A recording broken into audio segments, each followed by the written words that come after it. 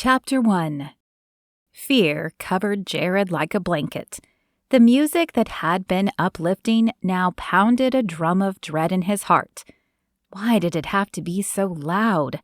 He pulled desperately on the arm of a nearby boy, spilling some of his beer. "Where's Amanda?" The boy rolled his eyes, cursing a little at his spilled beer, and shrugged Jared off. Jared turned to another, who gave the same response. His heart pounded like a freight train as his eyes tore wildly around the room. He had known this was a bad idea. Frat parties were often dangerous, this one even more so. The crowd of bodies pressed against Jared, surging to the beats of the pulsing music. Sweat from those around him joined his own, trickling down his back. He pushed against the crowd, fighting his way to the other end of the house, where the bathroom and bedrooms lay. He had to have taken her to one of them. A hand grabbed Jared's wrist, and he whirled on a blonde surfer type with long hair. "Sorry, bro," the surfer dude said, holding his hands up in apology. Jared continued toward the back. A tipsy blonde fell into him, and he shoved her to the side. The bathroom door loomed just ahead. "Amanda!" Jared pounded on the white wooden door. "Amanda! Open up if you're in there!" The pounding of his heart was now reverberating in his head, creating a headache that made his eyes hurt. The lock clicked, and the door opened. A thin brunette in a miniskirt and crop top stumbled out. "There's no Amanda here." Her words were a slur, and her brown eyes barely focused on him. Jared grabbed the girl's thin shoulders and shook her. "Have you seen her? Red hair. She would have been with Caleb West." The girl shook her head and fell into the wall as soon as Jared released her. Rolling his eyes, he brushed past the girl and opened the first bedroom door. A couple was entwined on the bed, but the girl had blonde hair and the face of the man didn't belong to Caleb. "Sorry." He pulled the door shut and moved on to the next one. Another couple was heavily involved on this bed too, but again, no Amanda. The next door was locked. This had to be the one. Jared rattled the handle, but to no avail. "Amanda!" He pounded on the door, but he heard no noise from inside. Jared grabbed the arm of a nearby male and pointed at the door. "Hey, can you open this? Do you have the key?" "Sorry, I don't live here." The man shrugged and walked away. "Ugh!" Jared turned back to the door and rammed his frame into it. The door didn't budge. Perhaps a kick would work.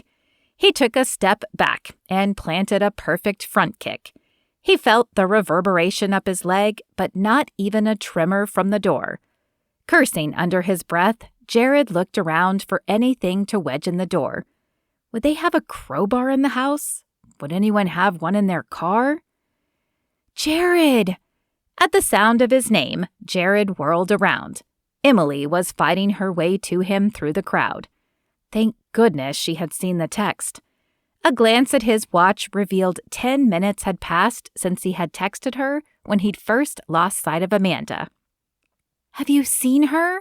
Emily asked when she reached him. Jared shook his head, the fear constricting his vocal cords. "Not since I texted you. I saw them at the punch table, and then a friend came up to me and started talking. When I turned around again, she was gone. It's my fault." "It's not," she said, running a hand through her long blonde hair. "You warned her, and that was all you could do." Jared wasn't sure about that. He should have pushed harder. He should have told her the whole story, and not just part of it. But none of that made a difference right now. Right now, he needed to find her. "I've already checked those 2 rooms," he said, pointing to the previous doors. "But this one's locked." Emily glanced around, but like Jared, her search came up empty. "I'm assuming you already tried hitting the door," Emily said. "But what if we tried together?" "It's worth a shot," he said. "On the count of 3, okay?" Emily nodded, and on the count of 3, they both rammed the door as hard as they could. This time the wood did tremble, but the door remained locked. "Again," Jared said through clenched teeth, and together they rammed the door once more. This time a wonderful, terrible splintering sound of wood echoed and the door opened. Jared rushed into the room. Amanda lay sprawled on the bed. Her shirt was open and her pants were undone, but still on. "Check on her," Jared yelled to Emily as he scoured the room for any sign of Caleb. The closet was empty, but a chill crept in from the open window. Jared stuck his head out, but the area was dark and devoid of movement. If Caleb had gone out this way, he had gotten enough of a start to be out of sight. Without knowing which direction he had gone, trying to follow him would be pointless. With an agitated sigh, Jared turned back to the bed. Emily had wrapped the comforter around Amanda, whose eyes were wide open and filled with fear. "Can you move?" Emily asked. No headshake, but Amanda's eyes moved left and then right. "Okay, it's going to be okay. We'll get you out of here. Any sign?" "No, the window is open, but he's gone." A tear slid out of Amanda's eyes. "Don't worry, we'll find him. He won't get away with this." Jared patted her hair tenderly and wiped the tear from her cheek. Then he scooped her up and headed back out the door. "Let's get her to the hospital." "An ambulance is on its way," Emily replied, pocketing her cell phone. Jared nodded as he pushed his way through the crowd. A few people turned to gawk at them as they made their way to the front door, but most were oblivious and kept dancing to the loud beats or tipping back their drinks. Jared shook his head as disgust boiled inside him. What was wrong with these people? Did they not even care that someone had been attacked? The night air slapped him as they exited the stifling house, and the change in temperature sent a shiver down his spine as the cool air licked up the wet sweat dripping down his neck. The ambulance roared up moments later. The EMTs climbed out and took Amanda from Jared, strapping her onto a gurney. As they loaded her into the back, Jared climbed in. "There's only room for one," the EMT said, as Emily attempted to climb in too. "Besides, the cops want a statement." He pointed to the police car pulling up. "Go. I'll tell them what we know and then send them to talk to you," Emily said. Jared nodded and mouthed a silent thank you to Emily as the doors closed. He grabbed one of Amanda's hands and sent a prayer heavenward. "Please, God, let her be okay. Please, God." He had no other words and hoped God was hearing his heart, which felt like it was beating out of his chest. Though he'd only known her a few months, Amanda was a friend, and if he were honest, he hoped she would become a lot more. When the ambulance braked, Jared fell forward a little. Chilly air rushed in as the back doors opened and doctors took over the gurney Amanda was on. Jared jumped down from the ambulance and hurried to keep up with them. "Amanda, I'm Dr. Patrick. Can you tell me what happened?" "She can't," Jared spoke up. "I'm pretty sure she was drugged." The dark-haired doctor turned to him. "And you are?" "I'm Jared. I'm a friend, and I found her. Her eyes were open and seemed responsive, but she couldn't even shake her head." "Okay, we'll take it from here. You can wait over there." He pointed to the waiting area. Jared wanted to protest, but he could tell from the look in the doctor's eyes that his protest would fall on deaf ears. So he nodded and stumbled over to a gray vinyl chair. As he sank down, the weight of the night descended on his shoulders and he dropped his head onto his hands. He hadn't been able to stop it. Was this what Nikki had gone through? Was this why she left without a word? Would Amanda do the same thing? "Hey, are you okay?" Jared jumped at the touch to his shoulder, ready to lash out at the intrusion, but relaxed when the eyes he saw belonged to Emily. "Yeah, I guess I'm all right. How are you?" Emily sighed as she sat next to him and pulled her knees to her chest. "I've been better. They asked me a lot of questions. I couldn't answer most of them, so they'll be looking to talk to you too. But I told them what little I could. How is she doing?" "I don't know," Jared sighed. "They whisked her away pretty quickly and haven't been back out yet. I'm worried, Emily." "I am too," she said with a nod. "But the best thing we can do right now is pray." She took his hand, and they closed their eyes. "Father, our friend Amanda needs your help right now. Please be with her and give the doctors the knowledge to treat her. Lord, also help us know how to help her in the future." As they said amen, Jared added a silent plea for Amanda to be okay. If she wasn't, he wasn't sure he'd ever be able to forgive himself. Chapter 2. 2 months prior. Amanda Adams stared at the tiny gray room and sighed. This was going to be her new home away from home, at least for the next year, and it was rather depressing. "Well, it's got a lot of potential," her mother said, with a false brightness as she looked around. Amanda raised her eyebrows. Potential? Maybe for a horror movie. Boring white walls dotted with myriad holes boxed the room in. 2 small brown dressers with 2 drawers each separated 2 bare mattresses on metal frames. Rolling her suitcase into the room, Amanda hoisted it onto the left bed and shivered at the groaning cacophony of creaks that answered back. She crossed to the right bed and pushed on it, hoping for a better outcome, but a similar noise resounded. Right, potential. Crossing her arms, she emitted another sigh and surveyed the rest of the room. 2 small closets framed either side of the doorway. One wall held a small sink and a vanity with a cloudy mirror. 2 study desks took up the remaining space. "Come on now. I know you can't paint the walls, but you can hang pictures, right?" Amanda nodded. "We just aren't supposed to put holes in the walls. But I guess that's not a hard-followed rule," she said as she glanced at the holes that contradicted her statement. "I don't think I brought enough with me, though, to cheer this up. So we'll go shopping and get some more pictures. With your bed made up and some bright-colored towels, it can at least look a little more homey. And we're only a 6-hour drive away, so you can come home on long weekends or we'll drive up." "Yeah, I guess you're right."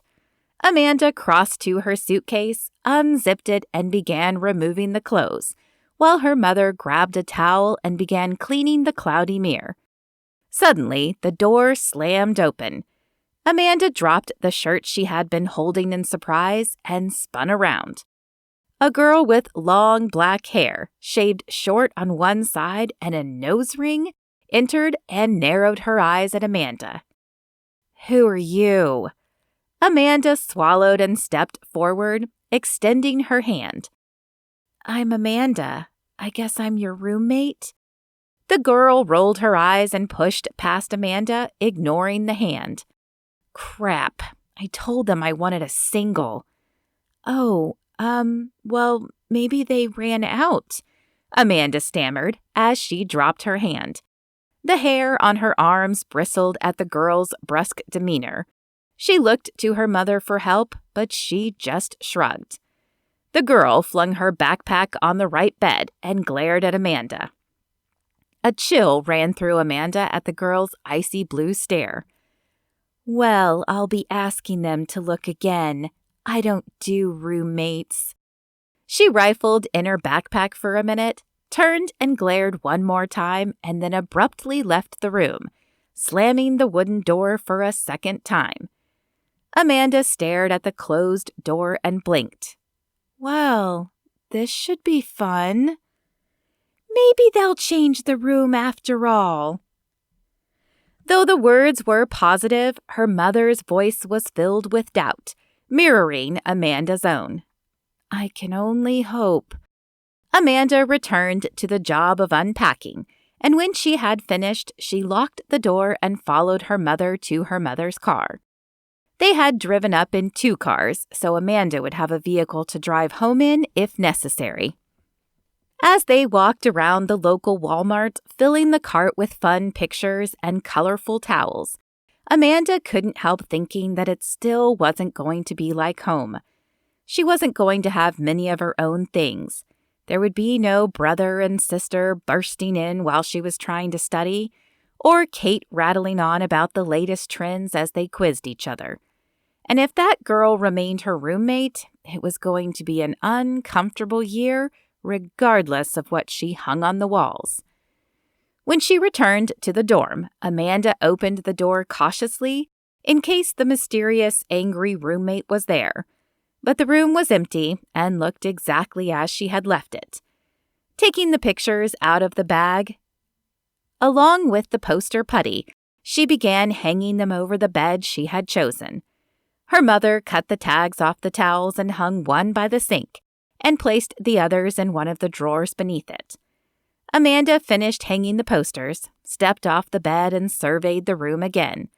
While it still didn't feel exactly like home, it did feel warmer than when she had first arrived. "Are you sure you're going to be okay?" her mother asked, pulling her in for a hug. Amanda rolled her eyes good-naturedly as she hugged her mother back. "I'll be fine. You have to let me grow up sometime, Mother." "I know, but I didn't think it would happen so soon." She wiped a tear from her eye and then pulled Amanda in for another hug. "Come home as often as you need to, okay?"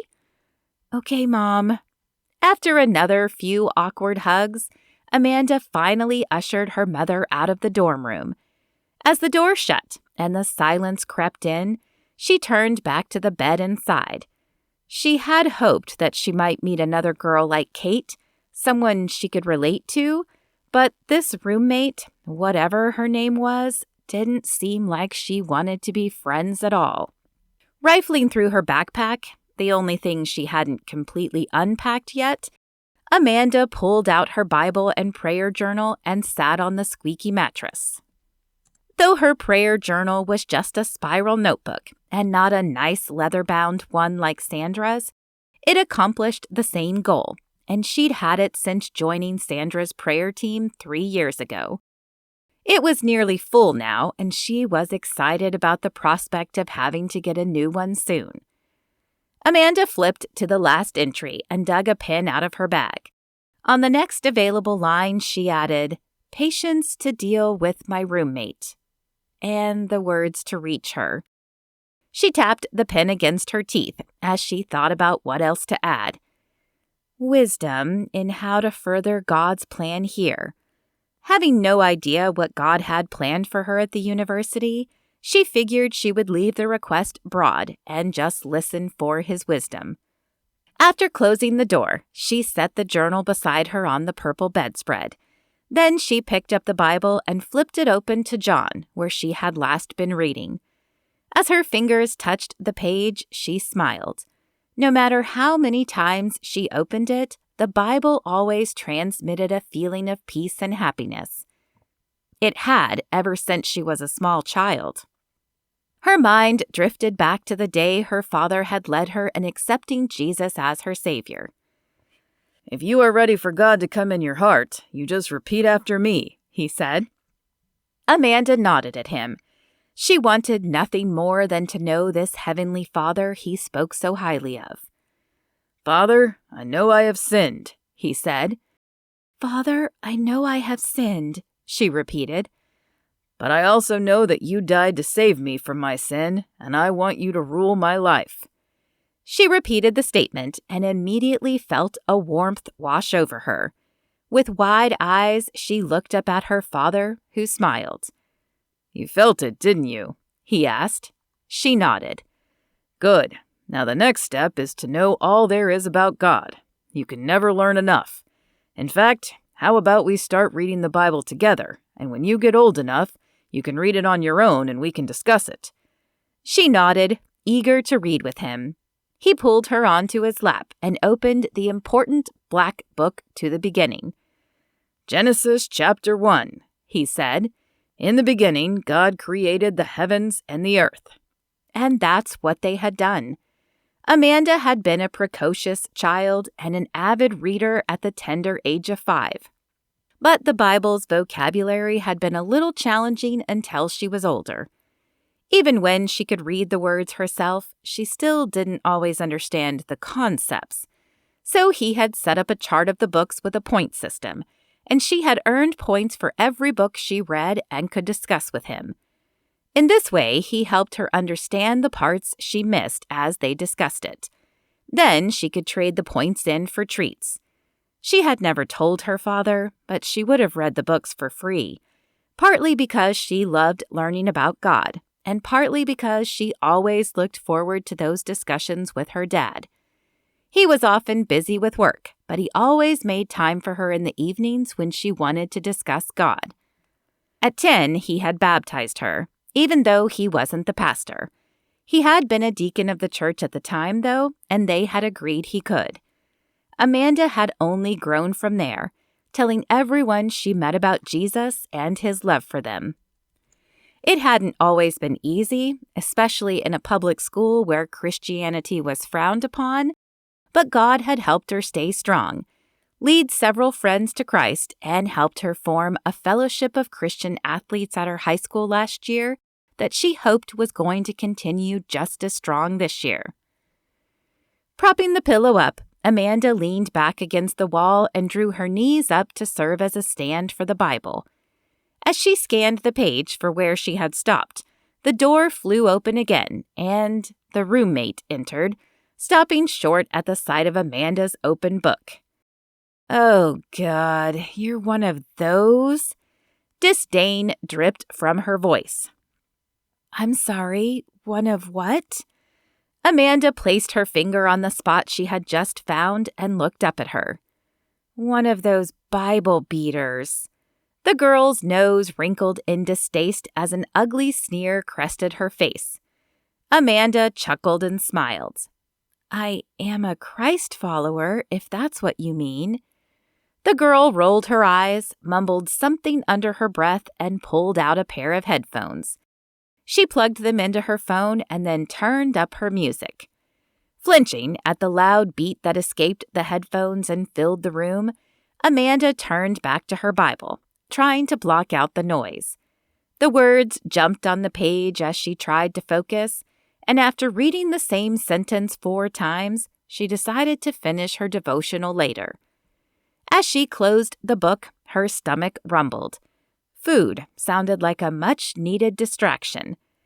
Though Amanda hoped the girl would decline, she figured it would be rude not to at least invite the roommate, since they were going to be spending a lot of time together.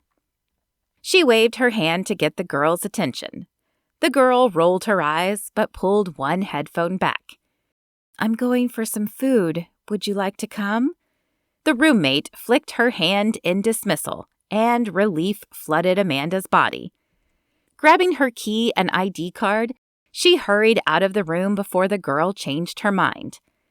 A dingy, brown carpet ran the length of the hallway.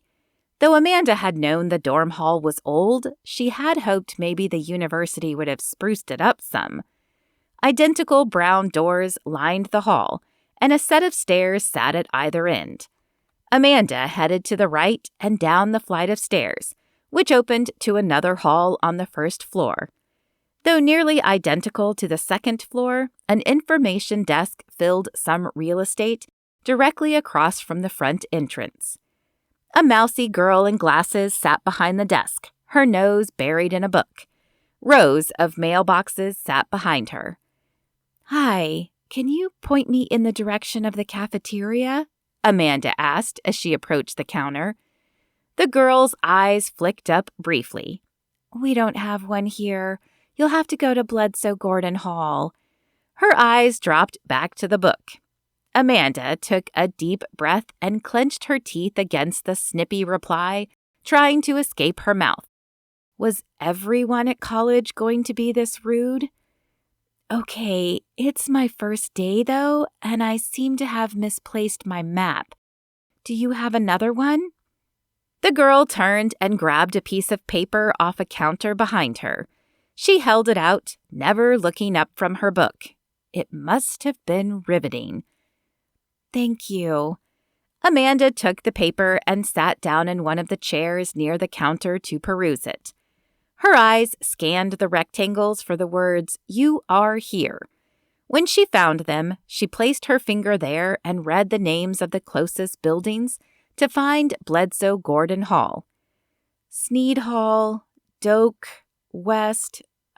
There it was. Bledsoe Gordon Hall.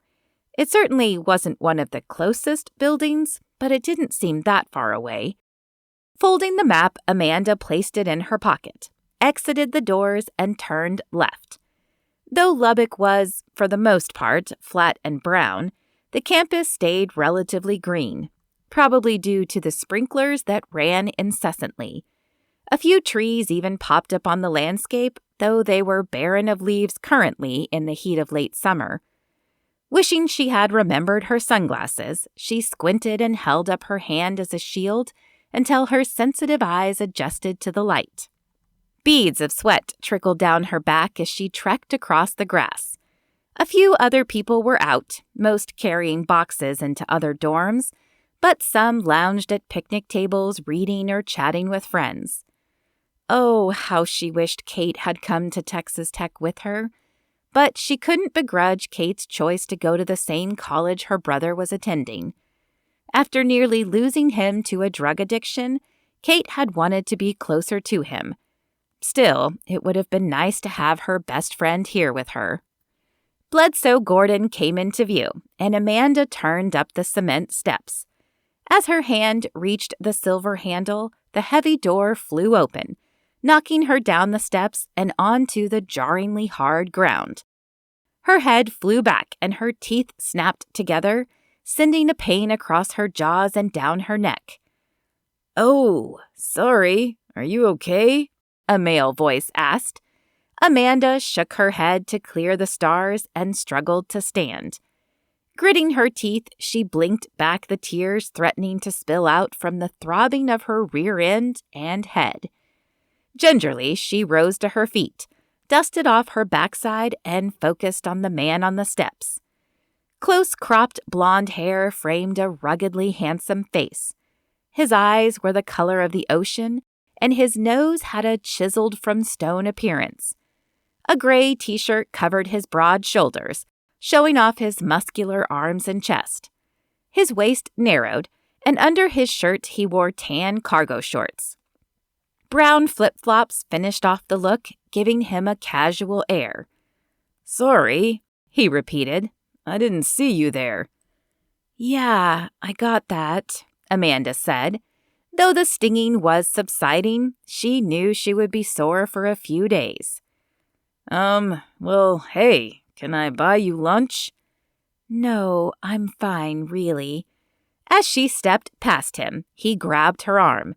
Shaking off his hand, Amanda whirled, turning angry eyes on him.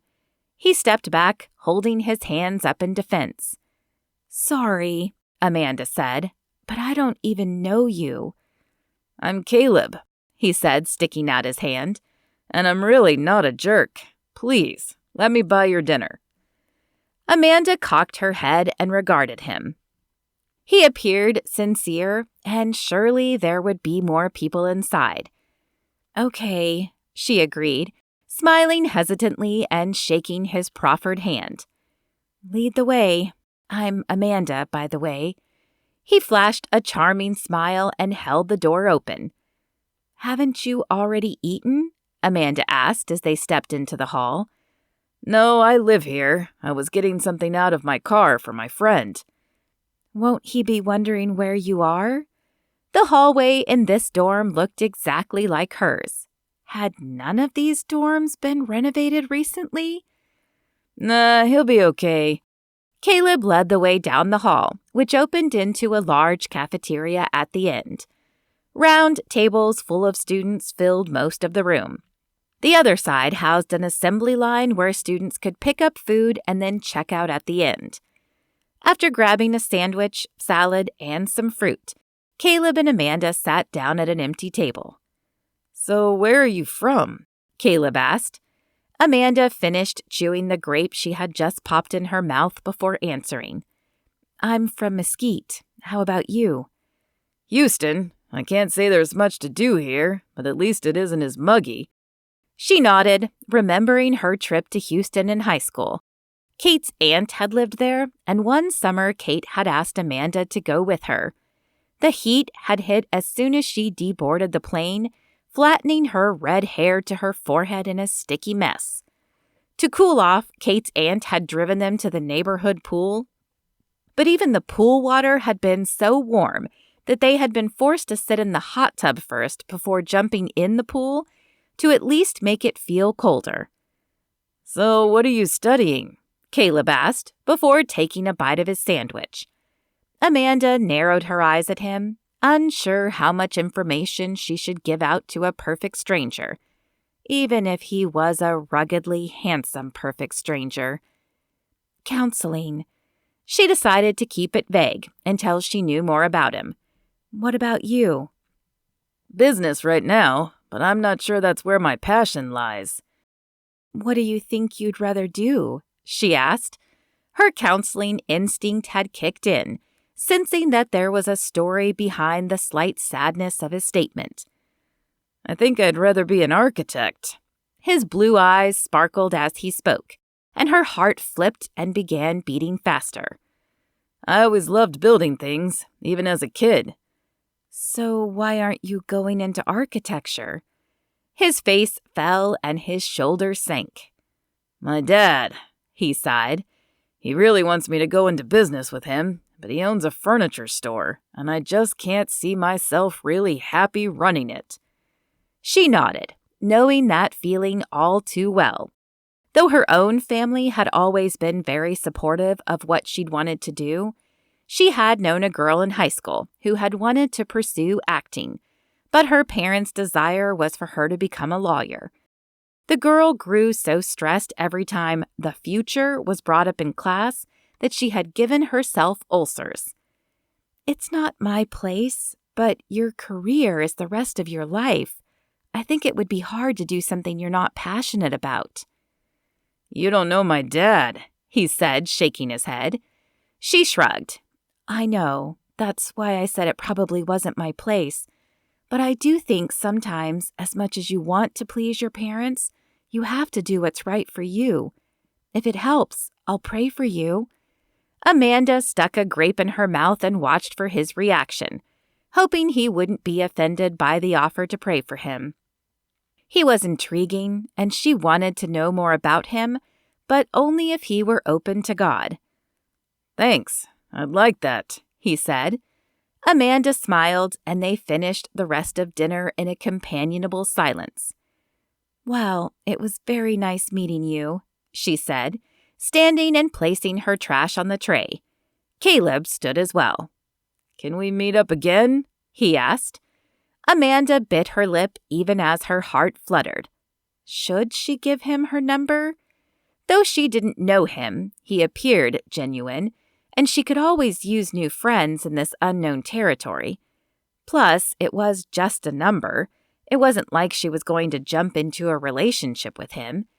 Even if he was handsome, that wasn't her style. Curiosity tamped the small amount of trepidation, and she agreed. They exchanged cell numbers before saying goodbye, and then Amanda headed back to her dorm. The dark cloud wasn't in the room when Amanda returned, but her essence remained. This was going to be a long semester. Chapter 3. Jared Masterson unlocked the Students for Life office door and checked the answering machine. No calls yet, but it was only the first day of the new school year. When the party started and the people began hooking up, there would be many messages on the machine. While he loved being able to help people make a choice once they were in a bad situation, he wished there was something more proactive they could be doing to keep students from getting in those situations to begin with. After he finished getting the brochures in order in case anyone visited, he pulled out a chair and sat down at the small conference table. From his backpack, he withdrew his Bible and placed it on the table. He tried to start each day, praying that God would send them the people they needed to reach. Lord, use me today to do your work. Help me to see the people that need help and to have the words to say to them. And Lord, please send us new members to help spread your word this year. Amen. As he ended the prayer and opened his eyes, he flipped to the back of his Bible and removed the photo he kept there. Though a little faded, the girl's green eyes and bright smile still touched his heart.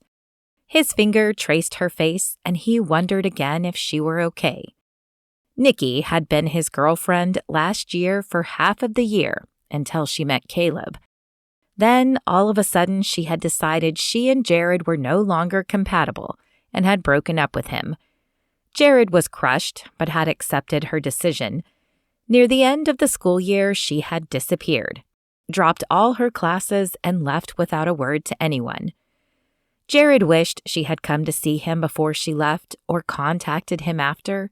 He just wanted to know she was all right. Still haven't heard from her? Jared glanced up to see Emily Peters throwing her gym bag in a chair across from him. Her blonde hair was tied back in its usual ponytail. No, Jared said with a shake of his head. Has she contacted you?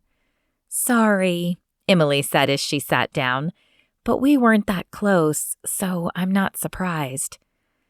Do you think he's still here? Jared asked. Caleb? Emily snorted. Probably. He's big man on campus here. Why would he go elsewhere and risk not being number one? I hope we can stop them this year, Jared said, frustration boiling up inside him. We don't even know they did anything, Jared, Emily said, placing her hand on his arm. Nikki could have left for a lot of reasons. You didn't know her like I did, Jared said. Something happened to her, and I guarantee you Caleb West or one of his friends was involved. The blaring alarm elicited a sigh as it went off. Rubbing her eyes, Amanda glanced at the clock on her cell phone.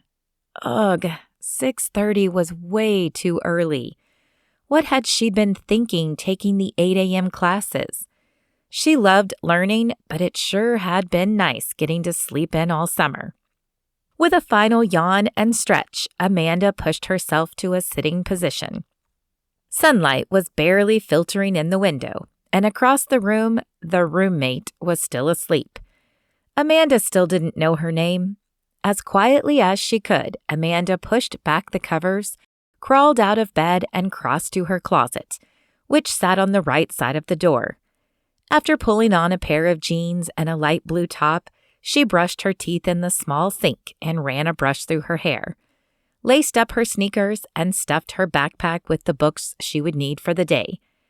Grunting, she hoisted the heavy bag on her shoulder and quietly closed the door behind her. The hallway was still dark, as the lights in the hallway didn't give much light, and there were only the windows at each end to let outside light in. Amanda took the stairs down, careful to hold the railing as the stairwell was even darker. The bottom floor was lighter, as it housed the front door and the administrative desk. Sitting down in a chair near a light, she pulled out her map. Her first class was in the math building, all the way across campus. Second was history in Holden Hall, and then psychology back down by the dorm. At least all the classes were close together, even if they were on the other side of campus from her dorm. Refolding the map, she pocketed it and pushed open the front doors. The cool morning air dispelled the last edge of sleep and invigorated Amanda's spirit. Though it would get hot later, 100 was forecasted today. Right now the temperature was 71 and perfect. The sun wasn't out just yet, but she patted the pocket of her backpack to make sure she had her sunglasses. She would need them later. The familiar bulge eased her worries as she began the trek to Bledsoe Hall. Very few people were out yet, and the quiet was almost unnerving. The birds chirping was the only sound. Even the sprinklers were silent this early in the morning. Amanda couldn't help wondering if she would see Caleb at breakfast. They had exchanged numbers, but it was too early for him to call, and she wasn't going to call him first. Still, he was a face she knew, and it would be nice if he were there. The cafeteria was sparse as Amanda entered. Only 10 or 12 students dotted the tables, and Caleb was not one of them. She chose some eggs and pancakes from the buffet and scanned the room. The choices were to sit alone or join someone at a table. Most students were immersed in their cell phones, but one blonde girl in an oversized shirt sat alone, picking at a waffle. Amanda decided to try to be friendly. "Hi, can I join you?" Amanda asked, setting her tray down. The girl looked up, sadness emanating from her eyes. She shrugged, and then her eyes dropped back to her plate. I'm Amanda. First year?" Amanda hoped the girl would at least respond. She had no idea what the girl was going through, but her counseling instinct wanted to help. If only she'd had more experience.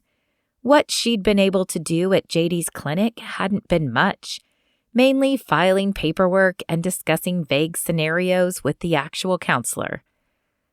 "I'm Jordan," came the mumbled reply. "Sophomore."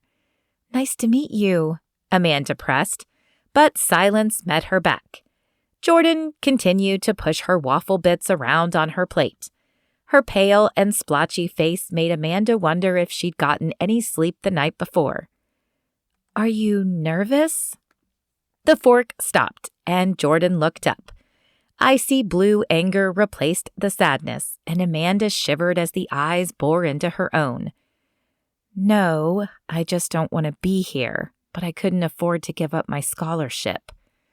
With that, she grabbed her plate, stood up, and walked away. With a sigh, Amanda loaded some eggs on her fork. Her first day was off to a stellar start.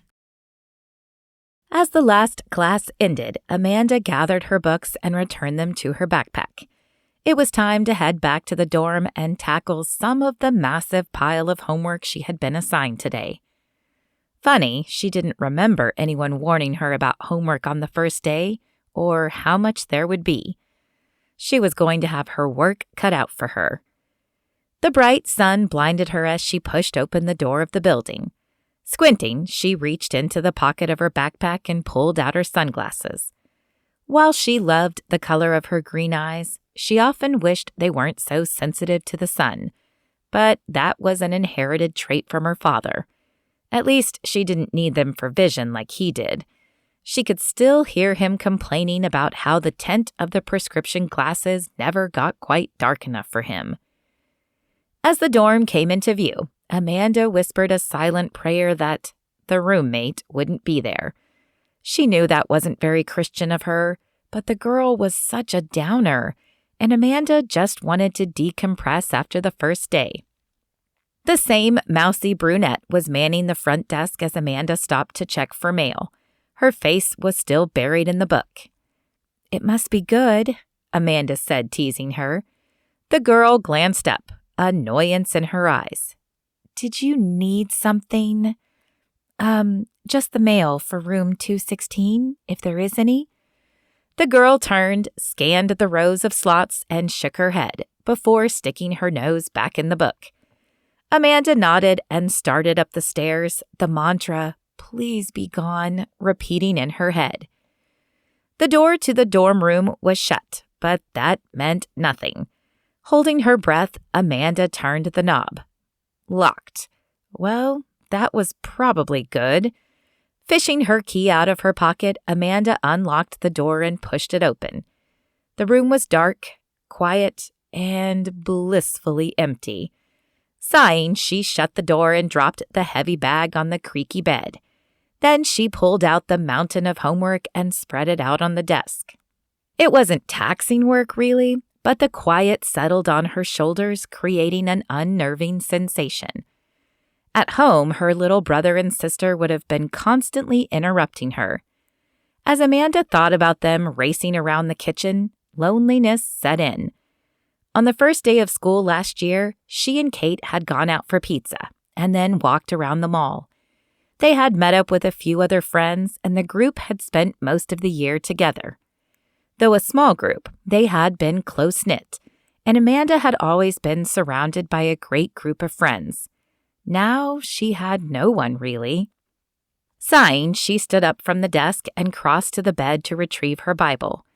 As she opened it, she searched for the source of comfort that usually accompanied it, but today nothing hit her. Her mind was not focused. With a sigh, Amanda returned it to the nightstand and decided to take a walk.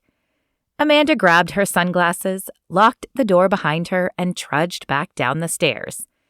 One thing was for sure, she was going to be in great shape after this year. As she stepped into the warm sunshine, her phone buzzed in her front pocket.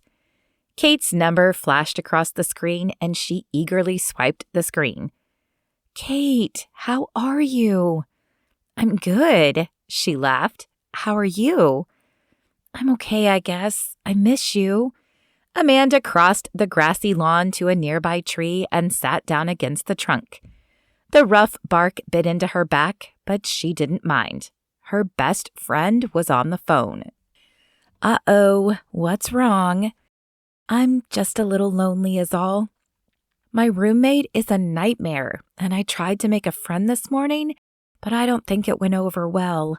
I feel a little out of my element." Amanda hadn't meant to unload on Kate, but the words just fell out of her mouth.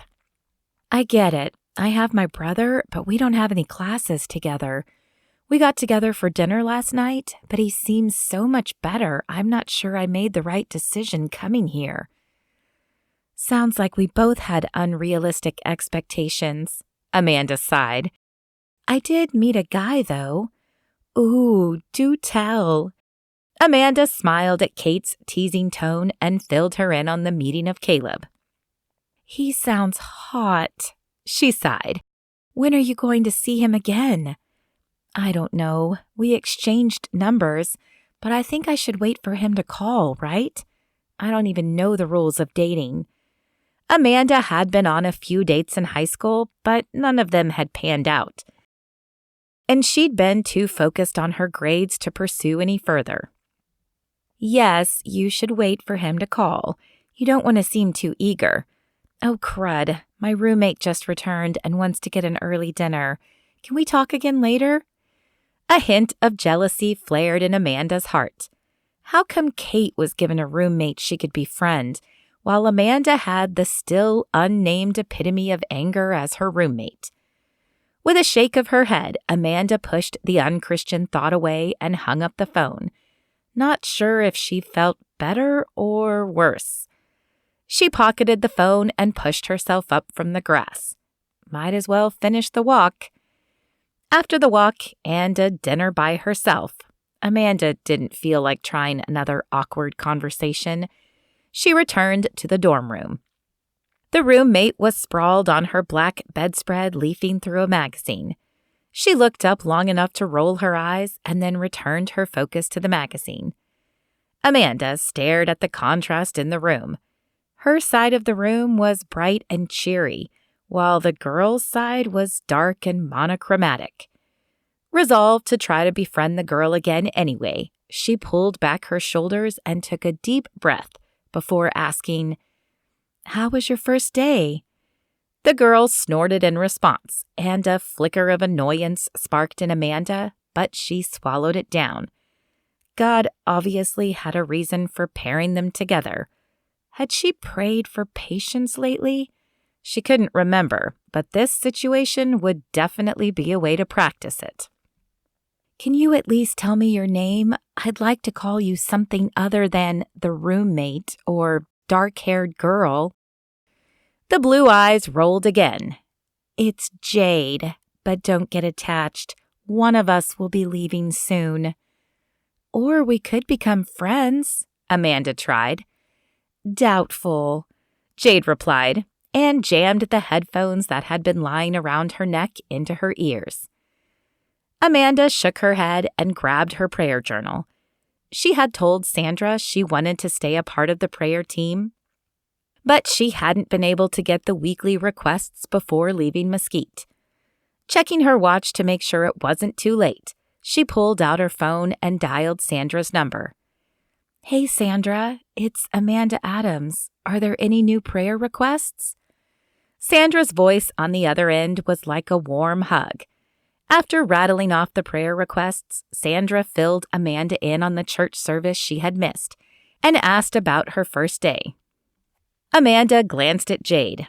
She didn't appear to be paying attention, but Amanda didn't want to chance it.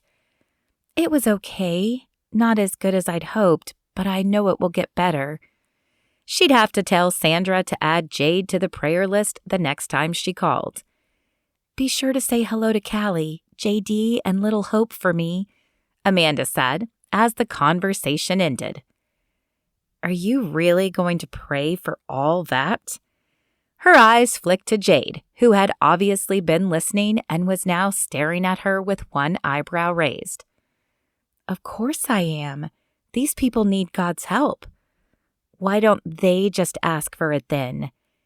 "They do," Amanda said with a smile, "but there is power in prayer, so more people praying can only help. Besides, it keeps me connected to God." "And what if God doesn't answer your prayers? What then? Won't you just have wasted all that time?" Though the questions were snarky, Amanda wondered if they were laced with curiosity as well. Although people claimed to be agnostic, she had never met one who truly was. Most people either didn't know God or had been wronged and therefore hated God. It's never a waste of time to pray, and God answers our prayers every single time. We just don't always like or understand the answer. Jade removed her headphones and sat up. "What do you mean?" "I mean, people always expect God to give them things, so they pray for money or cars, things like that. God does give us those things occasionally, but sometimes what we ask for isn't good for us. God always has 3 answers to prayers: yes, no, or not yet. See, He has a plan for all of us, and while we don't know exactly what it is, He does. He answers in ways that will glorify that plan. We won't always understand His answers, but we can know He's always listening and watching out for us." "That sounds stupid." Jade rolled her eyes and replaced her headphones. She laid back and rolled over to face the wall. Amanda sighed as she reached for her Bible. Jade must hold the Guinness World Record for eye rolling, but something told her that the girl fit into the had been wronged and was blaming God group. Amanda clearly had her work cut out for her, and she would need God's divine intervention. Chapter 4. As the first week ended, Amanda's loneliness settled ever deeper. She had spent every breakfast, lunch, and dinner eating alone after the disastrous breakfast on the first day. Classes hadn't been much better, as she hadn't met anyone she could connect with. And then there was Jade, who seemed determined to try her patience every chance she got. Amanda wasn't used to not having friends, and while she wanted to be strong, she was contemplating driving home for the weekend just to see some familiar faces. Amanda glanced at Jade, who was scowling at some book she was reading. She seemed even grumpier than usual, though Amanda had no idea how that was possible. Still, they were both alone, and they both needed to eat at some point. Maybe Jade would come to dinner with her. Bad company at this point was more appealing than no company at all. "Hey, Jade, I'm going to go get some dinner. Do you want to come with?" Amanda asked, steeling herself for whatever Jade might hurl back at her. Jade didn't even reply, just continued to shoot daggers at her book. "Okay, well, if you change your mind, I'll be at Bledsoe Gordon, probably eating alone." Still nothing. Sighing, Amanda grabbed her phone and ID and headed out of the room. As Amanda shut the door, her phone vibrated in her hand. She swiped the screen to see a message from Caleb. She had assumed he had either forgotten about her or just taken her number to be nice, as she hadn't heard from him all week. "Want to grab some dinner?" Relief flowed through her at the thought of having someone to eat with, and she quickly texted back a yes. True to his word, Caleb stood outside the door of Bledsoe Hall. His blonde hair sparkled like spun gold in the sun, and he waved as Amanda neared. Her heart fluttered, and a heat crawled up her neck. She hadn't had a serious boyfriend in high school and wasn't used to the feelings flashing through her body. "Hey, how was your first week?" His smile blew away the darkness she had been feeling. Everything was great, except my roommate. I'm pretty sure she hates me. He laughed. "I think all roommates are like that at first. My first year, I had this guy Owen, who played video games all night long. It kept me awake many nights, but it turned out he was lonely. So after we started talking, he stopped playing the video games and became a really great friend." Well, I hope things work out like that for us, but she appeared genuinely agitated that she had to share the room. I kind of doubt we'll be bosom buddies anytime soon. Amanda's gaze dropped to the ground and she bit the inside of her lip. I'm also feeling a little lonely, if I'm honest. Caleb placed a finger under her chin and pushed her face up until she was looking in his eyes. "I can't imagine you being lonely, but I remember my first year. It does get better. You just need to get connected. It's why I joined a fraternity my freshman year." His eyes were so mesmerizing that Amanda almost missed the word fraternity as it issued from his mouth. Her brow knitted together. He was a frat boy? The first inkling of doubt sprouted within her. She had heard stories of frat boys, and they weren't usually flattering. I don't really want to join a sorority, unless maybe it's a Christian one. Do they have those here? "I'm sure they do," he said with a shrug. "The bulletin board would be a good place to look. They have one in most cafeterias and at the student union. They're not all bad, you know." "What?" Amanda asked. "Fraternities and sororities." He laughed. "I saw your face and heard the tone in your voice. I know we sometimes get a bad reputation, but I joined to connect with people. My fraternity doesn't even have the regular frat house, just a small place where we meet up once a week to catch up." Heat seared across her cheeks as she stammered out an apology. "I'm sorry, I didn't mean—" He held his hand up, interrupting her and smiling. "I was teasing you. Come on, I'll give you a quick tour of the most important places on campus before dinner." As they walked around the campus, Caleb pointed out buildings and filled Amanda in on other aspects of college life.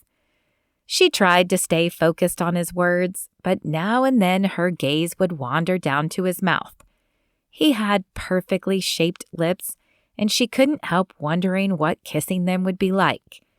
She'd had only one kiss, and it didn't really count.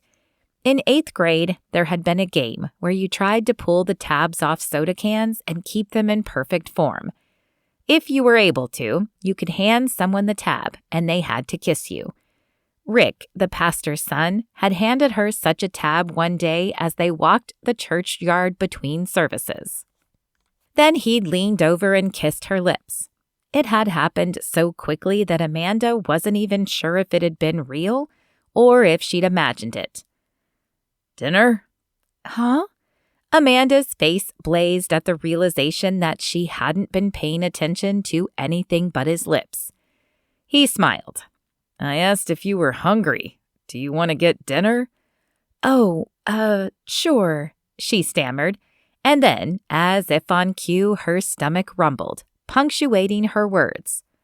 Could this get any more embarrassing? Chuckling, he led the way back to his dorm. The smell of marinara sauce wafted through the hallway as they entered. It was Italian night, and Amanda piled her plate with spaghetti, garlic bread, and salad. Caleb grabbed a small lasagna and a salad, but no pasta. As he led the way to a table, Amanda's brow furrowed.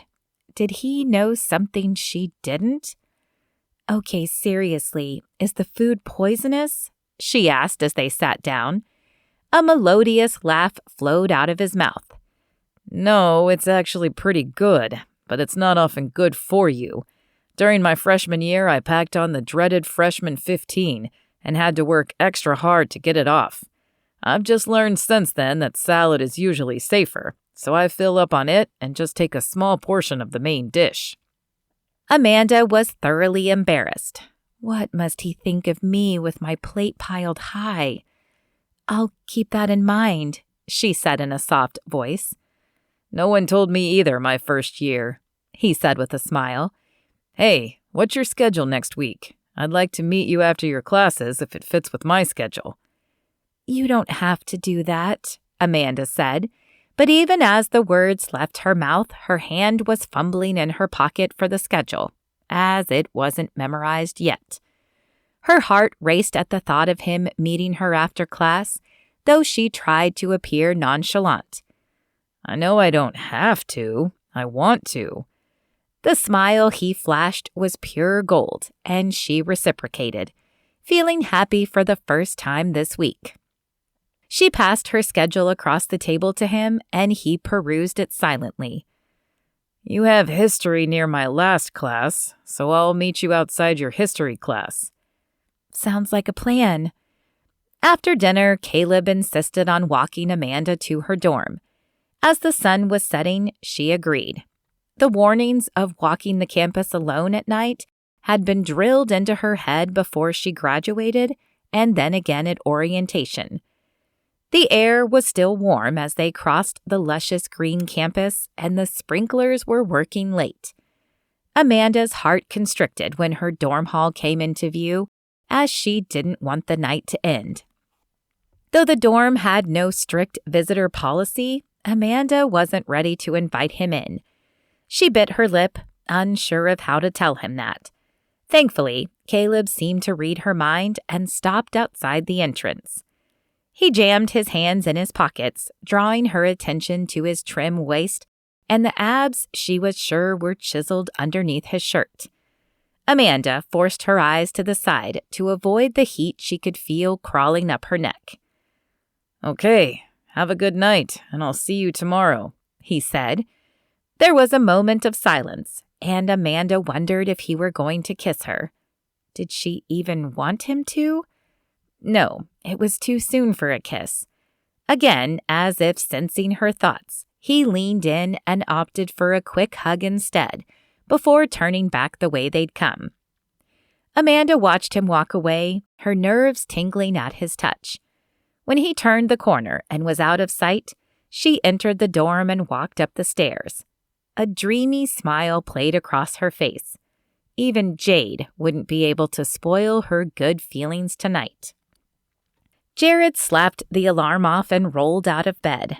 Though he wasn't much of a morning person, he had found this was the best time to have his quiet time with the Lord. Grabbing his Bible from the nightstand, he sat at the small desk in the room and opened it up to Matthew 5, the last passage he had been reading. Lord, please help me be the light you speak of here. Use me to help reach others and share your word, he prayed as he finished the chapter. Then he shut the Bible and grabbed his shower caddy. Working at the student union wasn't his dream job, but it did put him in front of a lot of people and allow him to be a witness to them. Jared had just finished bussing a table and was headed to the kitchen with a tub of dishes in his arms when he spotted the beautiful redhead. She had stopped inside the entrance and was scanning the area as if looking for something. Can I help you? He asked, approaching her. When she turned to face him, his breath caught in his throat. Her green eyes were a bright emerald color, and her skin was a flawless porcelain. Jared hadn't been captivated by someone so instantly since Nikki a year ago. Maybe, she said with a shy smile. I'm looking for the bulletin board where they post groups you can join. He nodded and pointed to the right. They are posted on that column over there. Are you looking to get involved in something particular? Please say a Christian organization. I don't even know what they offer. Her smile stretched further, showing off perfectly white teeth. But I'd love to get involved in some sort of Christian club and a pro-life group if they have one. I know a lot of clinics closed with HB2, but now that it's been overturned, I just have this feeling they will be coming back. Jared's eyes widened and his mouth dropped open. He had been hoping those very words would come out of her mouth. "What?" she asked. "Nothing," he said with a shake of his head. "It's just that I'm a part of Students for Life, the pro-life group here on campus. We're having our first meeting Friday night at Holden Hall." This time her eyes widened.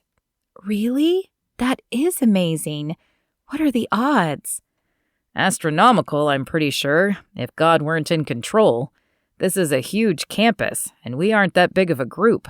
A lot graduated, and even more stopped coming once the Planned Parenthood closed in town 2 years ago. But a core group of about 50 of us have continued, and we are always looking for new members. I'm Jared, by the way." He transferred the tub to his left hip and stuck out his right hand. "I don't always look like this, but I'm working today." "I'm Amanda," she said, taking his hand. A tingle shot up his arm at her touch, but he tried to keep his face from showing his excitement. He would have to get to know this girl better. "I don't have a flyer on me," he said, "but I bet there's one on the column." He led the way to the column covered with flyers for all the different organizations, and after a minute of scanning, he plucked a bright orange piece of paper off and handed it to her. "Here you go. All the information about us is on here." "Thank you, and count me in," she said, flashing another bright smile. "I'll be there." As she walked away, Jared turned his face heavenward and sent up a thank you prayer to God. He knew he'd had a hand in his meeting Amanda, and he hoped God had more in store for them. Amanda practically skipped out of the student union. Not only had she found information about the 2 organizations she was most interested in, but she had a feeling Jared would become a friend. There was something in his hazel green eyes and comfortable smile that made her want to get to know him more. The buzzing of her phone halted any further thoughts of Jared. Her heartbeat quickened as she swiped the screen to see a message from Caleb asking if she wanted to meet up.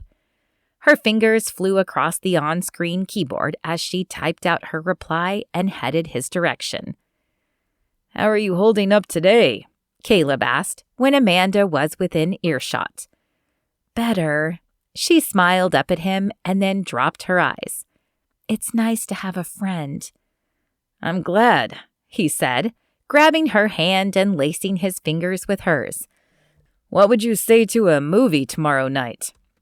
He pulled her hand tight against his chest, sending Amanda's heart into overdrive. She could feel his heartbeat against her hand. She opened her mouth to agree, but then remembered the meeting at the pro-life group. "I'd love to, but I have a meeting I promised I'd attend tomorrow. Can we do it the next night?" A hardness flashed in Caleb's eyes for a split second, but then he grinned, and Amanda told herself she had just imagined it. "Sure. What meeting are you going to?" "It's a pro-life group here on campus.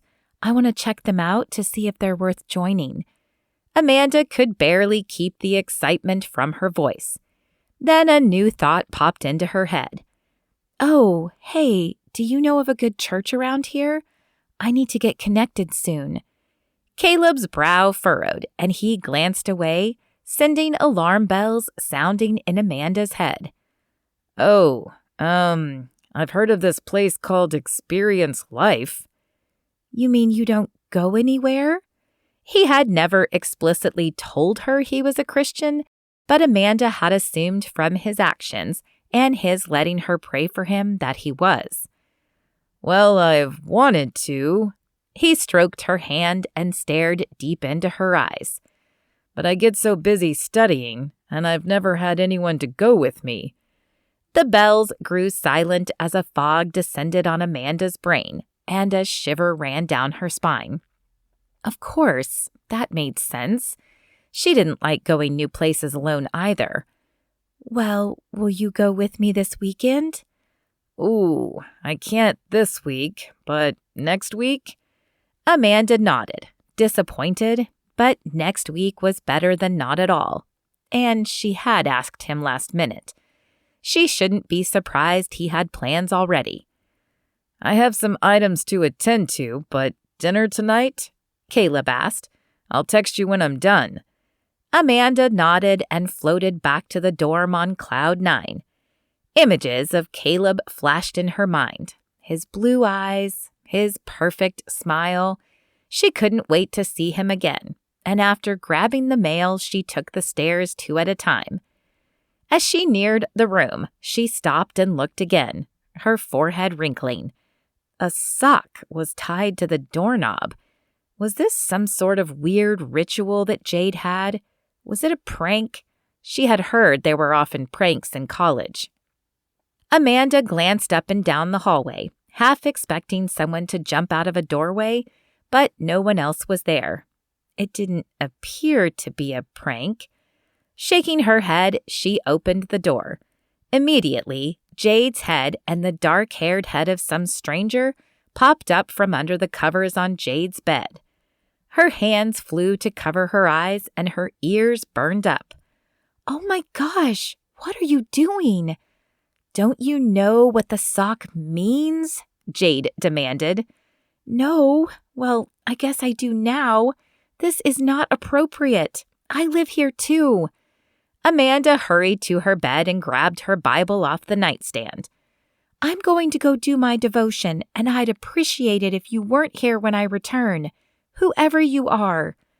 Keeping her hands as a shield over her eyes, Amanda tucked the book under her arm and left the room. She shook her head as she shut the door behind her. It was barely the end of the second week, and Jade was hooking up with someone? How could people do that? She had always been taught that intimacy was special and something you reserved for your husband. While television portrayed it as okay to jump in bed with everyone you dated, Amanda had been sheltered growing up and had never been around someone who did it. Oh, how she missed Kate. Leaning against the wall, Amanda pondered where to go. She couldn't very well sit in the hallway because eventually the man would be leaving, and she had no desire to see him again. She tucked her ginger hair behind her ear and took a deep breath, trying to slow the adrenaline coursing through her veins. She closed her eyes and racked her mind. Study carols. There were a few downstairs. Maybe they would be quiet enough that she could do her devotion and get her mind off Jade. The study room was near the right end of the first floor. It was like a living room, quaint with a few mismatched couches and chairs, a television, and a bookshelf loaded with books. Thankfully, no one else was in the room, so Amanda curled up in a cushy brown chair to finish her devotion. She couldn't focus on the words, though. Her mind kept wandering back to Jade. What must the girl be missing in her life to be so willing to jump into bed with someone so quickly? No advice jumped out of the book, but someone who might have some sprung into her mind.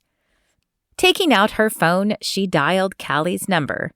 Though Callie was probably busy with little hope, Amanda could think of no one else who could answer the question better. Callie had once lived with a boyfriend until she ended up pregnant.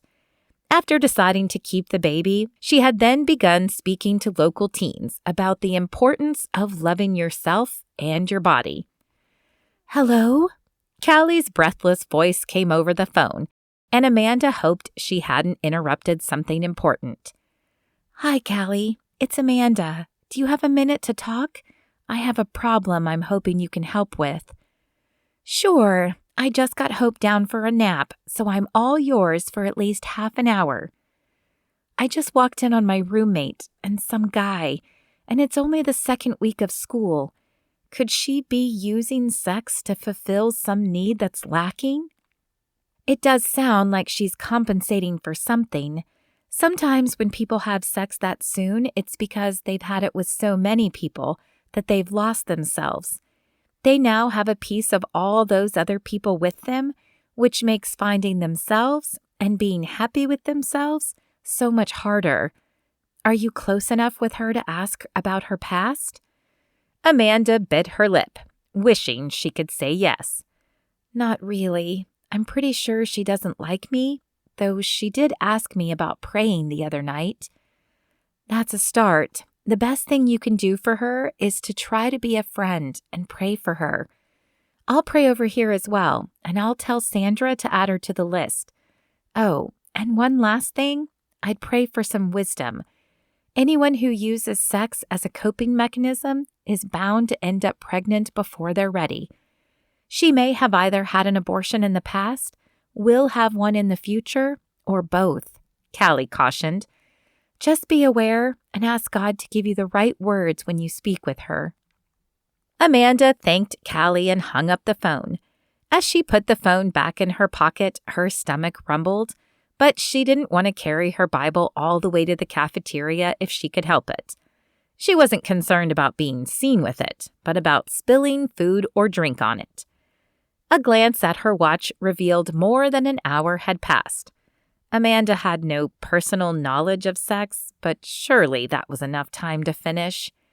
Deciding to chance it, she headed for the stairs. The sock was gone from the handle when the door came into view, but worry still resonated through her at the thought of opening the door and them still being engaged. Closing her eyes, she sent a silent prayer, turned the handle, and pushed the door open. "He's gone. You can open your eyes." Jade's sarcastic voice snapped Amanda's eyes open. She stepped inside, still unable to look Jade in the eyes. Her eyes kept returning to the floor as if pulled by a tractor beam or a giant magnet. "Have you seriously never heard about the sock before?" Jade asked as she pulled on a pair of black combat boots. Amanda shook her head as she sat down on the bed. "No, I don't believe in sex before marriage, so I don't know all the code signs or lingo." Jade stopped lacing her boot and stared at her. "You mean you've never had sex?" "No, I'm waiting to do that with my husband. I've seen too many girls get pregnant or their hearts broken for one thing, and I want to follow God's command on the subject." "Wow, you're really into this God thing, aren't you?" Jade finished lacing her boot and sat back. Nodding, Amanda returned her Bible to its prominent place on the nightstand. "Yep, I've been a follower for 13 years. He's always been there for me, even when people failed me." Something flickered across Jade's face. For just a split second, Amanda thought maybe her words had stirred some emotion. But then Jade's face hardened again. "That's exactly why I stay away from God. I've known too many Christians who sure didn't act the part."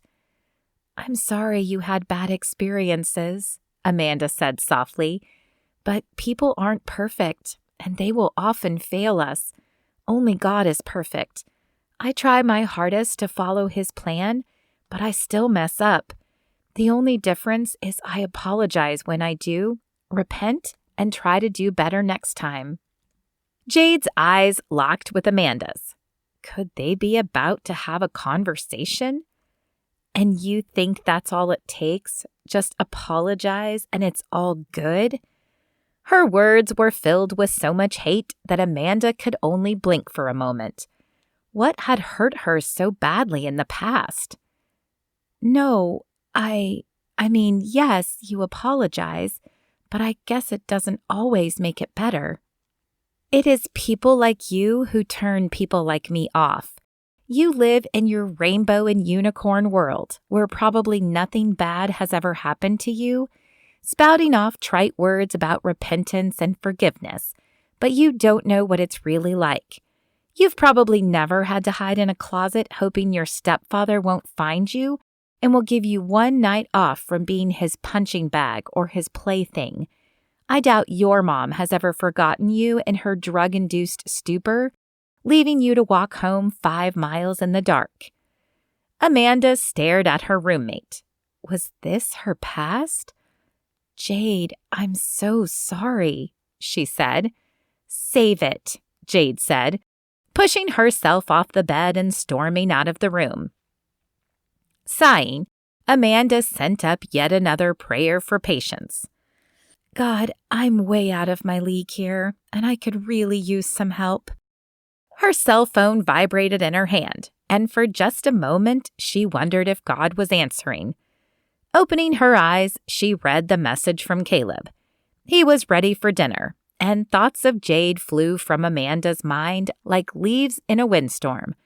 A smile crawled across her face as she locked the door and jogged down the stairs to meet him. "So, do you want to come up and watch a movie with me tonight?"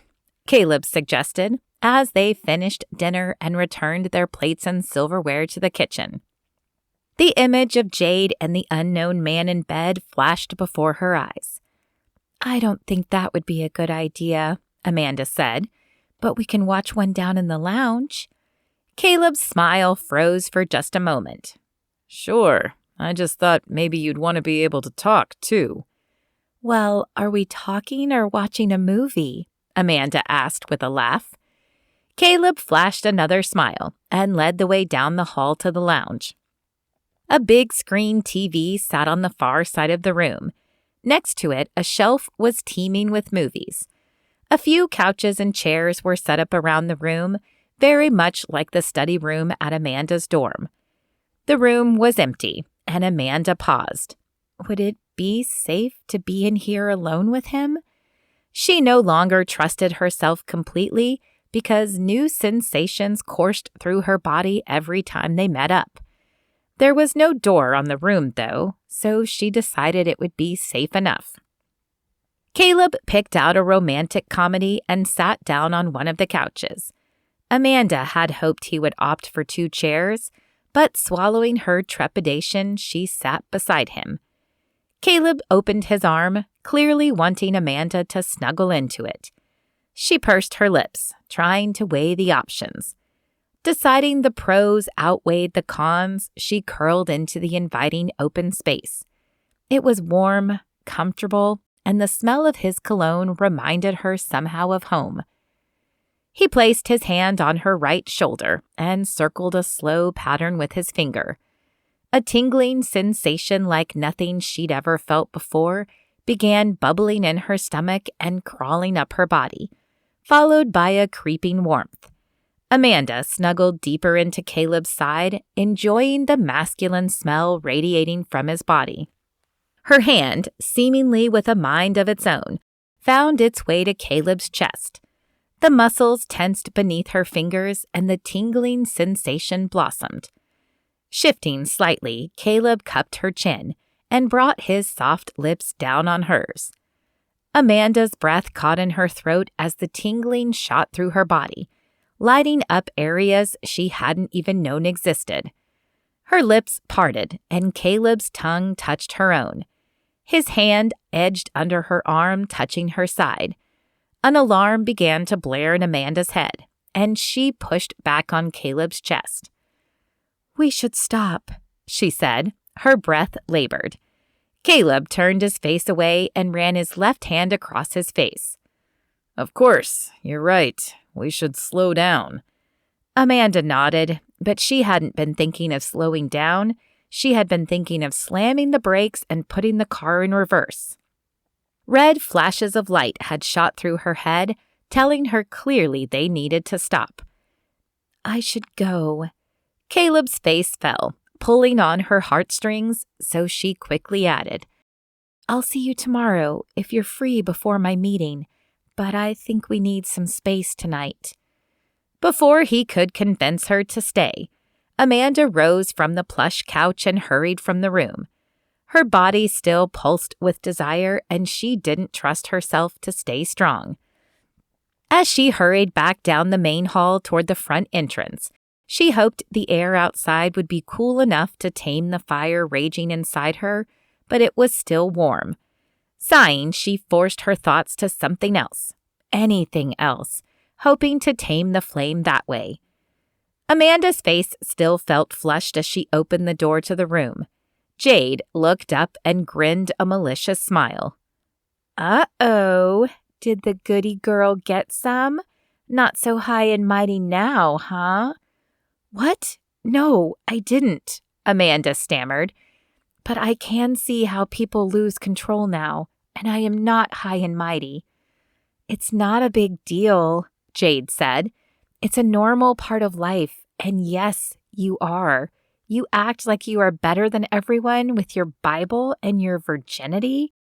Shaking her head, Amanda sat on the bed and grabbed her Bible for comfort. The textured black cover radiated calming waves as she held it to her chest, and her heart slowed. I'm not trying to act like I'm better. I'm just trying to follow God's word. I know intimacy is a natural part of life, but it is supposed to be reserved for marriage. Otherwise, it becomes natural with everyone you date, and it loses its special meaning. Jade shook her head. There's nothing wrong with that, and it is special every time, believe me. Do you really believe that? Amanda asked. She didn't want to sound preachy, but if sex was as special as Jade claimed, why was she always so moody? Don't you think it would be more special if you really loved the person and they loved you back? If you were in a committed relationship? You don't know anything about me. Her hard exterior was returning, and Amanda knew she was losing her. Not for lack of trying.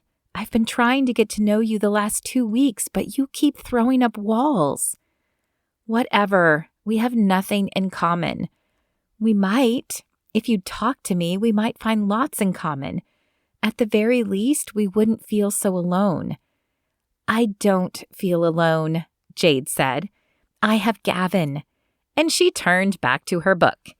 Amanda stifled a small sigh, clasped the Bible tighter to her chest, and leaned back against her pillow. Jade was going to be a tough one, but she would keep trying.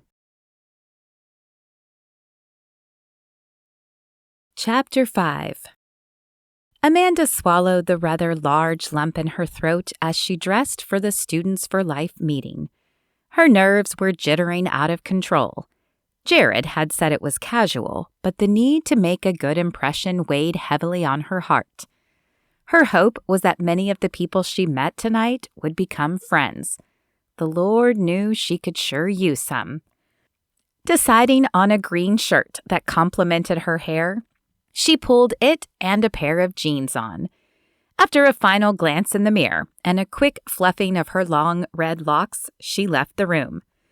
Even though the sun was setting, the air was still warm as Amanda crossed the green campus to Holden Hall. As one of the oldest buildings on campus, it had a regal air, though the architecture of it wasn't as striking as several of the other buildings. She pulled open the large wooden door and stepped inside. The smooth white floor contrasted the exposed bricks lining the inside wall. Research had informed Amanda that this hall had once been a museum, and she wondered how it must have looked then. A small white sign that read Students for Life pointed to the right, and she turned that direction, her footsteps echoing through the large hallway. As she stopped in front of room 101, she took a deep breath before opening the door. Though large, the room was not as big as some of the lecture halls. There were round tables and chairs set up about the room, and a small stage with a podium sat at the far front of the room. Amanda wasn't extremely shy, but this scenario sent her heart racing. A sea of unknown faces stared back at her. What had she been thinking? A hand waved near the front, and she focused on it. It belonged to Jared, and it felt like a life jacket in the unfamiliar water. While she didn't know him well, he was the only one she knew even a little. Squaring her shoulders and willing her nerves to relax, she pushed her feet forward. "I'm so glad you could make it," Jared said as Amanda reached the table. One other guy and 3 girls were also at the table.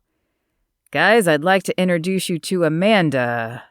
Sorry, I realize I didn't get your last name when we met." Amanda's face flamed. "Oh my gosh, I'm so sorry. It's Adams, Amanda Adams." His green eyes twinkled as he smiled at her, and a calm flowed over her. What was it about him that made her feel so comfortable? Okay, Amanda, well, this is Chase, Sarah, Becca, and Emily, he said, pointing to each one in turn. Chase reached out a hand first. He had dirty blonde hair and friendly hazel eyes. His sharp features stood out on his clean-shaven face. Sarah's handshake was softer, though Amanda hadn't expected it with her steely eyes and hawkish nose, capped off with spiky blonde hair. Becca was a soft-spoken brunette with green eyes and a dusting of freckles across her nose. Emily came across as the sporty one in the group. Her blonde hair was pulled back in a ponytail, and the glistening of her face led Amanda to believe she'd either worked out just before or on her way here. Though glad to meet new people she hoped would become friends, Amanda had no idea if she would remember all their names. She mentally went over them again as she sat down in the empty seat next to Jared. The room quickly filled as others straggled in. A few came over to say hello to Jared and the others at the table.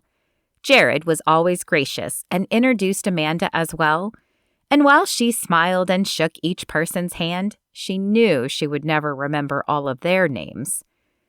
The sound of a hand tapping a microphone grabbed Amanda's attention, and she glanced up as a dark-haired woman stepped up to the podium. "Welcome, everyone. I'm Tracy Martin, the president of Students for Life. I'll introduce the other officers in a minute, but I wanted to tell you all a little about what we do for the new people and a reminder for the returners. Last year, we were mainly an educational group. We went to the fairs and we distributed pamphlets about choices other than abortion. We will continue that this year. In fact, our first fair is next Monday. There are details by the door as you leave. I hope you'll sign up at the clipboard by the door so we can contact you with future details of other fairs." As most of you know, HB 2, or House Bill 2, was repealed this year. This was the provision that made abortion clinics have to meet certain standards, and since most couldn't meet those standards, it forced many to close. We don't know what the repealing of this bill will mean yet, but I have an ominous feeling that it means more abortion clinics will be coming back. So we are going to double our efforts this year. We may never get Roe v. Wade repealed, but we can reach individuals and change their minds about abortion. We can show them the dangers of abortion and the humanity of the unborn. Clapping erupted in the room. Now, if I can ask the officers to join me up here, I'd like to introduce them. "I'll be right back," Jared whispered, and walked to the front. Amanda's eyes widened in surprise. She'd had no idea he was this involved. Sarah and Emily also stood and joined the group up front. "This is Jared Masterson, our vice president. Jared is a junior and has been involved with us since his freshman year. He's had a heart for the unborn ever since his mother told him she'd aborted a sibling before him." Empathy tugged at Amanda's heart, and tears pricked her eyes as she thought about her own siblings. She couldn't imagine knowing you should have a brother or sister, but that your mother had gotten rid of him or her. "This is Emily Peters," Tracy continued, pointing to the petite blonde. "She's a sophomore and our secretary. She'll keep notes of the meetings and send out emails if you miss them so you can stay up to date. Emily was adopted, so the sanctity of the unborn hits close to home. And finally," she pointed to the taller girl with the short blonde hair, "we have Sarah Stewart. Sarah is a senior and a communication major. She was conceived in rape, but thankfully her mother chose life. She'll oversee organizing events and putting the flyers together. We are all open to communication, so if you leave your email address on the sheet at the refreshment table, we'll be sending out our email and phone numbers to everyone." Jared and the two girls rejoined the table, and Amanda's heart went out to him, to all the officers really. I'm sorry about your sibling. I can't imagine what that must have been like. When did she tell you? When I was 15. Can you believe that? He whispered, leaning forward. She sat us down during a family powwow. I have a younger sister who was 12 at the time, and told us she'd gotten pregnant in college, but didn't want to give up her career, so she'd had an abortion. I asked her if she knew what the baby was, boy or girl, because I always wanted a brother, but she said she'd had the abortion too early to know. I don't know why, but it made me question if she really loved us. She tried to impress how important choice was, and that all children should be wanted. She made the baby sound like an inconvenience, and I told her that there were thousands of families waiting to adopt. I thought then, and I still do now, that she was being selfish. Our relationship has suffered since. Oh, Jared, I'm so sorry. That has to be hard. Amanda had seen a few similar cases when she'd worked at JD's center. She still couldn't believe mothers would tell their children they had aborted a sibling, but the counselor on staff had said it was often the mother's way of processing her own guilt over the procedure. However, the news never sat well with the remaining kids, as, like Jared, they almost always questioned why they were saved and not their brother or sister. He shrugged. It is what it is. It helped me find God. After that discussion, I was confused. I couldn't understand her, and it made me question everything. I found myself at church, and it was there I found healing. I pray for my mom every day to realize what she's done and repent, and I pray my sister doesn't follow in her footsteps. She'll be a freshman at college next year, and I know too well the temptations here. I'll add them to my prayer list too, Amanda said, laying a hand on his arm. I have a friend who runs the prayer group at my old church. I'll have her add them to the list. We have at least 50 people praying every week. Jared put his hand on hers and gazed into Amanda's eyes. A heat, starting at the point of contact, spread like wildfire up her arm, causing her heart to flip-flop. Thank you. I'd like that, he said. Now, what's your story? My story? Amanda stammered, trying to make her brain focus. She was having a hard time concentrating with his hand on her arm, as it was sending her heart jumping. Why was his touch affecting her? This is my 3rd year, he said. Everyone has a story, some reason why they are pro-life and willing to fight for it. Oh, Amanda nodded. Yeah, I have a story. My grandmother had a lot of physical issues growing up. When she married, the doctors told her she should never get pregnant, but she did. They recommended an abortion, but she chose to have the baby, and my uncle was born. A few years later, my grandmother got pregnant again, this time with my mother. The doctors told her if she didn't abort my mother, that she would die. If she had listened to those doctors, I wouldn't be here. So choosing life is personal to me, too. Did she die in childbirth? He asked. No. Amanda smiled. She lived until I was 10. That's a good story. It's amazing how our stories can be so different, yet we are affected the same. He squeezed her arm before removing his hand. Here, come with me. I want to introduce you to some of the others. He held out his hand and pulled Amanda to her feet. She followed him around the room, meeting other members of the club. Before she knew it, the room had thinned. Amanda glanced at her watch and realized she should be going too. She stopped at the table by the door to sign the email sheet before leaving. No way was she going to miss the chance of getting involved with this group. It was a perfect fit for her. Amanda glanced around for Jared, who had wandered off a moment before. She wanted to say goodbye, but he appeared deep in conversation with Sarah, so she decided she would just catch him later. As she pushed open the outside door, the chill of the night air shook her. The sun had fully set as the meeting had gone on, and now shadows loomed across the open campus. Amanda shivered, wishing she had come with someone so she wouldn't have to leave alone. Goosebumps broke out on her arms, and she rubbed her hands up them to quiet the attack. When the conversation with Sarah ended, Jared looked around for Amanda, but she was nowhere to be seen. He had been hoping to walk her home. Taking a chance that he had just missed her, Jared headed to the exit. She wasn't in the hallway, but as he reached the main entrance, he saw a figure standing on the top of the stairs. Her red hair shimmered in the moonlight. "Can I walk you home?" he asked as he pushed open the front door. She turned to him, a look of relief in her eyes. "Thank you. That would be nice. I didn't realize it had gotten so late, and I didn't want to walk across the campus alone." "I completely agree." Jared shoved his hands in the pockets of his brown leather jacket to keep from grabbing her hand. He had felt such a tingling sensation when they had touched earlier that he wanted to repeat it, but he didn't know if she had a boyfriend, and he didn't want to overstep any bounds. "I'm so glad I came tonight," she said, as they walked down the steps.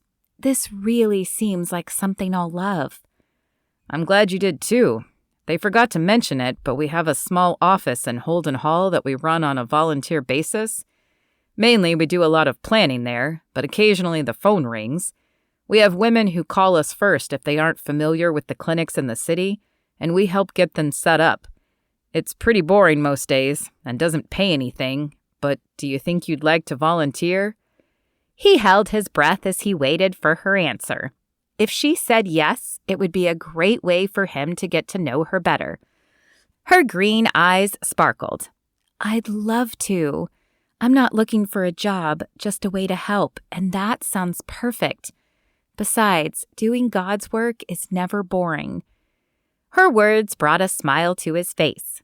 He had prayed so long to find a godly woman, and while he had met many, Amanda was the first one who had sent his heart racing.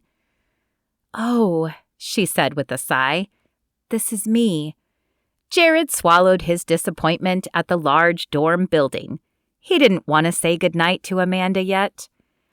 "Thank you for allowing me to walk you home. I hope you can make it to the fair next week." He stopped just to the side of the front entrance and rocked back and forth on his heels. "I wouldn't miss it," she said. An awkward silence fell between them as Jared debated whether to ask her out or not. He opened his mouth to ask, but in the end he decided to wait. Closing his mouth, he lifted his hand in a small wave and walked away. "Lord, please give me wisdom about Amanda," he prayed silently as he returned to his dorm. "I feel a connection to her, but I want to follow your will." Amanda returned the wave and watched Jared walk away. For a second, she'd thought Jared was going to ask her out. The thought had excited and terrified her at the same time, because she was also seeing Caleb. But then he just walked away, leaving her even more confused. Had she misread his affections? Did it matter? She was dating Caleb, wasn't she? Of course, she had no idea what Caleb's idea of dating was. Her idea of dating was seeing only one person at a time, but she'd known many people in high school who went out with a different person each weekend. With a sigh, she mounted the steps and pulled open the large front door of the dorm.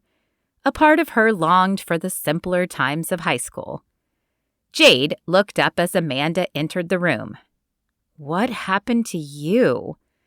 While Jade was not the first person Amanda would choose to confide in, she had no one else at the moment. "Do you think it's possible to like two guys at the same time?" Amanda asked slowly as she removed her jacket. Jade snorted. "Seriously? Of course it's possible. I didn't think it would be for you, being such a prude and all, but for the rest of us, it's pretty normal." Amanda let the rude comment slide. Her desire for knowledge outweighed a bruised ego tonight. "So how do you choose?" "Choose?" Jade wrinkled her forehead and looked at Amanda as if she were an alien. "You don't choose. You just date them both until you decide which you like more." "I can't do that," Amanda said, sitting on her bed. Dating is about finding your perfect match. I couldn't date both at the same time, but I'm no longer sure which one I want to date more. Jade shook her head. I don't think I'll ever understand you. If you date them both, you would be booked every Friday and Saturday night. Maybe they'll even compete and buy you things trying to win your affection. This could be very lucrative for you. Amanda's mouth dropped open. Was she serious? I could never do that. Stringing a guy along just to get presents would just be wrong. Besides, I'm not even sure Jared likes me. He had the chance and he didn't ask me out tonight. Maybe I just misread the signs. Well then, problem solved, Jade said, turning back to her book. Date the other one, whatever his name is. It's Caleb, Amanda interjected. Fine, Jade said, waving her hand in a dismissive gesture. He was first, and this new guy sounds like a prude, if he even likes you. She paused and looked back up at Amanda. Of course, so are you. So maybe you should dump the first guy and date the second one. You'd probably be perfect together. Though Amanda knew it was a dig, Jade's words were exactly what she feared. Jared did seem perfect for her. If she continued seeing Caleb, would she miss out on the guy she was supposed to be with? Chapter 6. Amanda smoothed her skirt and applied a layer of lip gloss in front of the mirror. Tonight would be her first real date out with Caleb, and her stomach had been in knots all day. So, you going to get some tonight? Jade smirked from her bed. Biting back the first reply that popped in her mind, Amanda took a deep, calming breath and faced her. You know I'm not. I've already told you that, and you don't have to be intimate with everyone you meet. Jade wrinkled her brow and tilted her head. Who said I am? As Amanda sat on her bed, she prayed for wisdom. She wanted to reach Jade, but she knew she needed just the right words. You did when you had your tryst here the other day. It was only the second week. There's no way you knew that guy very well. You don't know what I feel for him, Jade said, bristling. Well, it's not from lack of trying, Amanda replied. I've been trying to get to know you. Amanda bit her lip as she tried to soften her next statement. Look, all I'm saying is that whatever you're looking for, a man probably can't supply. But Jesus, he can heal any pain you're feeling. Jade snorted and rolled her eyes. Yeah, Jesus has never been there for me. I've always had to look out for myself. Have you ever asked him? Jade opened her mouth to reply, but then shut it again. A knock sounded at the door, and both girls looked that direction. Amanda's heart sank a bit. She had thought there had been a moment when Jade was going to let her in. That will be Caleb, but I hope we can talk again soon. Jade gave no answer, and Amanda sighed softly as she pushed herself off the bed and crossed to the door. Caleb stood on the other side of the door, looking dapper in a blue shirt that perfectly matched his eyes. Amanda's heartbeat sped up as her eyes were drawn to the shirt stretched across his muscular chest. She turned back to Jade to avoid blushing. Caleb, this is my roommate Jade. Jade, Caleb. Jade harumphed a half-hearted reply, and Caleb raised his brows. Amanda rolled her eyes and shook her head slightly to indicate she'd explain later. She seems pleasant, Caleb said, as Amanda pulled the door shut behind them. I think she is underneath. It seems like there's some hurt in her past. Caleb nodded and grabbed Amanda's hand. She smiled up at him as a tingle ran up her arm. For the moment, Jade was forgotten. Amanda's jaw dropped as Caleb pulled into the parking lot of the theater. The building was painted a bright purple with a marquee advertising the shows in bright lights.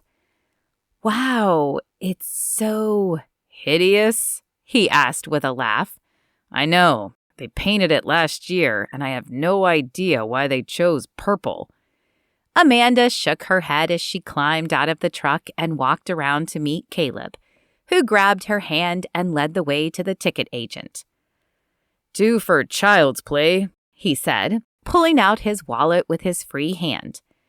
The color drained from Amanda's face, and her throat constricted.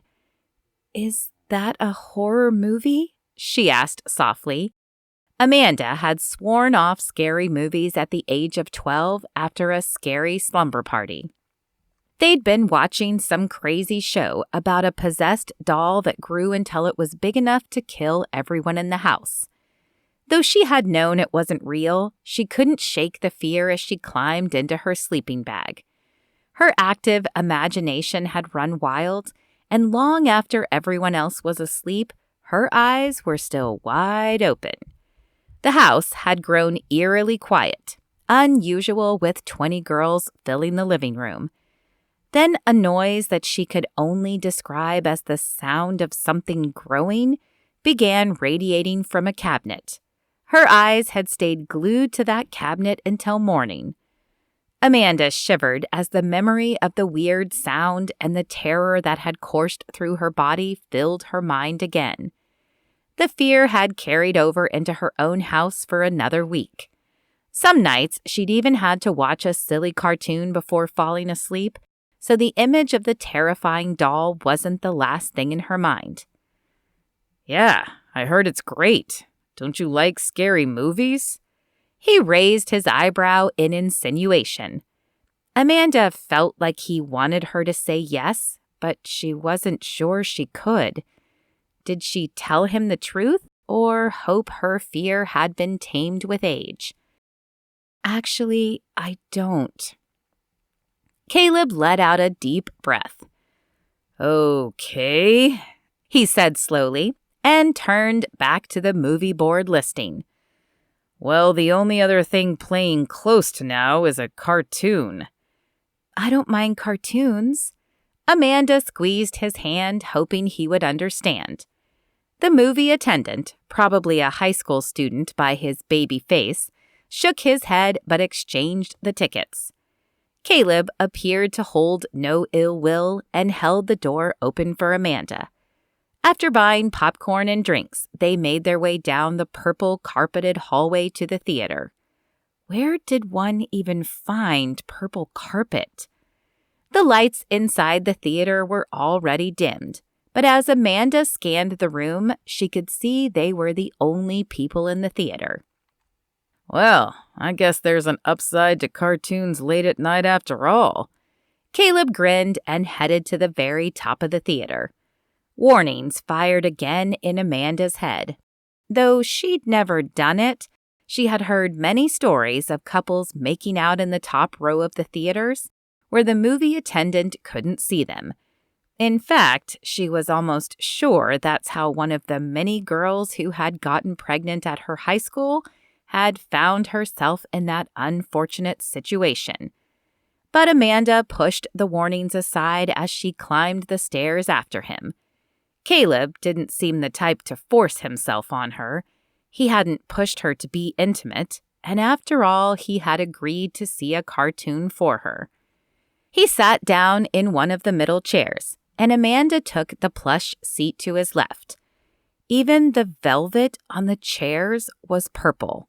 She wondered who the decorator had been and if the manager who had approved the color scheme had been colorblind. The lights dimmed and the previews started. Though not a romantic movie, Amanda felt her face flush every time her fingers touched Caleb's in the popcorn bowl. When the popcorn was gone, Caleb held her hand, and though he traced slow circles on it that caused her heartbeat to amplify in her ears, he never made a move to go further. "You ready?" he asked as the movie ended. "Can we stay till all the credits run?" Amanda asked. I guess, Caleb said, wrinkling his brow. But why? The movie's over. I did a play once in high school. The actors got all the credit. But no one mentioned our light, sound, and tech crew who did all the backstage work. Without them, our play would have been a disaster. Ever since, I've wanted to stay through the credits as a thank you to the behind-the-scenes people. I know it's silly, Amanda said, as the expression on his face changed from curiosity to disbelief. The corner of his lip pulled up into a smile. No, I think it's sweet. I've just never known anyone quite like you. When the last credit rolled and the lights came back up, Amanda rose and followed Caleb out of the theater. As Caleb pushed open the door to the outside, Amanda shivered. Though still summer, the night air held a slight chill that bit through her short-sleeved shirt. Not missing a beat, Caleb placed his arm around her shoulder and pulled her to his side. The masculine scent of his cologne wafted to her nose, and a spark of desire flared within her. Amanda wrapped her arm about his waist and smiled up at him. As she climbed into his car, Amanda couldn't decide if she wanted to be closer to him or farther away so as not to inflame the desire. "So, are we still on for church on Sunday?" she asked. Perhaps if she reminded herself that the Holy Spirit was watching, her racing heart would calm down. What? Oh, yeah, church. Sure. He turned his head away. Did you want to try the Experience Life place? That sounds fine. Do you know what time the service starts? No, can you check? Amanda pulled out her cell phone and tapped the Safari app to open the search engine, but her email popped up instead. At the top of the inbox list was an email from the Students for Life. Her heart skipped a beat. Could it be from Jared? She hadn't thought of him all evening, but his face filled her mind now. Sneaking a glance at Caleb, she surreptitiously tapped it to read, and disappointment, mingled with relief, flooded her body. It wasn't from Jared, but it was a reminder of the information fair happening on Monday, which she was sure he would be attending. Promising herself she would read it more thoroughly later, she clicked out of it and to the web browser to search for the church time. "Looks like 10:45, she said. "Sounds good," Caleb replied. "I'll pick you up at 10:15 then." He pulled into the dorm parking lot and turned off the engine. He turned to Amanda and grabbed her hands. "I had a really nice time. Thanks for coming with me." Amanda's breath caught in her throat at the intensity of his gaze, and her voice came out barely louder than a whisper. "Me too." All thoughts of Jared flew out of her mind as her heart pounded in her chest. Could he hear that? Caleb placed a hand on the back of her neck and pulled her face toward his. Fireworks exploded in Amanda's head, and a tingling ran down her entire spine as his lips touched hers. This was so much better than her first kiss had been. This was what a first kiss should be like. "I'll see you Sunday," he whispered as he pulled back. Amanda could only nod. "If you're that attracted to her, why don't you ask her out?" Emily asked as she filled her mug with tea and returned to the table. Jared sighed. "I don't know. I guess my nerves got the better of me. What if she turns out to be another Nikki?" "What if she doesn't?" Becca spoke up. "Jared, we know you were hurt by what Nikki did, but you can't close yourself off to new possibilities." Jared ran a hand through his hair. "I know you guys are right, but it's hard to open yourself up again." "Open yourself up to what?" Chase asked, entering the lounge with his Bible under his arm. "Love," Becca teased. "Jared's crushing on the new girl." "The redhead?" Chase asked. "Good choice. She seemed nice and down to earth." "You barely talked to her," Sarah said, looking up from her Bible. How can you be so sure? I'm a good judge of character, Chase smiled. It's how I knew you had a soft side under that sharp, hawkish exterior you like to put on. All right, you two lovebirds, Emily said, teasing the couple. We should get started if we want to finish in time to get a good rest before tomorrow. The others grumbled good-naturedly but nodded.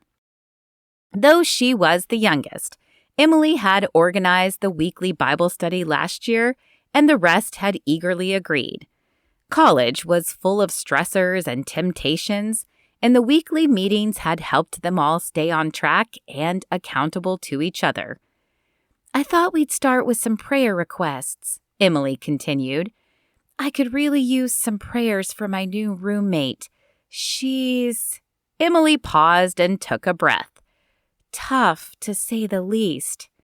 I could use prayer for my chemistry test next week, Becca said. Science is not my strength. As the others continued to share their requests, Jared's mind wandered to Amanda. He could have invited her here. Then it wouldn't have been so much like a date as inviting her into their friendship circle. And she had said she could use more friends. Yes, that's what he would do. The next time he saw her, he would invite her to Bible study. And maybe church. Earth to Jared. Emily's voice broke through Jared's daydream, and he dropped his eyes. Sorry, he mumbled. I guess prayers for wisdom. And courage, Emily added. Write that down, Becca. We gotta pray for this man to have the courage to ask Amanda out. I could use it, Jared said with a smile. He was so glad God had brought these people into his life last year. It had certainly made dealing with Nikki's rejection and disappearance easier, and now he had a great group of friends to rely on. Chapter 7. As Sunday morning dawned, Amanda woke excited for the day. She hoped she would love this church and be able to call it her home away from home church. Jade snoozed across the room, and Amanda wondered what time she usually got up. She seemed to always be sleeping till at least 9 or 10 in the morning. Slipping out of bed as quietly as she could, Amanda gathered her toiletries and Sunday wear and headed to the showers. After her shower, Amanda returned to the room to drop off her toiletries and grab her Bible. Jade hadn't changed position, and Amanda smiled at the deepness of her sleep. She had often wished she could sleep like that, through anything, but once the alarm went off, she was awake for good. Even on days she didn't set the alarm, Amanda could rarely sleep past 8. It probably had to do with growing up with younger siblings who were often up at the crack of dawn and rarely quiet. Amanda glanced at her watch, and though she had a few minutes before Caleb was due to meet her downstairs, she decided to wait in the lobby for him so she wouldn't wake Jade. Tucking the Bible under her arm, she grabbed a light jacket and headed downstairs. You look beautiful, Caleb said as she descended the steps. He was early. A blush spread across her face at the unexpected compliment. Thank you, Amanda managed. Are you ready? He held out his hand and after Amanda took it, led the way outside. The drive to the church was short, but Amanda was very glad Caleb was driving, as the church was in the newly renovated downtown area of the city, where all the loops and overpasses converged. She didn't like driving in traffic anyway, but driving in congested areas when she didn't know where she was going was a huge fear. As Caleb pulled into the crowded parking lot, sweat broke out on Amanda's palms. The church was huge, and the parking lot, which appeared to hold close to 200 parking spaces, was nearly full. How many people attended this church? Amanda's church back home had been on the smaller side, only about 100 people in each service, and she rather liked it that way. It allowed her to get to know people in the church. After circling the lot 3 times, Caleb finally managed to snag a spot as another car vacated it. It was at the very back of the lot, so they had a large piece of real estate to cross to get to the front doors. Amanda was glad she had chosen comfortable shoes. A slew of people stood at the front entrance handing out brochures as Amanda and Caleb approached. Amanda took one, tucking it in her Bible to peruse when they sat down. The foyer was expansive, but the doors in front of them opened into a huge auditorium. Amanda held tighter to Caleb's hand as they joined the stream of people filtering into the auditorium. Not generally a claustrophobic person, the sheer number of people in this building unnerved Amanda. Was this a church or a sporting event? As Caleb led the way to 2 empty seats in the middle section, Amanda's eyes scanned the room. The auditorium, which looked like it could hold 1,000 people, was already filling up. "It's so huge," she said as they sat down. "So much bigger than my old church." "It will be fine," Caleb assured her.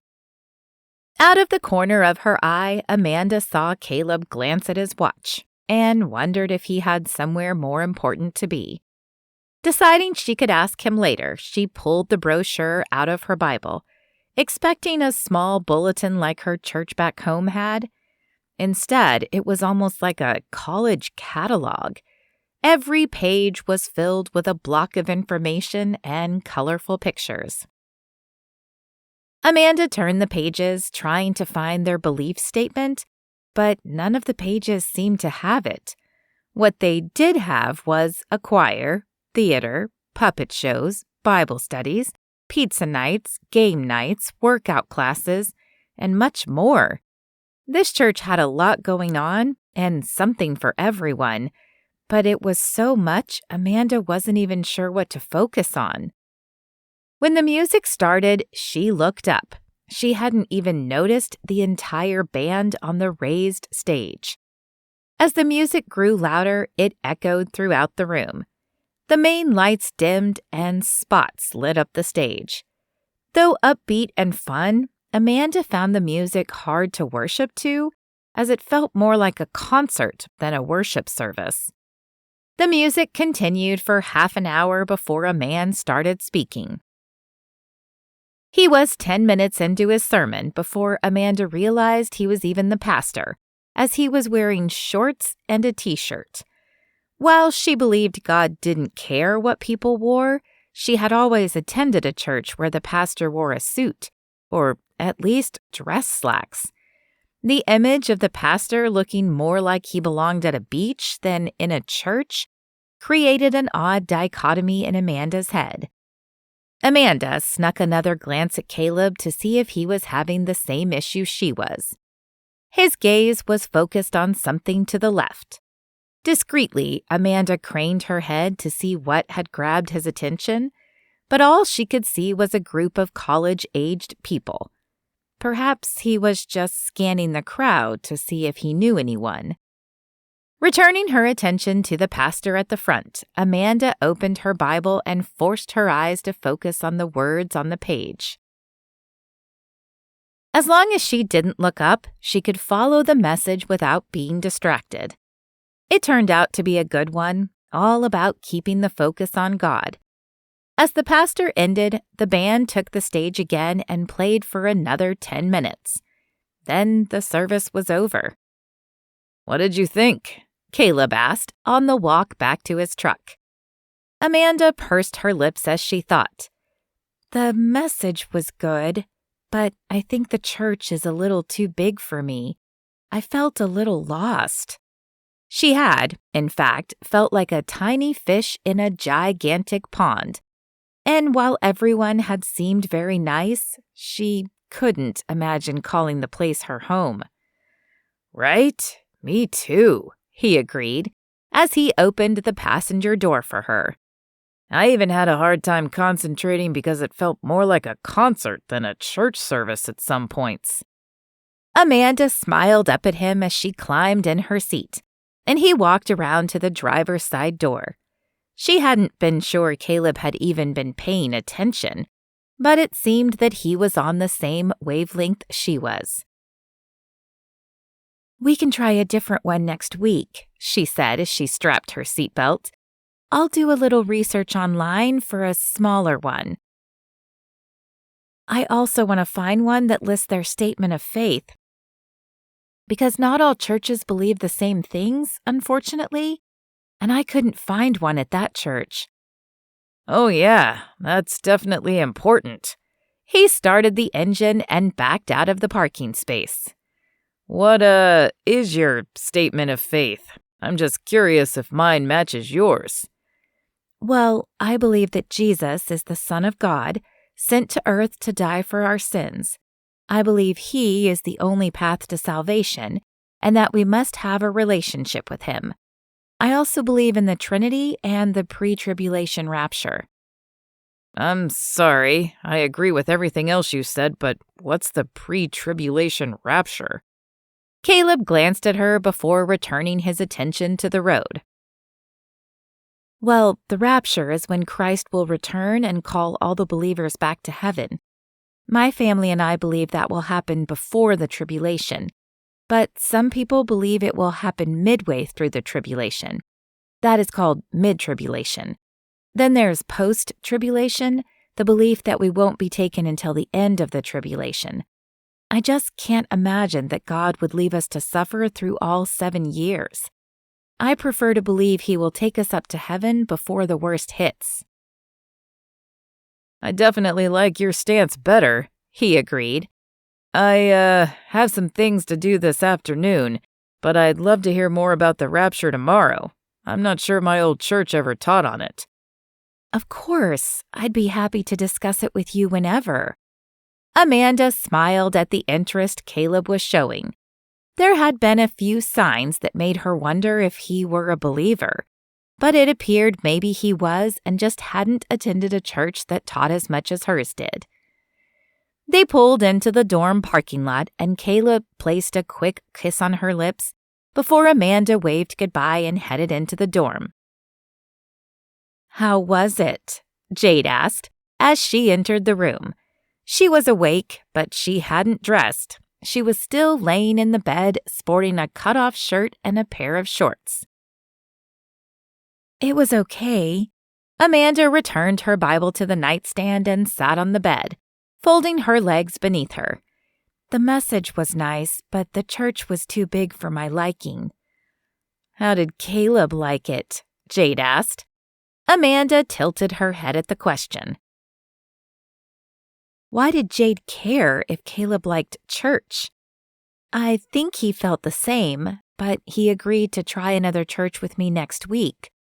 Amanda stood and crossed to the closet to change out of her dress and into more comfortable clothes. He didn't seem the church-going type, she said. What do you mean? Amanda asked, turning on Jade. You barely even met him. It was just a feeling. Jade held her hands up in defense. You know him better, so I'm sure I'm wrong. Amanda bit her lip as she returned to the bed. She wanted to tell Jade she was wrong, but she wondered as she replayed the morning in her mind. Caleb had seemed less engaged, and his lack of knowledge about the rapture was interesting. Maybe he had never gone to church. But if that was the case, why would he say that he had? Chapter 8. The fair was already busy when Amanda arrived the next morning. Dozens of colorful booths filled the street, and a crowd of people milled back and forth. Students for Life blazoned boldly in black on a white banner above a small booth. Jared and a group of others stood either in front of or behind the white folding informational table littered with pamphlets. Hey, glad you could make it, Sarah said. Have you ever done this before? Amanda shook her head, a little in shock at the sheer size of this fair.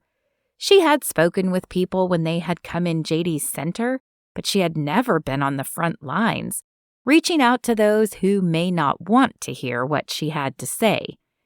Sarah's eyes widened and her eyebrows shot up.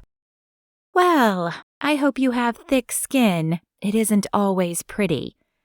A feeling of fear mounted in Amanda's stomach, and she swallowed. "Lord, give me the strength and the words."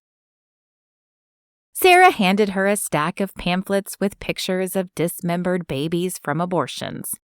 Amanda's stomach flipped, and the contents of breakfast threatened to make a second appearance. With great effort, she swallowed the disgust that erupted in her heart. "Yeah, it hits all of us like that the first few times." Sarah touched her arm and then took up a position to Amanda's left. Jared came out from behind the booth, and after flashing an encouraging smile, he flanked Amanda's right. As they were both taller than Amanda, a feeling of protection settled on her from their flanking. "Help support life," Jared said, holding out a pamphlet to a blonde girl passing by. "Get lost." Jared shook his head and turned to the next passerby. Amanda held out the pamphlet, trying to catch people's attention, but fear had constricted her voice to a whisper. "What makes you think you have a right to tell me what to do with my body?" "What you do with your body is your own business." Jared's serious tone caught Amanda's attention, and she turned to see a blonde girl who looked vaguely familiar, although she couldn't place her face, staring off with him. "But an abortion dismembers someone else's body." "It's not alive," the girl shot back.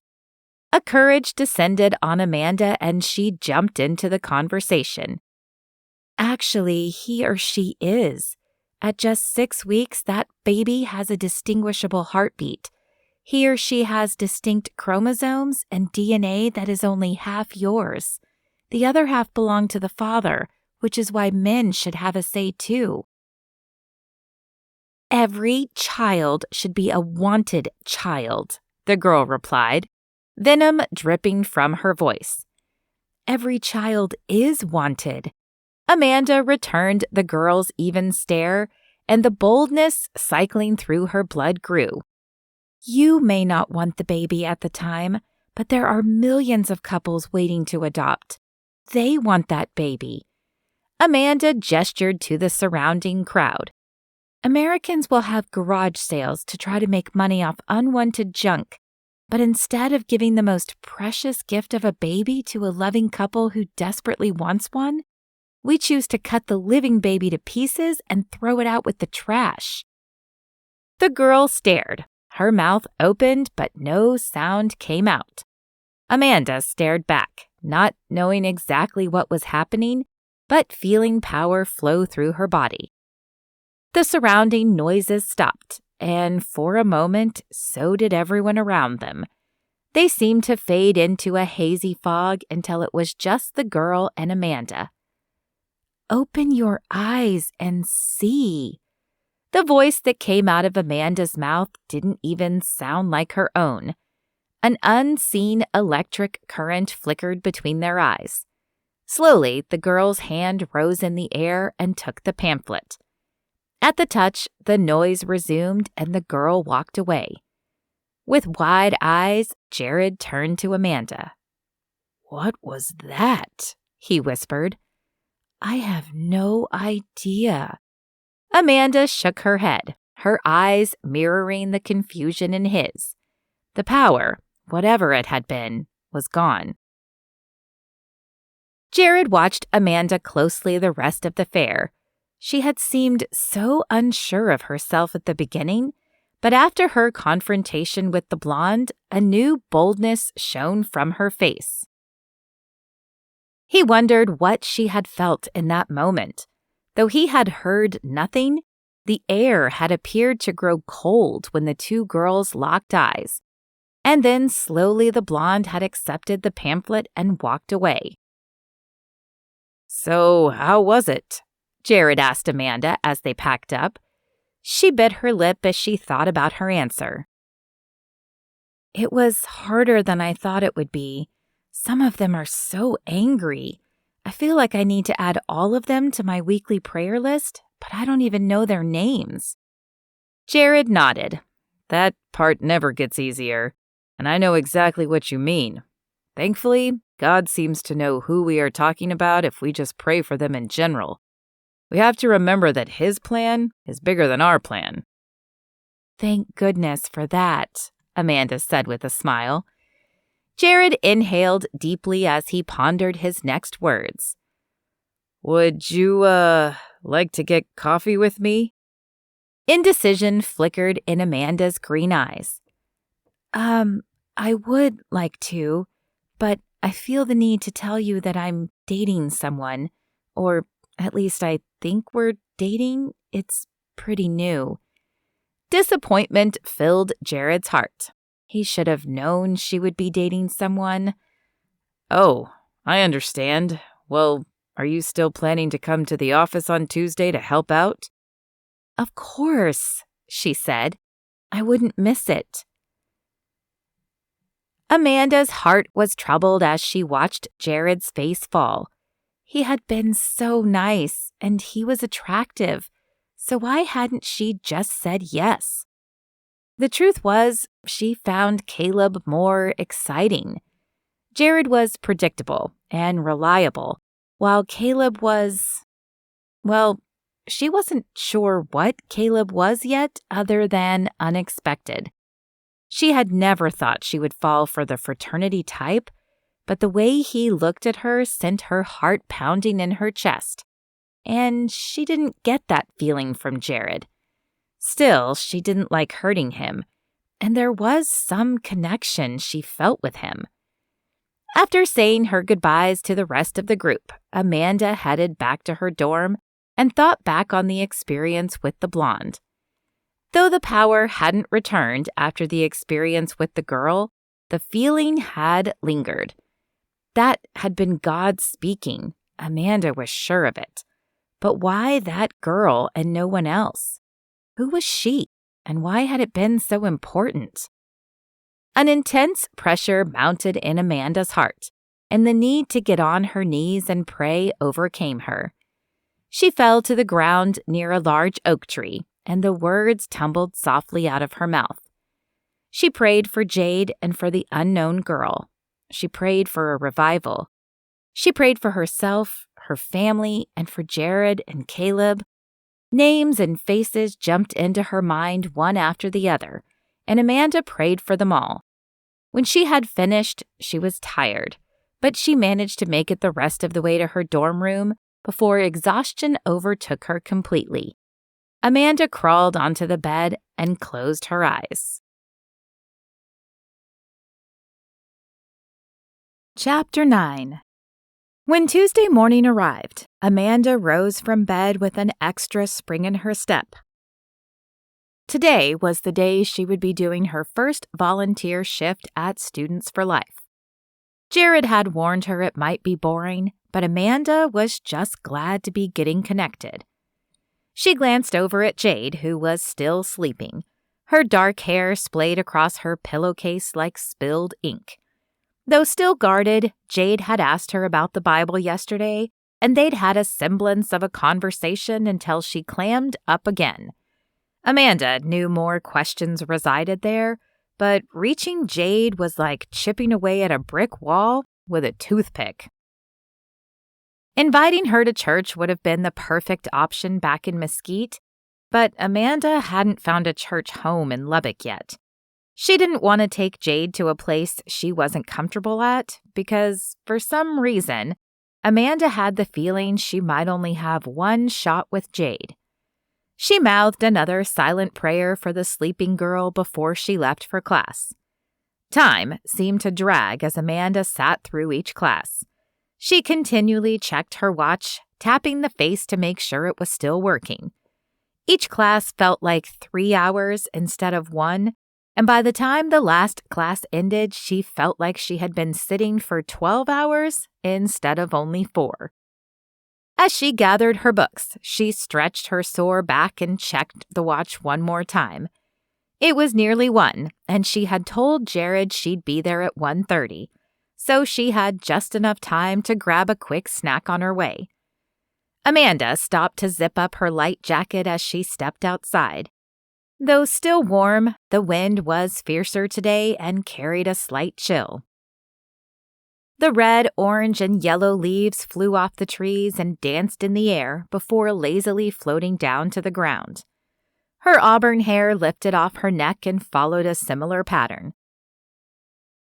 A touch football game caught her eye as she crossed the quad.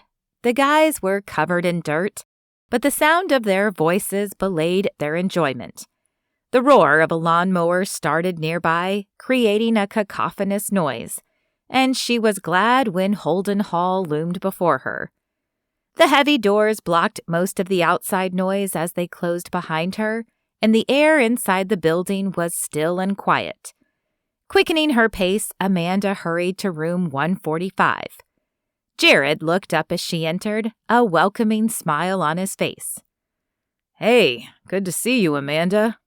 Relief flooded Amanda that Jared didn't appear uncomfortable around her. She had worried it might be awkward after she turned down his coffee date request. But Jared appeared to have either forgotten it or gotten over it.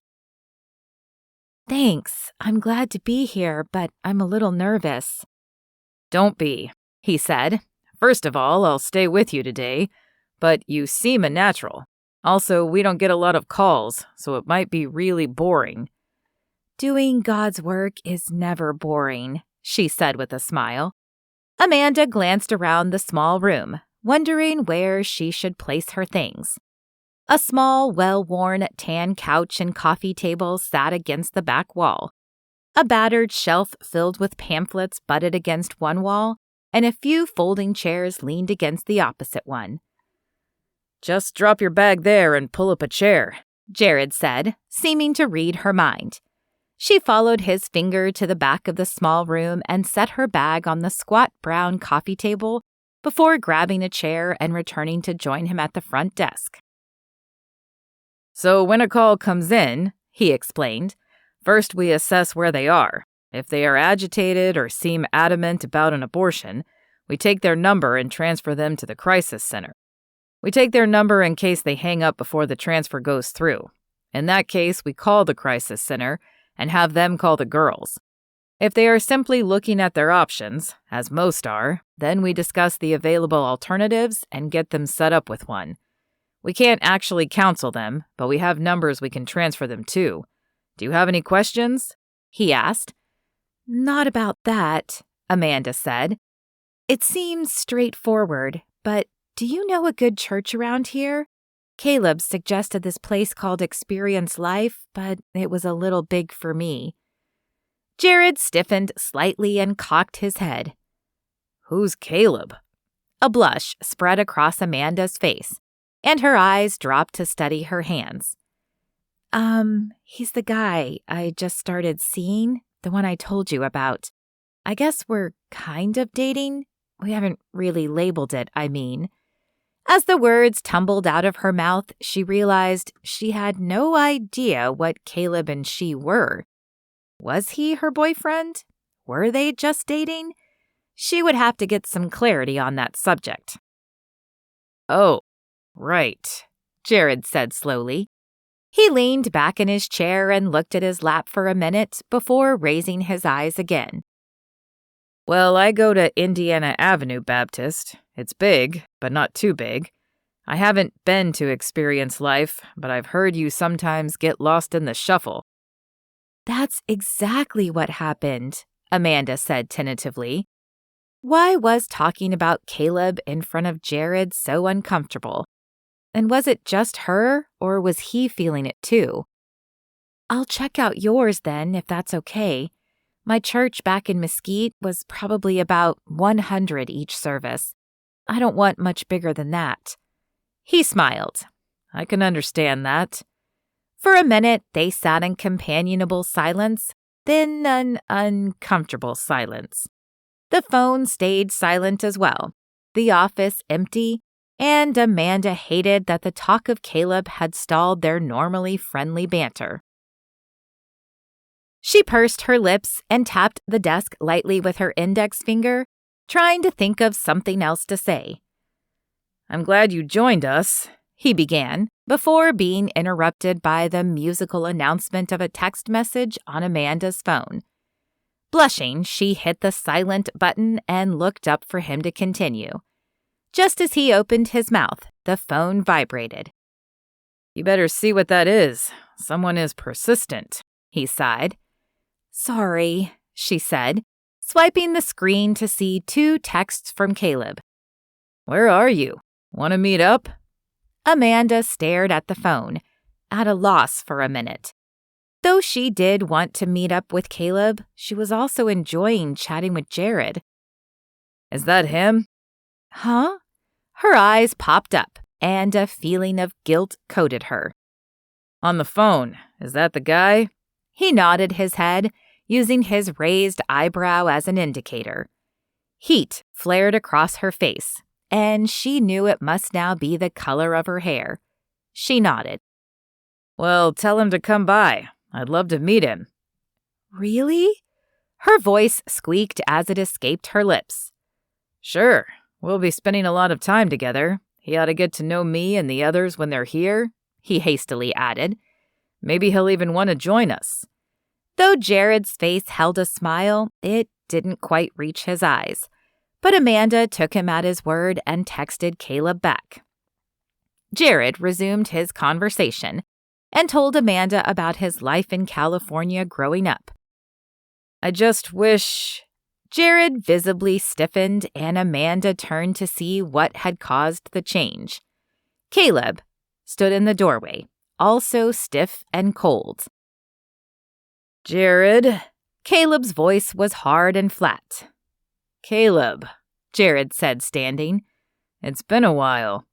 Amanda glanced from one man to the next. "You 2 know each other?" "You could say that," Jared said. Something in his voice was off. His friendly eyes had lost their sparkle, and they now appeared hardened. She shivered at the sudden change in his demeanor. They obviously didn't like each other, though she had no idea why. "Amanda, are you ready?" Caleb addressed Amanda, but his eyes remained focused on Jared. "I'm hungry, and I'd like to get something to eat before the snack bar closes."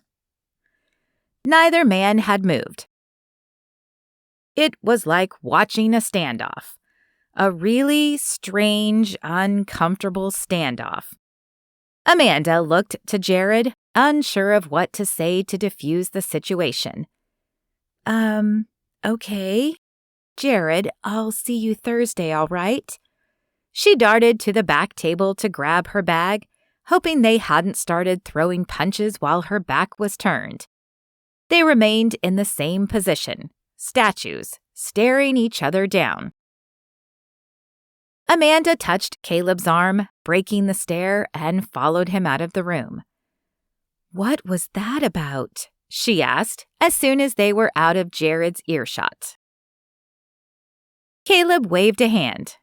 Nothing. We liked the same girl last year, but she chose me, and I don't think Jared ever forgave me." Amanda's instincts told her there was more to the story, but she decided not to press the issue. What happened to the girl? Pictures of some beautiful blonde swooping in and stealing Caleb back paraded through her mind. He shrugged. "She moved. Back home, I guess. I'm not sure. We just drifted apart." The blonde vanished in a cloud of smoke, and Amanda smiled. "Okay, as long as she won't be coming back to steal you away." Caleb's blue eyes flashed. "Not much chance of that." As soon as Caleb and Amanda left, Jared's body began to shake. He sank into the chair and dropped his head into his hands. "Not again, Lord. Please don't let this be happening again." A seed of fury sprouted deep inside his chest and slowly clawed its way up. He had to talk to Sarah. She'd know what to do. He texted her as he locked up the room and headed to her dorm. The cool air did nothing to dispel his anger, and he was still sweating when he finally reached her door. "What's going on?" Concern colored Sarah's voice and face as she opened the door. He and Sarah had dated for a brief time before Jared met Nikki, but they had quickly learned they were better friends. Still, Sarah had been his closest confidant when Nikki left. Jared stepped in and sat down at the edge of her blue bedspread. He rocked back and forth, rubbing his palms down his pants. "It's him." "Who's him? I'm afraid you're going to have to give me more to go on here." "Caleb West, that's who." Sarah nodded. "Okay, so you ran into Caleb. I still fail to see the connection." "Amanda, the guy she's dating, it's Caleb. Maybe I should tell her what happened. Maybe I should fight for her." Whoa, easy, fella." She laid a hand on his arm as she sat next to him. "Have you even told Amanda you like her?" Jared ran his hand through his sandy brown hair. "No, I asked her out for coffee after the fair, but she told me she was seeing someone. I was disappointed, but kind of expected it. She's beautiful, you know? But then the guy texted her today, and I told her to have him come over. And Caleb walked in. It was all I could do to keep from punching him. What can she possibly see in him?" "I don't know," Sarah said. "But that's not the point now. Nikki made her own choice." She held up her hand as Jared opened his mouth to jump in. "And we don't know what happened afterwards. Right now, it's important to keep a cool head. Since we don't know if the rumors are true, you want to be sure and stay friends with her in case things go awry. Getting all riled up will make that impossible, at least until you have proof." Jared sighed. "You're right, but I don't want Amanda to get hurt. Is there any way to warn her without coming across, I don't know, pushy?" Sarah shook her head. "Not really, but here's what you can do. First, and most importantly, you can pray. Second, you become a listening ear. Maybe then she will open up to you. She had to sense the tension between you two and will probably want your side of the story. If she asks, then you tell her what happened with Nikki, but stick to the facts, Jared." Though he nodded, Jared was still unsure. He didn't know Amanda well, but there was something about her, and he didn't want a repeat of Nikki. "I guess you're right. Do me a favor, though. Reach out to her, too. I get the feeling she could use some good girlfriends as well." "You got it, and I'll be praying." Jared knew she was right, but he couldn't shake the feeling of dread that encompassed him. Though no one really knew exactly what had happened to Nikki, as she hadn't stayed on campus after the incident, the rumors had flown from person to person. If Caleb wasn't involved, his fraternity certainly had been. Jared knew Caleb well enough to know that he would get Amanda at that fraternity house one way or another, and he could only hope and pray that history would not repeat itself. Chapter 10. As Amanda entered the Students for Life office on Thursday, she was surprised to see Emily sitting next to Jared on the couch.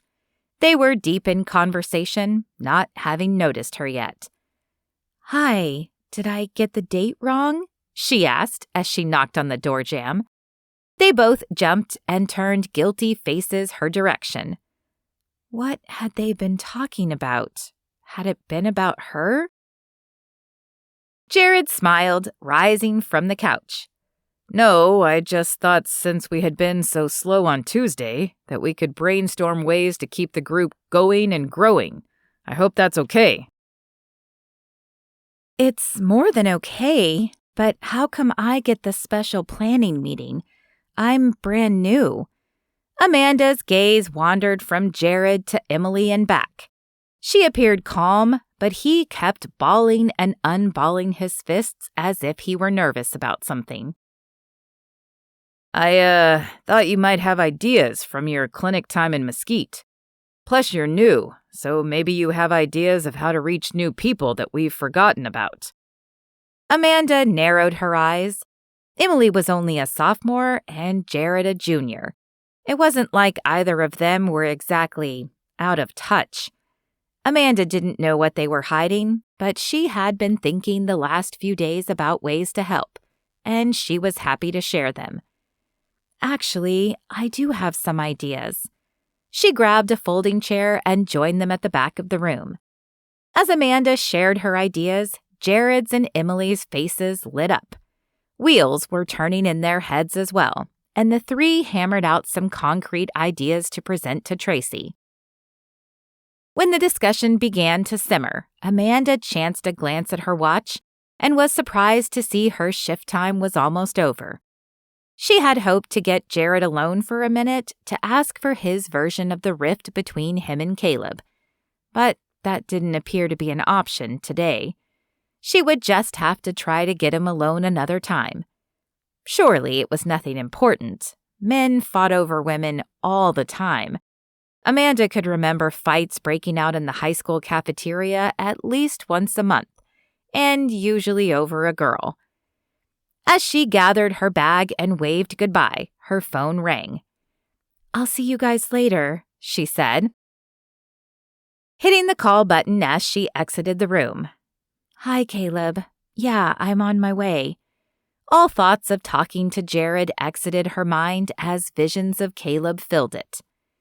The leaves crunched under her feet as she crossed the campus, and she breathed in the fresh air.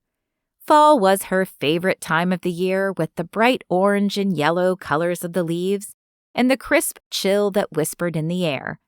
Today was especially quiet outside, allowing her thoughts to roam as she crossed the campus. Everyone must still be in class or partaking of some other indoor activity. Caleb was waiting when she arrived at his dorm, and after a kiss hello that set her entire body aflame, they walked together to his car. Amanda turned to him as he pulled out of the parking lot. "Hey, one of the people I met at Students for Life attends this church on Indiana Ave. Do you want to try it with me on Sunday?" While it wasn't a total lie, she felt just a tiny bit guilty not telling him the person was Jared. But she didn't want Caleb to say no just because of their history. Caleb's eyes fell to the floor. "Oh, I would, but I promised my friend I'd help him move into an apartment on Sunday. I forgot we were planning to find a church." Disappointment surged through Amanda, and she frowned. How did one forget about finding a church? "Oh, okay." "Listen, why don't you check it out this week, and next week I promise I'll go with you." He patted her thigh with his right hand before returning it to the steering wheel. Amanda nodded, but her previous elation faltered a little. Tiny nuggets of doubt crawled into her head again. What if Caleb wasn't who she was supposed to be with? Shouldn't he want to be at church as much as she did? Caleb must have sensed the change in Amanda's mood, because he turned the car off but made no move to unlock the doors when they arrived at the movie theater. Instead, he turned to her and pushed a lock of hair behind her ear. His feather touch sent her nerves tingling and ground the nuggets of doubt to dust. He tilted her face up so Amanda's eyes were locked on his. "I'm sorry I forgot about our plans, but I promise I'll make it up to you." His voice flowed like silk over her bruised emotions and her doubt. She nodded, trance-like, as the familiar tingling sensation took over at Caleb's touch. Her lips parted and he leaned down to kiss her. Caleb's hands pushed at the back of her neck, urging her to respond in kind. As the tingling sensation pulsed and her breath grew labored, she pushed back on Caleb's chest, breaking the connection that was threatening her self-control. "We'll miss the movie." She smiled up at him, hoping he would understand. A fire of desire flared in his eyes, and for a second he looked like he wasn't going to stop. But then he took a deep breath, nodded, and unlocked the doors. Amanda's breath gushed out in relief as she climbed out of the truck. After buying the tickets, they entered the brightly lit foyer of the theater. The hum of conversation filled the air along with the salty, buttery smell of fresh popcorn.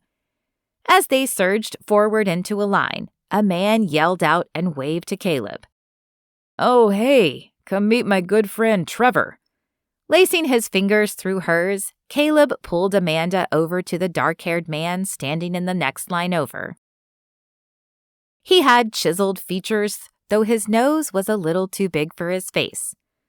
A blonde with long legs and short shorts stood next to him, running a hand idly through her hair and twirling the ends, while her pouty pink lips smacked some gum.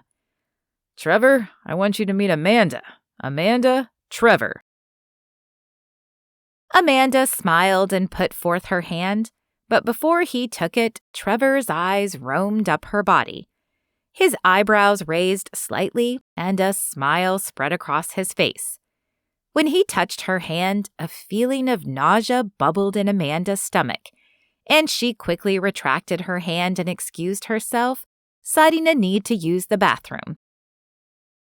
As she entered the black and white bathroom, she rushed to a sink.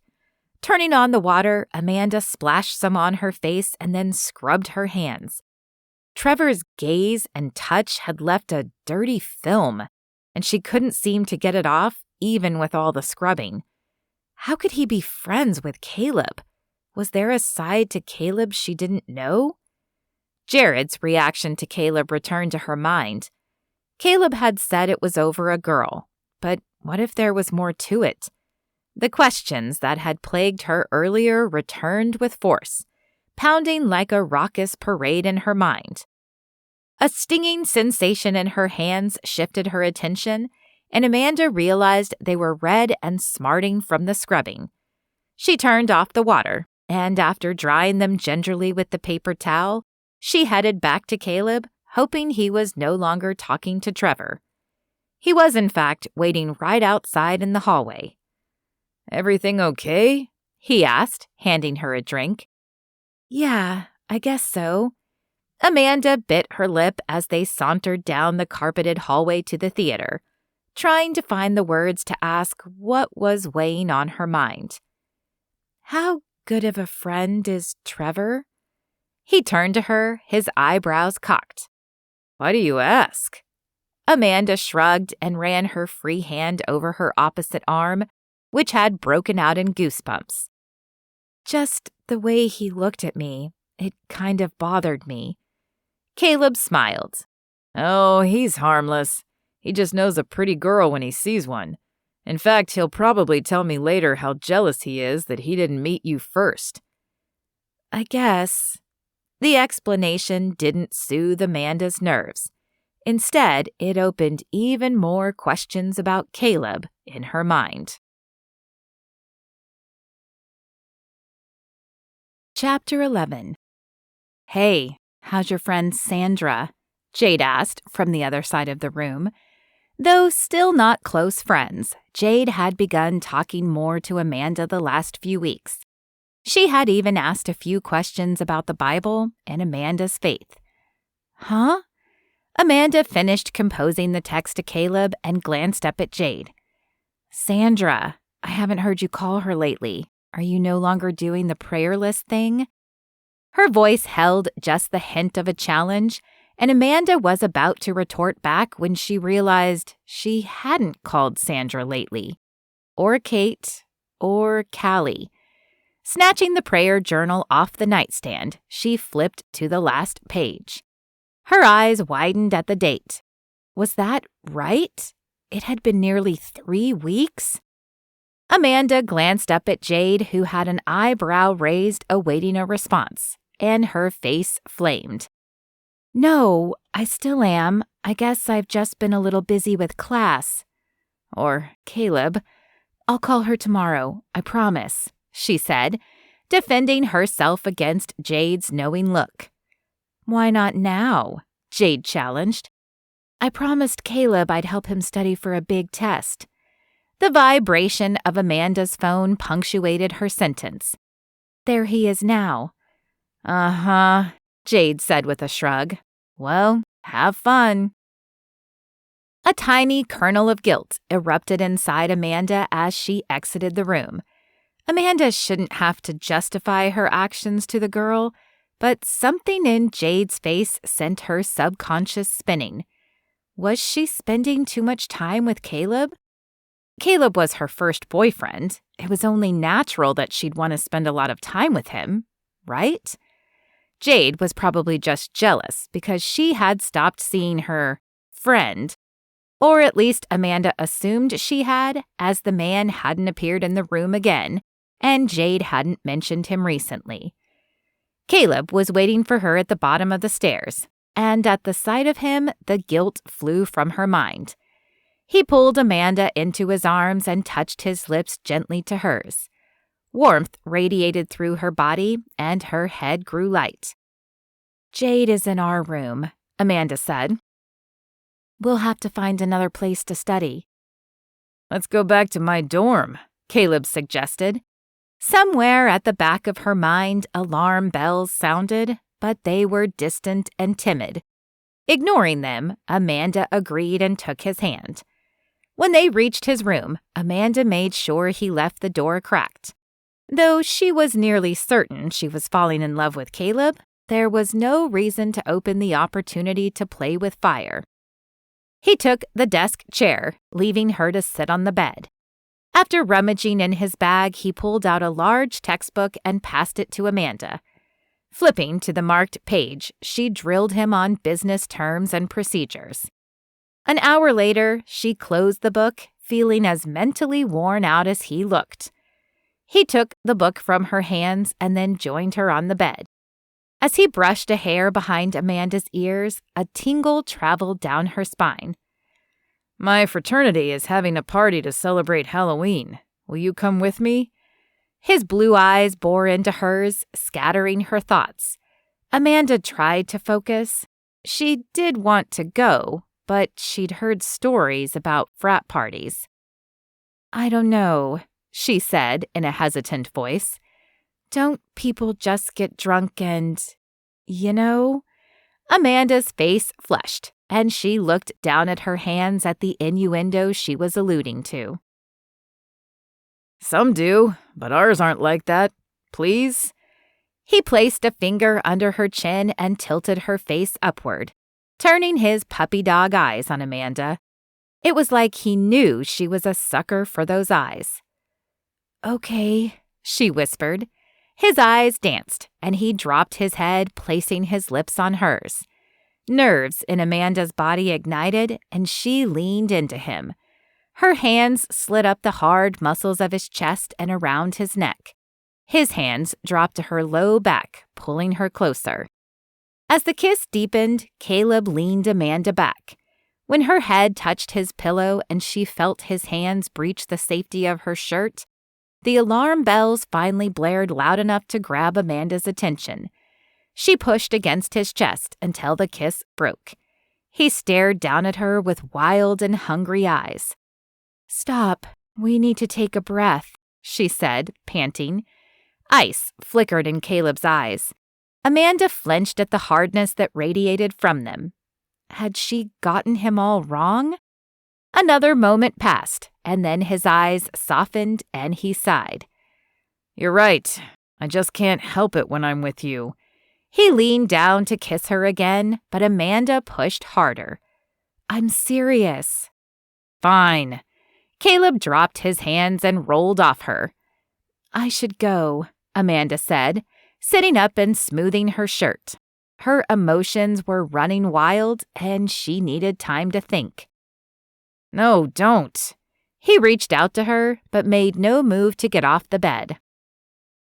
Amanda shook her head. Neither of them would get any more studying done tonight, and the promises she had made to herself earlier flared in her mind. No, I promised Jade I'd do something with her tonight anyway. I'll see you tomorrow. Without giving him time to respond, Amanda grabbed her bag and left the room. As the door closed behind her, she sighed. Dating was much harder than Amanda had expected. Her mother's admonishment to wait suddenly made sense. Her mind knew saying no had been the right thing, but her body sure didn't understand. And it was becoming increasingly harder to say no. Should she break things off with Caleb? Though he had always stopped when she asked him, he never seemed pleased at the prospect. What if one day he didn't stop? Would she be okay with that? The thoughts circled in her head as she returned to the dorm. Surely she could resist. She'd done it for years. And she did care about Caleb. Jade looked up as Amanda entered the room. "You make that phone call yet?" Annoyance flickered in Amanda briefly at Jade's persistence and insinuation, but she pushed it away. Jade's advice was needed. "No, I just left Caleb's. It got a little heated, and I'm having a hard time staying strong when I'm with him. I'm wondering if I should break it off." Jade smiled. Men are physical creatures. Once you let them down a path, it's hard to get them to stop. "No kidding," Amanda returned. "All we've done is kiss, but I can tell he wants more." "What would you say to a girl in your position?" Jade asked. "What do you mean?" Amanda sat on her bed, curling her legs beneath her. "I mean, what if Sandra asked you for advice?" Amanda couldn't stop the laugh that escaped her lips. "Sandra is a 60-something-year-old widow. I doubt seriously she would be asking me for dating advice." Jade rolled her eyes. "Fine. Think of someone younger. Who's someone younger you might talk to?" Well, there was Kate, but Kate was her best friend. They shared so much it was hard to think about her representing someone she didn't know as well. Then Callie's face popped into Amanda's head. Callie had spoken at their high school last year. "There's this woman named Callie," Amanda began slowly. "Okay, Callie. What would she have told you?" As the image of Callie solidified in her mind, Amanda could almost hear Callie's voice in her head. Amanda sighed. "She would say that if Caleb were pushing me to have sex, then he wasn't a good influence, and that as a Christian, he should want me not to sin."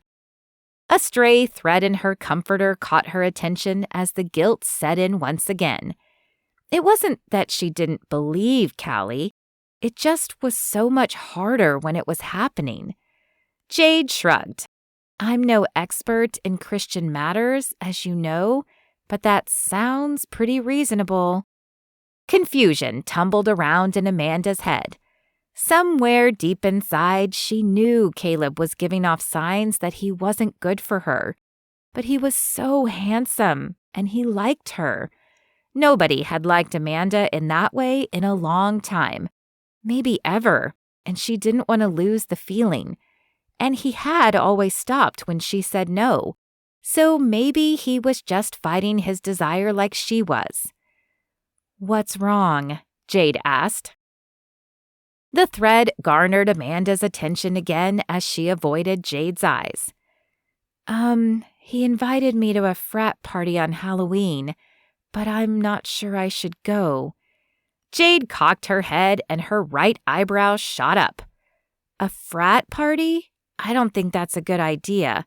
You do know what usually goes on at frat parties, right?" Amanda pulled harder at the thread, determined not to look up. "Yes, but I already said I'd go." Amanda glanced up from lowered lids. There was a little part of Amanda that was curious as to what actually went on in a frat party. "I think you're playing with fire." Jade shook her head. "But it's up to you." As Amanda turned out the light that night before bed, she realized she still hadn't called Sandra, and she hadn't read her devotional for the day. "I'll do it tomorrow," she thought, before falling asleep. Do you know anyone in Beta Zeta Psi? Jared asked Emily at their weekly Bible study. They were generally the first to arrive, and Jared decided to use the time tonight to pick Emily's brain. He had heard some troubling information today. I don't know, she said with a shake of her head, her forehead furrowed in confusion. Why do you ask? Jared sighed. I heard through the grapevine that they have a Halloween party planned. If I can't keep Amanda from Caleb, I want to at least be there to keep an eye on her. I know we don't know exactly what happened to Nikki, but we do know she left right after one of these parties. Amanda never asked for your side of the story? Emily asked. Jared had filled her in on the encounter after his conversation with Sarah. No, and I really thought she would. But it's like he puts them under some kind of spell, Jared said. I just need a way in, and then I can at least watch out for her. Okay, I'll ask my other guy friends, Emily said with a nod. One of them must know someone, and I agree that Amanda shouldn't go in there alone. I only saw Caleb that once, but something about him just rubbed me the wrong way. Thank you, Jared said, as the rest of the group filed in. Chapter 12. I'm going on the record that I still think this is a bad idea, Jane said, flashing Amanda a reproachful look. Duly noted, Amanda said, checking her reflection in the mirror again. The last few days had been a litany of Jade telling her horror stories about fraternity parties. Then Kate had joined in when Amanda had finally remembered to call her and fill her in. But neither Kate nor Jade had spent time with Caleb. Once they did, Amanda was sure their concerns would fade away, just as she was sure that nothing would happen tonight. Caleb was waiting in the dorm lobby when Amanda arrived there. He stood and smiled at her. You look great. Are you ready? Absolutely, Amanda said with a smile, and took his hand. Her smile faltered when they stepped outside the warm, lighted building, though. An uncharacteristic fog had settled on the grounds, and combined with the dusk and full moon, it created an eerie setting. Caleb led the way off campus, stating the meeting house was just across University. As they walked the few short blocks to the house, Amanda found herself jumping at shadows and battling a foreboding feeling. What if Jade had been right? What if someone spiked her drink? That happened occasionally, right? She wished she had thought to bring her own water bottle. No, that was silly.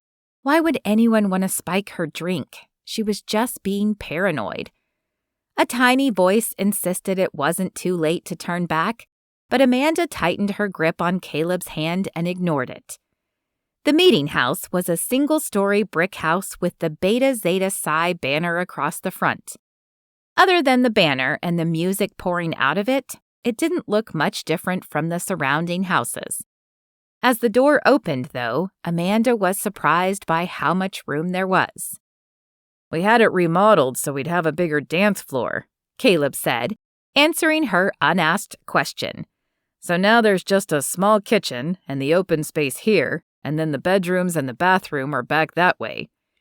The room already pulsed with people, and the music was even louder inside. Flinching, Amanda resisted the urge to cover her ears.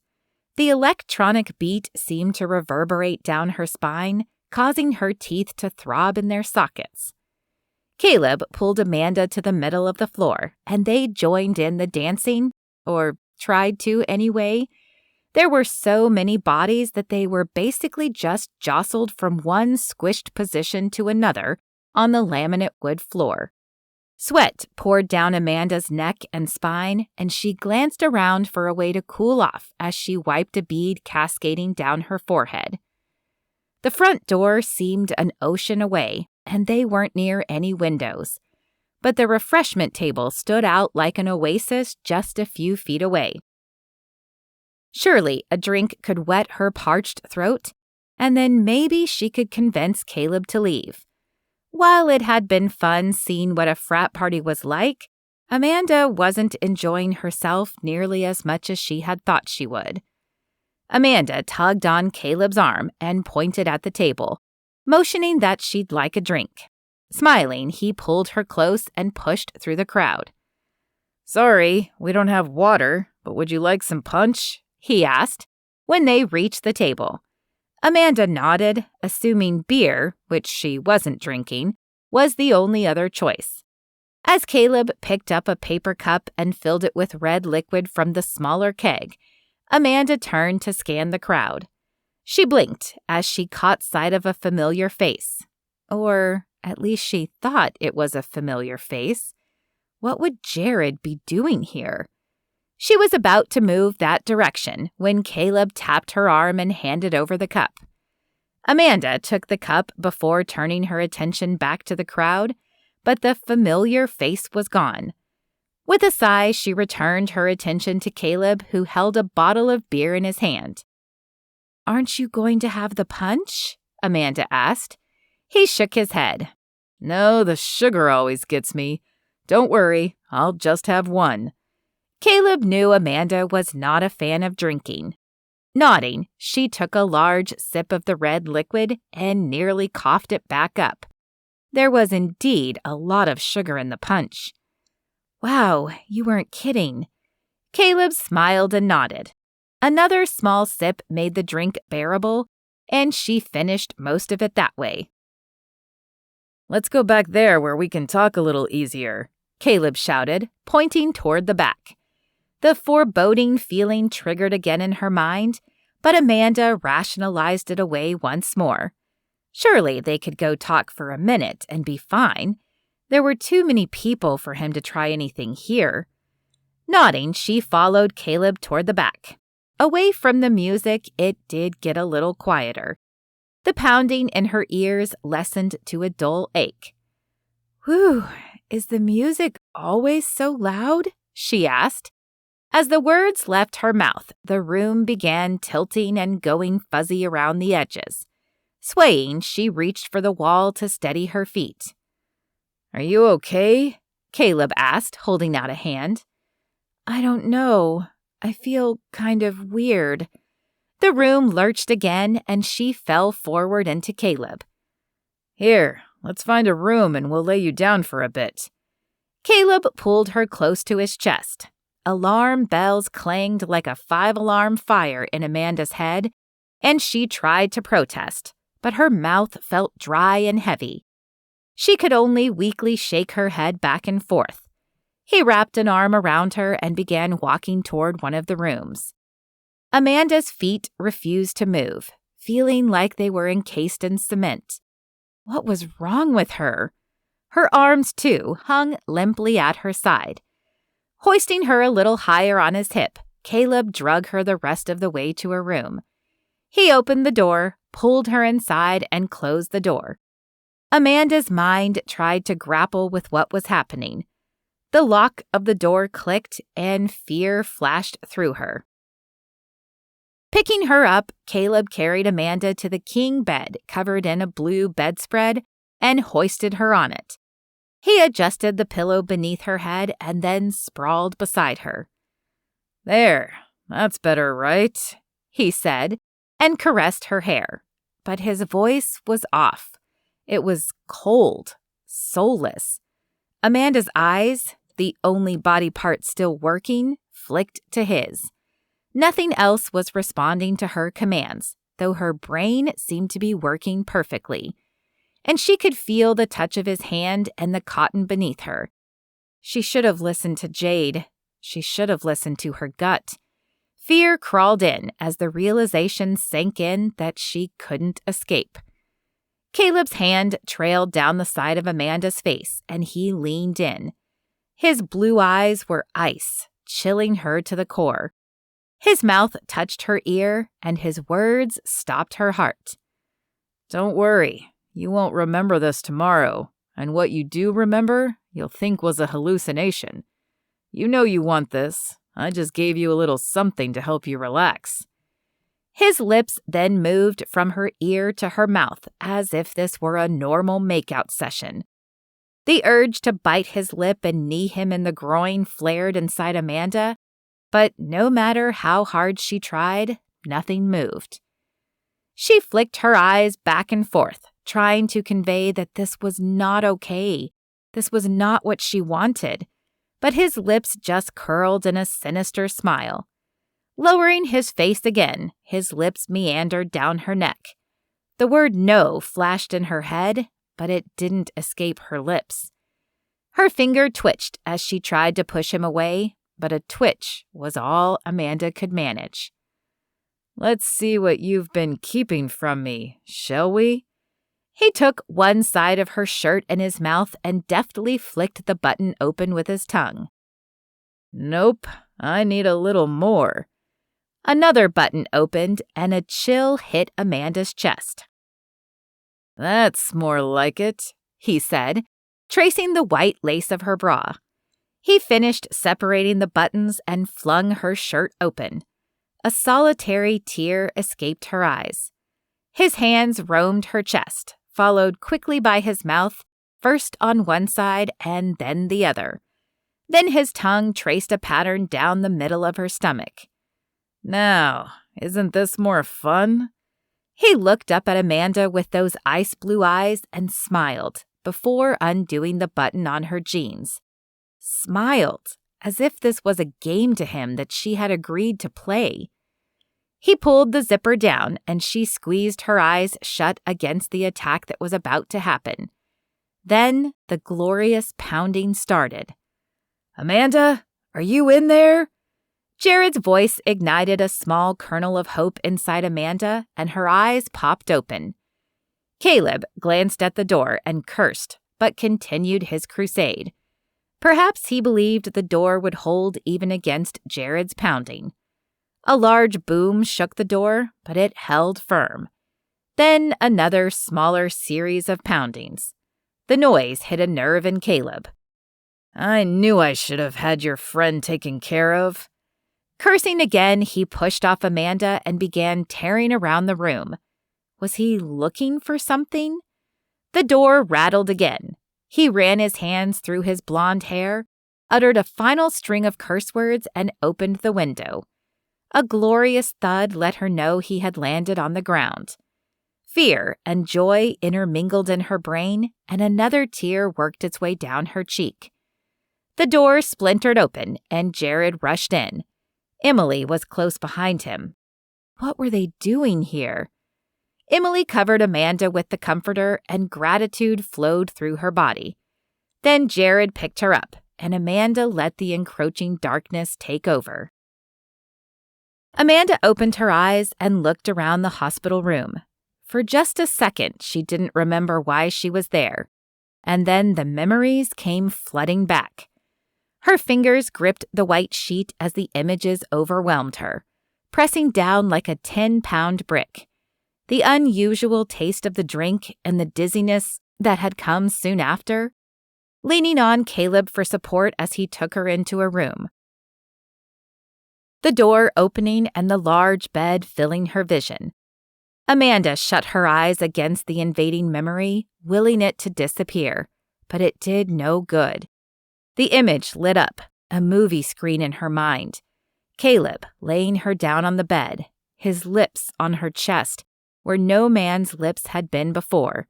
The feelings of fear and despair as she realized what he was doing. A sob escaped Amanda's lips and she curled into a ball. How could she have been so dumb? How had she let her guard down so much? She felt dirty and violated, and she wondered if she'd ever be okay again. Chapter 13. Dr. Patrick entered the waiting area and Jared shot out of his seat like a rocket to accost him. Is she okay? Tell me she's going to be okay. The doctor held up his hands. Physically, she's okay. She had some ketamine in her blood, but it's working its way out. Thankfully, it looks like her dose was low, as she seems to remember the incident. We think you got there in time to save her from any intimate attack. but emotionally and mentally she is scarred. You can speak now, but she may not want to. You're going to have to give her time." Jared's jaw tensed and his hands balled into fists. "Can we see her?" he asked. The doctor nodded, and Jared and Emily followed the man down the hall to Amanda's room. She looked so fragile and pale in the white bed. "How are you?" Jared asked as he reached the side of her bed. Amanda was listless, and there was a distance in her eyes. "I'm okay, I guess, thanks to you guys." Though a half smile played on her lips, it did not reach her eyes, and the sparkle was gone. "The police are going to be looking for Caleb," Jared said, "but they're probably going to want a statement from you." She nodded. "Yeah, I figured." Jared's heart went out to her. He wanted to tell her that everything was going to be okay, but he knew it wasn't. He had spoken with enough victims to know she had a long path to recovery in front of her. "Okay, Amanda needs her rest," a short, stocky nurse said as she entered the room. "You can come back again tomorrow." Jared nodded, though he did not want to leave. "I wish I knew what else to do for her," he sighed as he sank into a chair in the waiting room. "You be her friend and you pray for her." Emily sat beside him and placed a hand on his arm. "I know, it's just that it doesn't feel like enough, you know? I know God is so much bigger than you or me, but..." His voice trailed off. "Sometimes it's not about being perfect and having the right words," Emily said softly. "It's about being human and having empathy." "Yeah, I just feel helpless. I feel like I should have done more to dissuade her from dating Caleb." "You really care for her, don't you?" Emily asked. Jared's lip curled in a half smile. "I have since the moment I met her. Is that terrible?" "No, I think it's sweet, and I think you'd make a great couple. But I'm afraid it may be a while before she dates again." "Excuse me, sir." 2 cops stood before them. "Are you Jared Masterson?" Jared nodded. "We have a few questions for you, if you don't mind."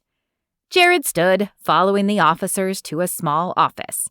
The room was barely more than a closet, and while he had nothing to hide and wasn't generally claustrophobic, the tight space sped up Jared's heart rate. "I'm Detective Scott, and this is Detective Delaney," the taller man said. "Can you tell us how you know the victim?" Jared nodded and swallowed to ease the dryness in his throat. "I met Amanda this year, and we work together at Students for Life." "What is that?" Detective Scott asked, scribbling on a notepad. "It's a pro-life college organization. We work together to inform women of options other than abortion." "And how about Caleb West?" Jared's muscles tensed as he clenched his fists tighter. "Caleb, I met last year when the girl I was dating chose him instead." Detective Scott stopped scribbling and looked up at Jared with a raised eyebrow. "So, would you say you held a grudge?" Jared bristled at the implication in the detective's words. "I wasn't upset when Nikki began dating Caleb. I was, however, concerned when she disappeared without a word to anyone after a similar frat party she attended with Caleb. That is why I went to this party. I wanted to make sure nothing happened to Amanda."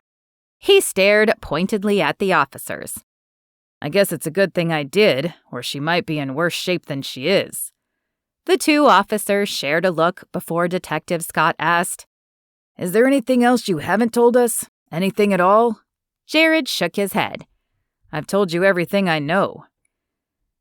Amanda was released early the next morning. An orderly brought her out in a wheelchair, and Jared cringed at the drastic change that had happened in just 24 hours.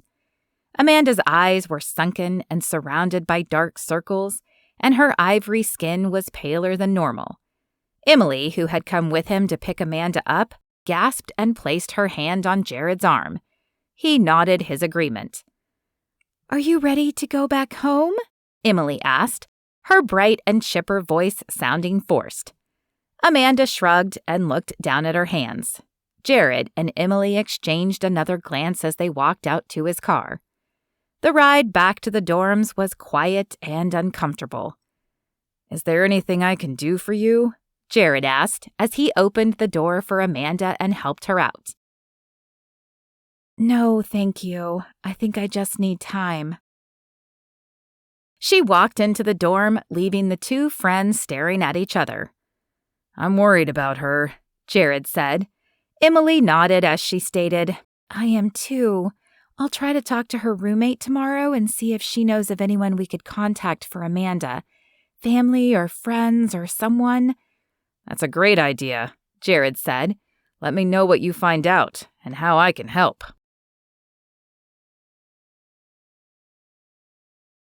Chapter 14.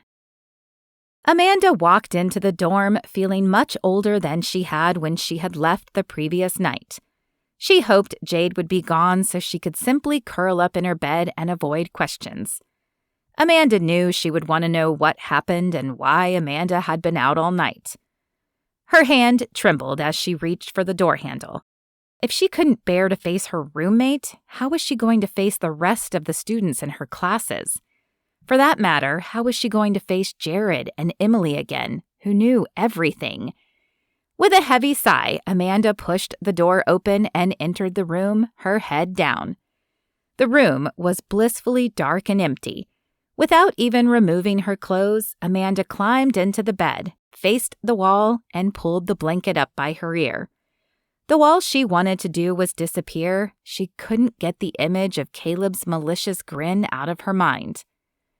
Except to use the bathroom, Amanda didn't get out of bed the rest of the day, or for her class the next morning. At some point, she heard Jade enter, but the girl was eerily quiet. She didn't ask Amanda how she was feeling, which led Amanda to believe Jared or Emily had spoken with her. Whenever Amanda would get up to shuffle down the hallway to the bathroom, she would see food sitting on top of her study desk, but she had no appetite. After Jade left for the day, Amanda pushed back the covers. She had no plans to attend class, but the ripe smell coming off her body was starting to affect her, and she decided she could at least shower before returning to bed. Gathering her bath items, she walked head down to the bathrooms a few doors down. Though the hot water didn't erase the violated feeling, it did soothe her raw nerves minutely. After drying off and dressing, albeit in baggy sweats and an oversized shirt, she headed back to the dorm room, ready to crawl back under the covers. Her sheets would need a wash soon too, but that was a problem for another day. Amanda stopped in the hallway at the sight of the blonde girl standing outside her room. The girl faced the closed door, clenching and releasing her fists as if unsure whether to knock or not. Something about her seemed familiar, but Amanda's mind was unable to place from where. "Can I help you?" The girl's wide eyes met Amanda's. I was hoping maybe we could talk." The words were so quiet that Amanda wasn't even sure she'd heard her right. "You may not remember me, but I'm Jordan. We met at the fair. I felt, some connection when we talked." The memory surged through Amanda's mind again. Of course, the feeling of that other voice. "I remember," she said slowly, still not sure why Jordan was there. Why had she sought Amanda out? She waited for Jordan to explain, but when the girl stayed silent, Amanda figured whatever she had to say was important, and not something she wanted to share in the hallway. "Come on inside," Amanda finally offered, opening the door. When the door shut behind them, Jordan turned to Amanda. She rubbed her hands together and averted her eyes to the floor. "I know you're probably wondering how I found you and why I'm here." Amanda nodded, dropping her bath items on the bed and sitting down. She motioned for Jordan to do the same. Jordan hesitated, but sat down on Jade's bed across the room. She ran her palms down her pant legs. "So, I remembered your group, Students for Life, and I went to their office. Your friend Jared told me where I could find you after he heard my story." A pause ensued, as if she were gathering the courage to continue. "I, heard you were attacked the other night at Beta Zeta Psi's house?" She dared a glance from under lowered lids. "I was." Amanda couldn't believe Jared would tell this girl where she lived, no matter what Jordan's story was. But since the girl was here, she decided to listen anyway. "I was too. Not the other night, but at the end of last year." The girl's hands twisted in her lap. A cold vice squeezed on Amanda's heart. Was it Caleb West?" The girl shook her head. "No, a guy named Trevor Jones, but I heard he was friends with Caleb." Amanda's eyes widened and she shivered. "I met Trevor. He gave me the creeps. So this wasn't the first time." Jordan shook her head. "I've heard rumors that there have been others too. I don't think the whole fraternity is involved, just a close group of Caleb and Trevor's friends." A hatred boiled in Amanda's stomach and overshadowed her fear and sadness. "I think we need to speak out about this. We have to stop them, no matter how many there are." The girl curled inward. "I don't know if I can do that. I wasn't as lucky as you. No one was there to save me. Can I tell you my story?" Amanda nodded, suddenly curious to hear Jordan's experience. Jordan took a deep breath. "I was a freshman last year, new to campus and from a really small town. I hadn't dated much in high school, so when Trevor paid attention to me, I fell hard. I couldn't believe he would be interested in someone like me." The words pierced Amanda's heart. They were so close to her own story. "Anyway, near the end of last year, he invited me to a party at the frat house. I was elated. I would get to walk in on Trevor Jones's arm. I just didn't know I'd be walking out alone." She paused before continuing.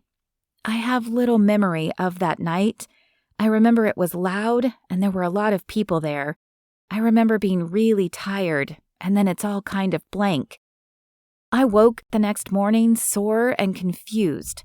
Trevor was gone. In fact, everyone was gone. The house was completely empty. I couldn't believe he had just left me there. A few weeks later, I began vomiting several times a day. My clothes felt tight and I was sore everywhere. After a trip to the clinic, I found out I was pregnant. That's when I began to piece together what had happened. I was a virgin before that night, and Trevor drugging me and taking advantage was the only thing that made sense." Amanda's hand covered her open mouth. That could have been her fate if it hadn't been for Emily and Jared. "I thought my mom at least would be supportive, but she told me that I needed to have an abortion. I kept putting it off, though I wasn't even sure why. I didn't have any moral opposition to abortion. Finally, I decided I couldn't put it off any longer, and I looked up the closest clinic, which was in Dallas.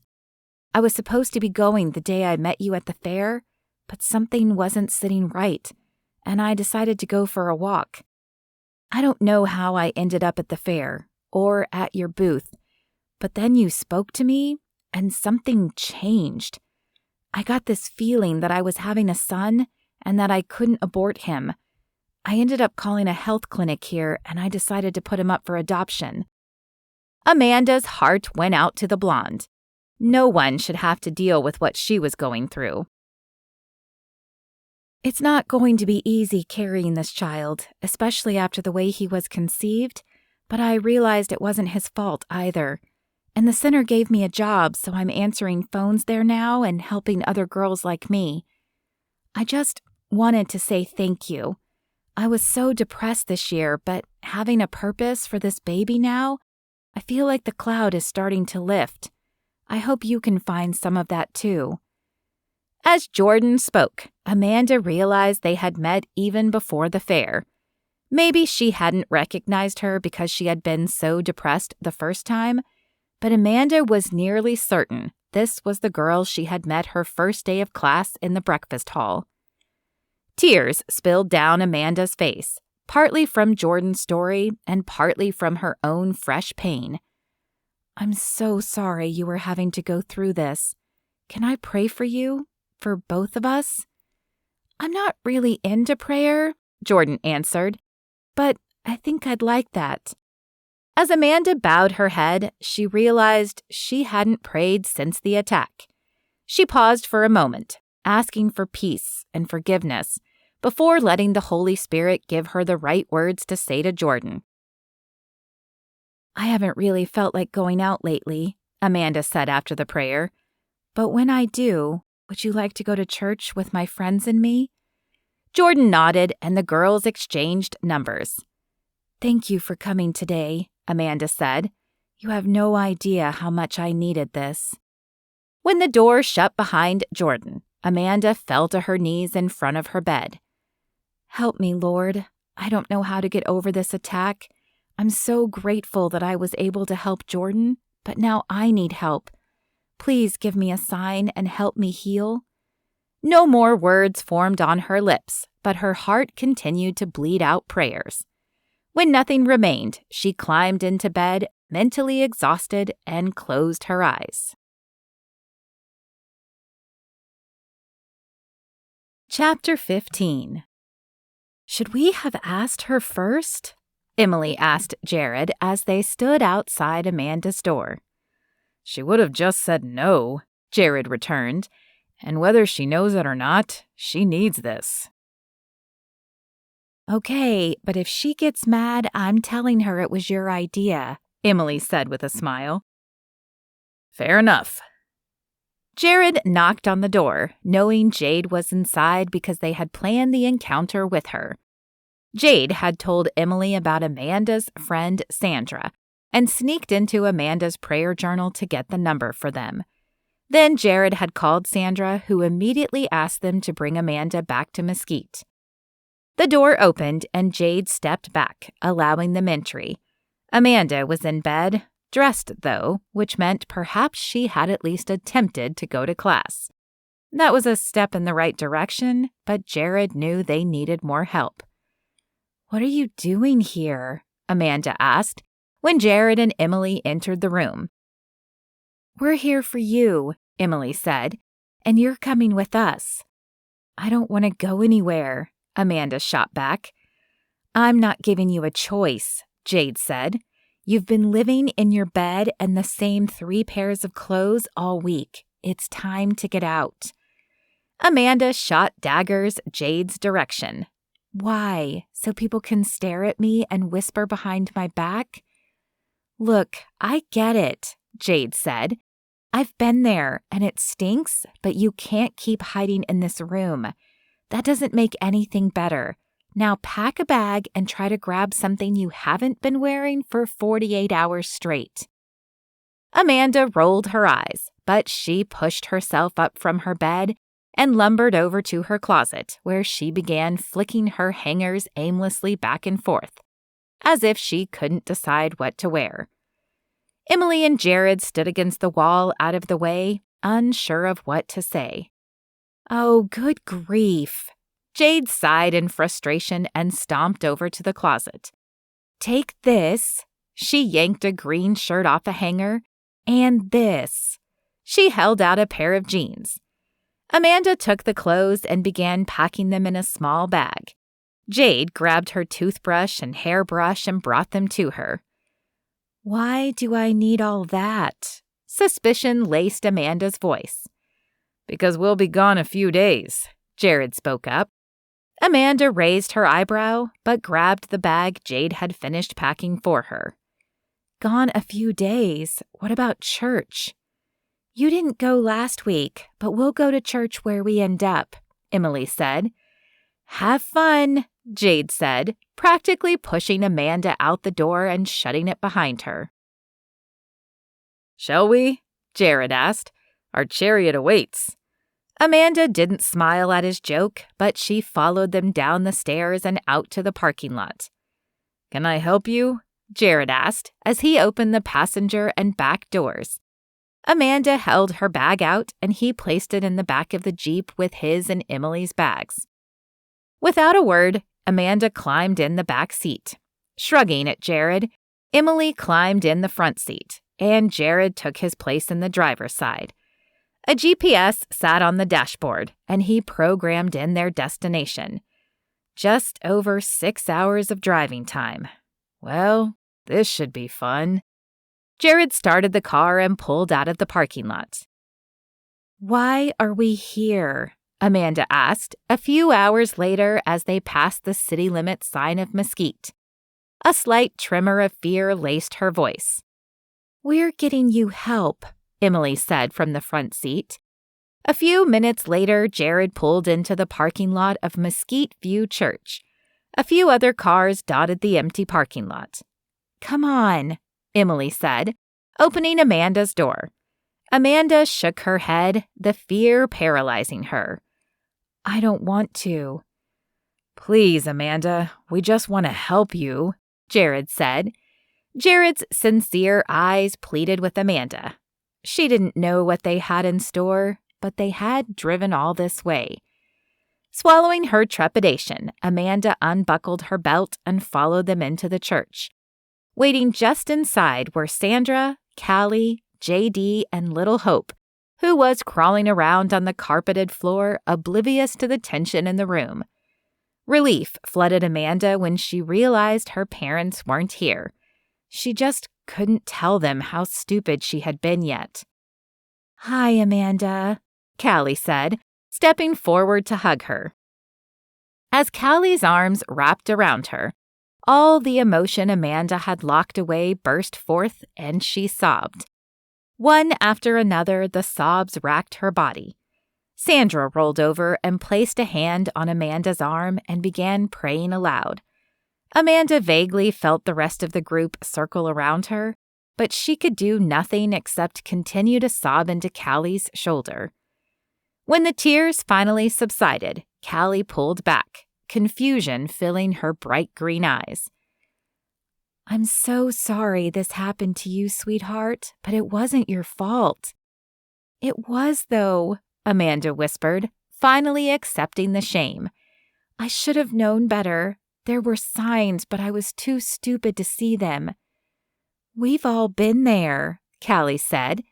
"Do you remember when I talked about my fiancé before I met JD?" Amanda nodded. Callie had shared her story with the church and inspired Amanda to be a bolder example at her high school. "Well, I'd been living with him for years and never noticed how selfish he was. Though my assistant at work knew it, I was blinded from seeing the real him by my affection and by Satan. He preys on our weakness, you know." Amanda's eyes dropped to stare down at her feet. "He was the first guy who showed interest in me that I liked back." "But he wasn't the only one," Jared spoke up softly. Amanda looked up at Jared. She had forgotten about that coffee date request. It seemed so long ago now. But she had thought he liked her at one time, hadn't she?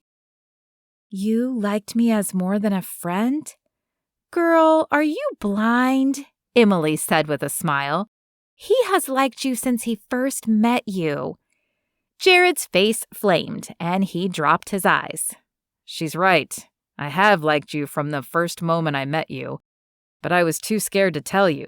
Then you told me you were seeing someone, so I kept it to myself. But what happened is my fault." His eyes brimmed with sadness when he raised them. "I had a suspicion that Caleb was bad news, but I couldn't prove it. Still, I should have told you." Emotions swirled through Amanda as she tried to understand.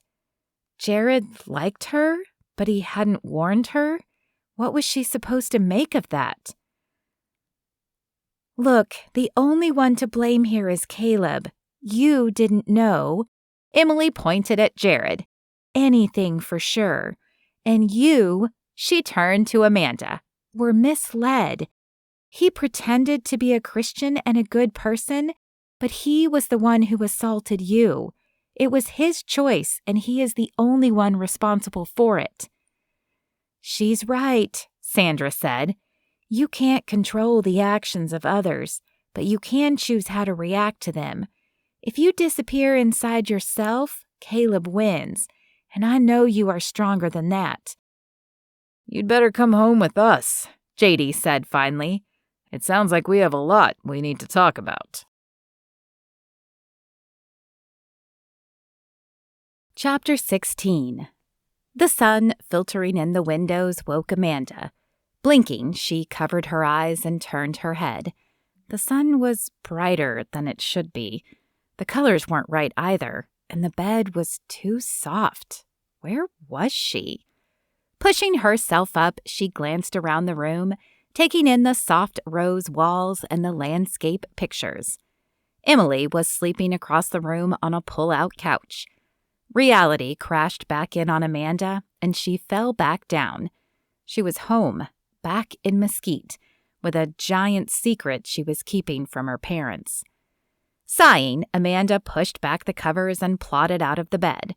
Being careful to close the door quietly, she shuffled down the hall and into the kitchen. Callie sat at the kitchen table with a mug of coffee and an open Bible in front of her. "Good morning, Amanda," she said, looking up as Amanda entered. "Morning." There was more tumbling around in her head, but she was unsure of what else to say. "There's coffee in the pot." Callie pointed and then returned her eyes to the page. Amanda grabbed a mug off the bar and filled it with the steaming black liquid. After adding some creamer, she returned to the table.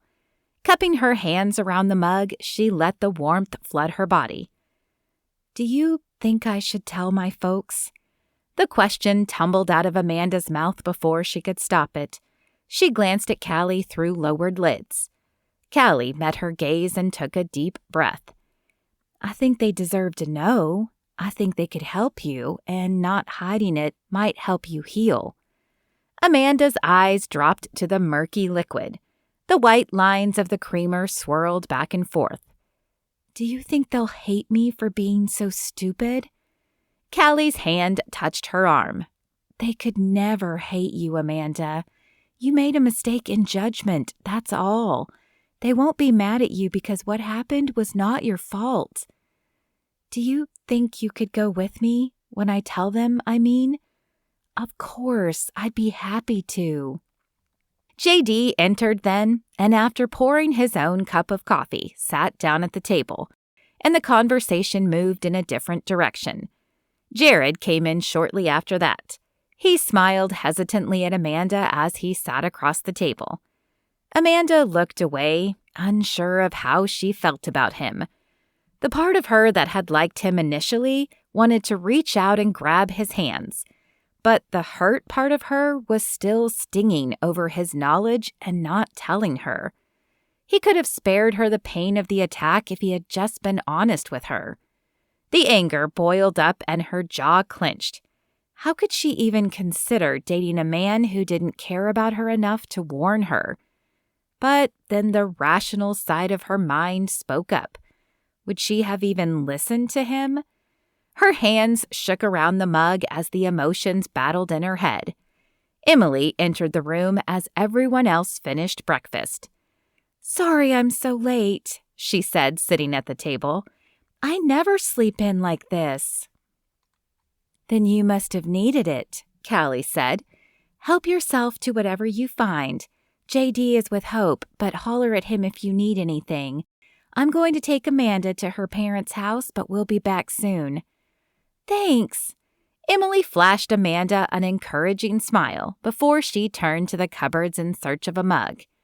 "You ready?" Callie asked. "Not really," Amanda said with a sigh, "but we might as well get it over with." Callie wrapped an arm about her shoulders and led the way out to the car. Amanda sank down in the passenger seat, trying to make herself as small as possible. She would rather be going to the dentist than to her parents' house to tell them this. Throughout the short drive, she tried to plan what she would say. But when her parents' single-level rambler came into view, she still had nothing concrete. "Just tell them the truth," Callie said as she parked the car. It was as if she knew what was on Amanda's mind. Amanda nodded and opened the passenger door. The invisible weight still sat snugly on her shoulders as she trudged up to the front door, but having Callie by her side gave her a small dose of courage. The front door swung open, and her mother's face appeared. "Amanda?" she asked in surprise. "Is everything all right?" "Not really, Mom. Is Dad home?" With concern etched on her face, she stepped back and opened the door. "He's in his office. Shall we talk in there?" Amanda nodded, trying to bite back the tears that were threatening to overflow already. How would she make it through her story this way? Her father looked up from his large oak desk when they entered. In a matter of seconds, his face went from surprised to excited to concerned. "Sit," her mother said, pointing to one of the chairs. "Tell us what's going on." Amanda sat in the gray office chair and stared down at her lap for a moment, trying to gather her courage. Callie and her parents remained quiet, waiting for her to begin. With a deep breath and a faltering voice, Amanda began at the beginning. "I'm so sorry," she said as she ended the story, "and I'll understand if you hate me." "Hate you?" her father asked. "Why would we hate you?" "Because I lost my way. I ignored the signs that he maybe wasn't a Christian." Amanda wiped her wet cheek with the back of her hand. "Amanda Lynn Adams, you were a victim. This was not your fault. Do you hear me?" Her mother stood and wrapped an arm around her. "Did he?" She covered her mouth, seemingly unable to say the words. "No, Mom. I got lucky. Jared and Emily saved me before he could." "Praise God for them." A sob escaped her mouth. "I'm sorry," she said, sniffling. "This just isn't what I wanted your college experience to be like." "We should all pray for God's grace in giving you amazing friends, for healing, and for this young man," her father said. "And for the other victims," Amanda added softly. "There are more?" "At least one, Jordan. She came up to me a few days ago, but she wasn't so lucky. She's pregnant." Her mother and father shared a silent stare. "We will have to find a way to help them, too." Callie had been silent through the discussion, but she spoke up after Amanda's father ended his prayer. "Please come back with us and meet Emily and Jared. They drove Amanda here, and they really are both amazing." Amanda's parents agreed, grabbing their keys to follow in their own car. "You'll all be back for Thanksgiving, right?" Callie asked as she hugged Amanda goodbye the next day. After attending church with Callie, JD, and Amanda's family, the trio was ready to head home and back to college life. The three shared a look and nodded. Amanda couldn't imagine any place she'd rather be for Thanksgiving. Jared shook JD's hand, and Emily hugged Callie and Little Hope before climbing in the car. Jared took Amanda's bag, and she smiled at him before opening the back door. Though she was still sorting through her feelings with him, she was trying not to jump to any rash decisions. Their conversation on the porch last night was still fresh in her mind. After dinner, Amanda pulled Jared outside. Anger still swirled in her stomach, but the knowledge of all he had done battled it. And she owed him at least an explanation for her earlier behavior. Amanda motioned to the porch swing, and they sat in silence for a minute as she gathered her thoughts. "I wanted to tell you that I liked you the first time I met you, too. I had already met Caleb by then, but there was something about you that I was drawn to. It must have been your genuine love of God. I wanted to tell you..." She looked down at her hands. "So many times, but I'd never really dated. I didn't know if seeing two men would be right. I didn't know how I felt about Caleb, and then I got blinded." His voice was soft as he spoke, like a comfortable blanket. "It's not important now. We both have regrets, but they don't have to keep us from enjoying the future." "About that, I'm still processing, and I'm not sure how I feel about you not sharing your concerns with me. Amanda bit the inside of her lip. I'm going to work on forgiving you and myself, but I might need some space while I work through all of this. He nodded, and though she could tell the words hurt him, he didn't respond in anger. I'll be here when you're ready, he said.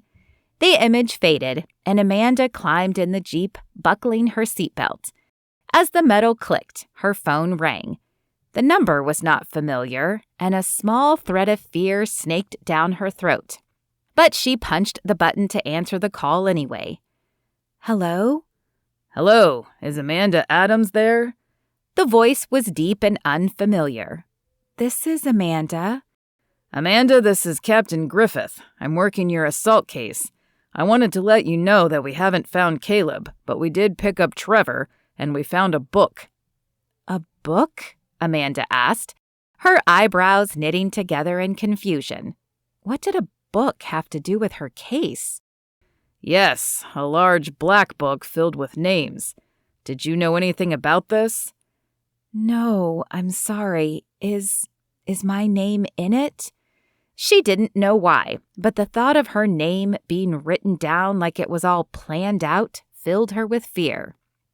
Had Caleb sought her out for a reason then? No, but the last entry was the end of last year. Relief flooded Amanda's veins, but only momentarily. If the last entry had been last year, that meant... She didn't want to, but she had to know. Was there a Jordan? There was. He paused. How did you know that? A vice squeezed Amanda's heart. I met her. She was assaulted by Trevor at the end of last year. I think you may have a list of assaulted women. There was an intake of breath, and then the pause on the other end stretched on. The man let out a low whistle. I hope you're wrong. There are a lot of names here, but I fear you might be right. Are you going to contact them all? We're going to try. His voice came out in a sigh, and Amanda didn't envy his position. Let me know if I can help in any way. As she ended the call, a feeling of dread mixed with relief crept in. How many times had they gotten away with this? How many women were now out there and hurting? Emily and Jared were watching Amanda from the front seat. It was obvious they had been listening and were waiting to hear the rest of the story. Drive, she said. I'll fill you in. Chapter 17. Amanda's heart raced as she faced the audience that was quickly gathering. A brown podium that held a microphone stood in front of her, and the media was setting up their own cameras and microphones in front of the stage. After the police had picked up Trevor and the few other boys who had made entries in the book, they had called Amanda, along with all the other women involved. The women had all met at the station. Amanda had been the luckiest. Some had no memory of the night. Some had gotten pregnant like Jordan. A few of those had had babies and put them up for adoption. Many others had had abortions. At the sight of so many haunted faces, Amanda had decided to speak up about the incident, to tell men that what had happened to them was not okay, and to tell women that there was help. Are you ready? Captain Griffith asked. Amanda glanced over at Jared and the rest of her friends from Students for Life who had come to support her and took a deep breath before nodding. Okay, let's get started. He stood next to Amanda at the podium and addressed the crowd. He began by informing the crowd about the incident, then finding the black book and picking up the boys from the fraternity who had been involved. I'd like to introduce Amanda Adams. She was one of the latest victims, and she wanted to tell her story. He stepped back, letting her have the mic. Swallowing the lump in her throat, she stepped forward. Hello. This isn't easy for me to say, but I felt the need to step forward for all the other women I met. I was lucky that my friends, she smiled at Emily and Jared, saved me before the worst could happen.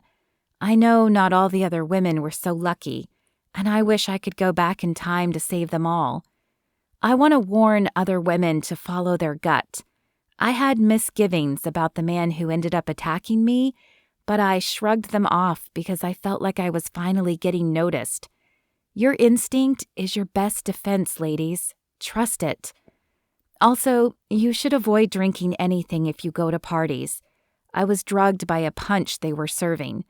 The drug compromised my ability to move, but I was awake, watching everything that was happening. To the men watching, this is not okay to do to women. Many of these women conceived children due to their incidents. All of us feel violated.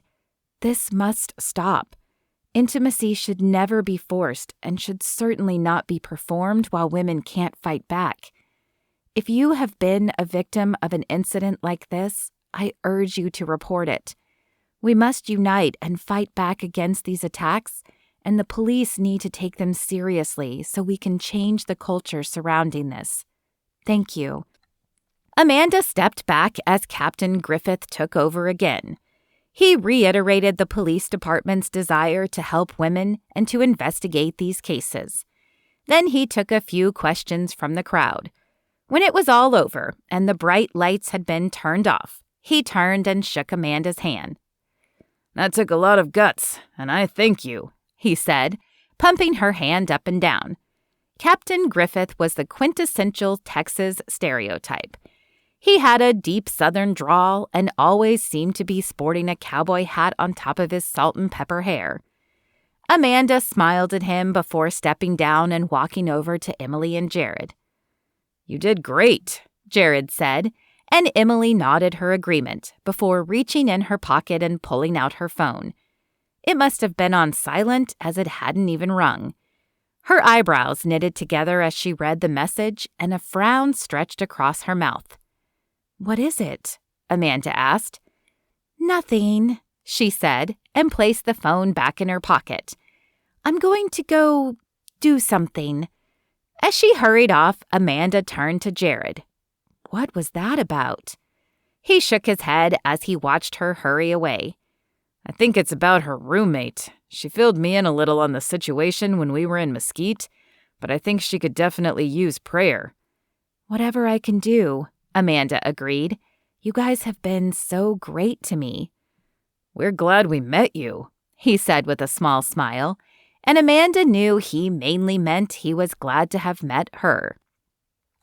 She knew he still wanted to date her, and she was pretty sure she wanted that too, but fear was holding her back. "Can I walk you home?" he asked, breaking up her internal dialogue. Amanda nodded and fell into step beside him. When they reached the dorm, he bowed and waved a farewell gesture before turning back toward his own dorm. Amanda appreciated the space, and she planned to use it to think on the situation and decide what she wanted to do. "Oh, I'm glad I caught you," a voice said on her right, as Amanda stepped up to the counter to grab her mail. Sarah rose from one of the foyer chairs and walked toward her. "Can we talk for a minute?" Surprised, Amanda nodded and led her upstairs to her room. Once inside, Sarah sat on the bed, folding her long legs beneath her. "You are probably wondering why I'm here," she said. "I'm happy to see you, but the thought had crossed my mind." Amanda smiled. Sarah had been the hardest to get to know of the Students for Life group, so Amanda was very curious as to the reason for the visit. She took a deep breath and bit her lip. Whatever was on her mind must be important. "It's about Jared." Amanda's forehead wrinkled in confusion. She had just left Jared. "Jared? What about Jared?" "I know he told you he knew about Caleb, and I know you're probably wondering why he didn't tell you. Well, that was my fault." "What do you mean?" Amanda asked, narrowing her eyes. "Do you remember the first day Caleb came to the office?" Sarah asked. Amanda nodded, and she continued. "Well, Jared came to me afterwards. He was shaking, angry, and afraid. I don't know if he ever told you, but we dated for a time, and while it didn't work out between us, we remained great friends. Last year, he met this girl, Nikki, and he really liked her. But one day, he saw Caleb and Nikki together. She told him they were just studying, but the next day, she broke up with him over a text. "That's awful," Amanda said, "but Jared already told me this." "Just wait," she interrupted. Anyway, he never spoke with Nikki again, but a few months later, we heard rumors that she had been attacked at a party. Of course, we also heard rumors that she was pregnant, that she ran away, and that some family member died and that's why she left. My point is that Jared didn't know for sure what had happened to Nikki until they found her name in that book. He wanted to tell you that day, but I told him not to because we didn't know for sure. I didn't know you well enough to know if you would believe him or just think he was trying to break you guys up. So I told him just to be there for you and to pray. She sucked in her breath and her voice trembled. So it's not Jared's fault for not telling you. It's mine. She covered her face with her hands and her shoulders shook. For a moment, Amanda just watched her, unsure of what to say or do. She and Sarah weren't close friends, but Amanda liked her. Her counseling instincts kicked in, and she moved to sit beside her. "Sarah, it's okay. You didn't know either. How could you? He fooled us all." As the words left Amanda's mouth, she finally believed them, and a weight lifted from her shoulders. "But I've ruined it for you and Jared now. He cares for you so much." Her words came out in a muffled stream amid hitching sobs. "I don't hate Jared," Amanda said. "I was confused about how to feel, and I've been working on it. But you just sped up the process. It may still take me a while to recover fully, but I don't have any reason to be mad at him. Or at you," Amanda added quickly. "Really?" she asked and lifted her head.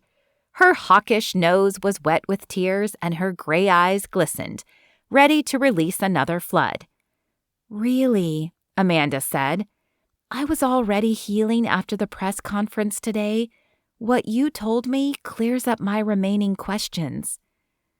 "Will you give him a chance?" she asked. The intensity that radiated from her eyes only convinced Amanda more that Jared was one of the good ones. "I'd be crazy not to." Amanda woke, covered in sweat and shaking. Her eyes tore about the room, but she hadn't woken Jade. She still slumbered in her bed, back to Amanda. Her heart slowly returned to its normal pace. The nightmare of Caleb's attack receded from her mind, but that didn't ease the fear. This was the third nightmare she'd had this week. She needed closure. Amanda had hoped after the press conference that she would have it, but it hadn't stopped the nightmares. As if on cue, her phone began to ring. The number was unfamiliar, and she wondered if it was Caleb calling from somewhere. That had been a common fear with every unknown number, but then reality would kick in and she would ask herself why he would do that. She tapped the button and whispered a soft hello. Her surroundings froze as the words from the other end filled her ear, and her knuckles whitened from the grip on the phone.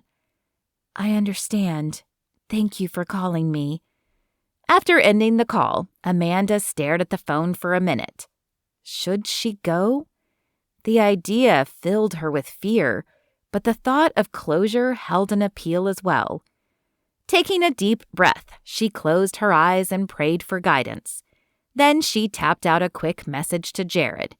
She not only valued his opinion, but had other things to discuss with him as well. Half an hour later, a knock rapped at the door. Amanda opened it and stepped outside as Jade was still sleeping inside. Concern clouded Jared's green eyes. "Is everything okay?" She nodded, trying to decide which subject she wanted to broach first. "Let's go downstairs." Amanda led the way to one of the study carrels downstairs and grabbed 2 chairs. Sarah came to visit me yesterday. He looked up in surprise but waited for her to continue.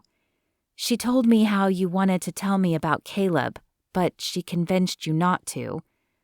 I know I should have, he began, but Amanda held up her hand to stop him. When you first told me you knew he was dangerous, I couldn't understand how you wouldn't have told me your suspicions. But Sarah told me the whole story. I understand why she asked you to wait. It makes sense. Amanda's cheeks heated, and she glanced down at her hands before continuing. I wish I had met you before I met Caleb, and I think in my heart I knew he wasn't the one I was supposed to be with. But anyway, I'm sure I'll still need some time to heal, but I was wondering if you still were interested in me? The last part came out as barely more than a whisper, and Amanda forced her eyes to his face. A small grin played across his lips. Of course I am, he said, grabbing her hands. Watching you be so strong through all of this has just made me realize how much I admire you even more.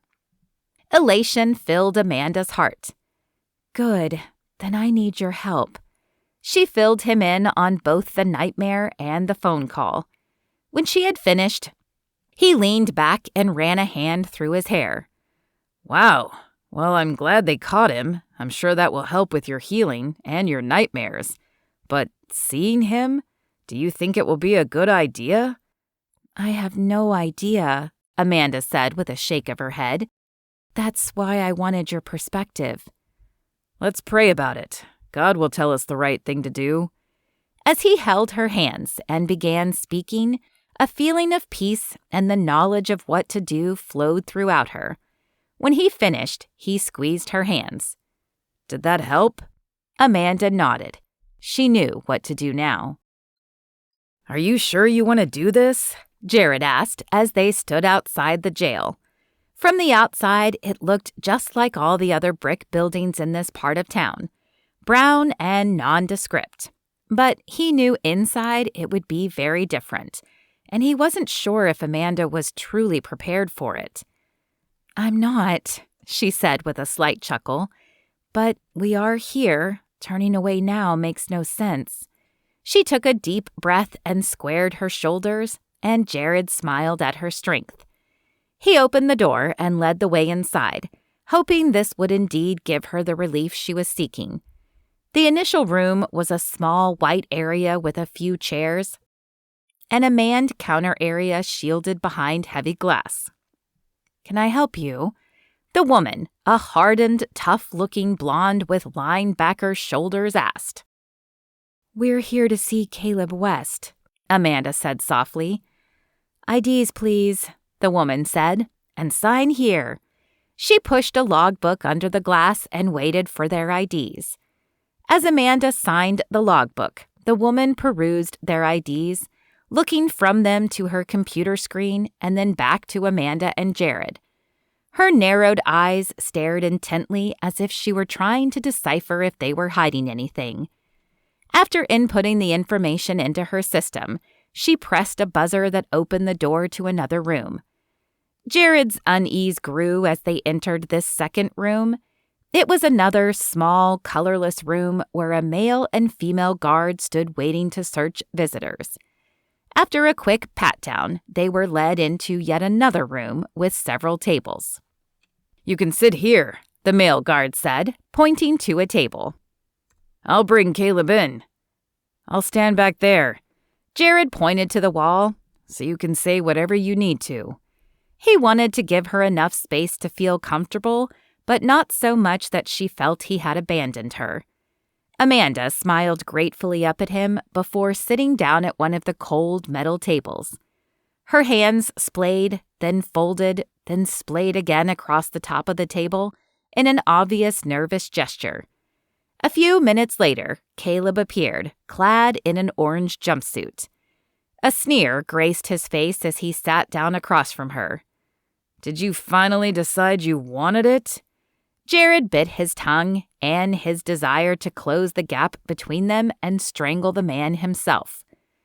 Amanda shook her head, and though she might have been scared, her gaze remained fixed on his face. No, I wanted to ask you why. Why did you attack me? I was falling for you. I thought you were a good man. But you weren't giving me what I wanted, he said with a sneer and a shrug. Besides, it's all about the conquest for me. I chose you because you were so innocent. I like them innocent. It's more satisfying when you get what they refuse to give you. His cold eyes gleamed with malice, and Jared saw Amanda's body tense. Even Jared hadn't known how awful Caleb really was. How had he hidden this evil running rampant through him? But you could probably have any girl you wanted. Why do you feel the need to take it? Because I can. It's about power. I had it, and you didn't. At his words, a smile broke out on Amanda's face. For a moment, she said nothing, and Jared watched Caleb shift in his seat. Well, now I have it, and you don't. I feel sorry for you, Caleb, but I'm not going to let you destroy my life. I'm going to pray for you and hope that one day you see how wrong you have been. Caleb's mouth dropped open, but Amanda didn't give him the chance to say any more. She stood, motioned for Jared to follow, and walked out of the room, never looking back. Do you feel better? Jared asked as they left the jail. He knew the fresh air definitely felt better on his skin. I do. Amanda smiled up at him. I was afraid it would bring back the fear, but I just felt sorry for him. He's obviously troubled. I am glad that he's going to go away for a while, but I'm not looking forward to the trial. She shuddered. I know it's necessary, but I just want to be done with it, you know? Jared squeezed her hand in agreement. How about some lunch to take your mind off it? Sounds wonderful. Amanda flashed a smile and reached for his hand. Chapter 18. By the time Thanksgiving break arrived, Amanda and Jared were officially a couple. As Jared's family lived much further away, he decided to go with Amanda to Mesquite for the break. Amanda's family had agreed to host Thanksgiving at their house as they had more room and a larger family to move. Jared and Amanda arrived just an hour before lunch was to be served. Amanda made a beeline for the kitchen, offering to help, but her mother, claiming she had it all under control, ushered her to the living room. Amanda sat on the couch next to Callie, who reached out and squeezed her arm while offering a smile. Returning it, Amanda glanced over at Jared, who was conversing with JD. She still fervently wished that she had chosen Jared first, but God was healing her wounds and deepening their relationship. A part of her wondered if they would be as close if she hadn't gone through the harrowing experience. An hour later, everyone gathered around the large wooden table.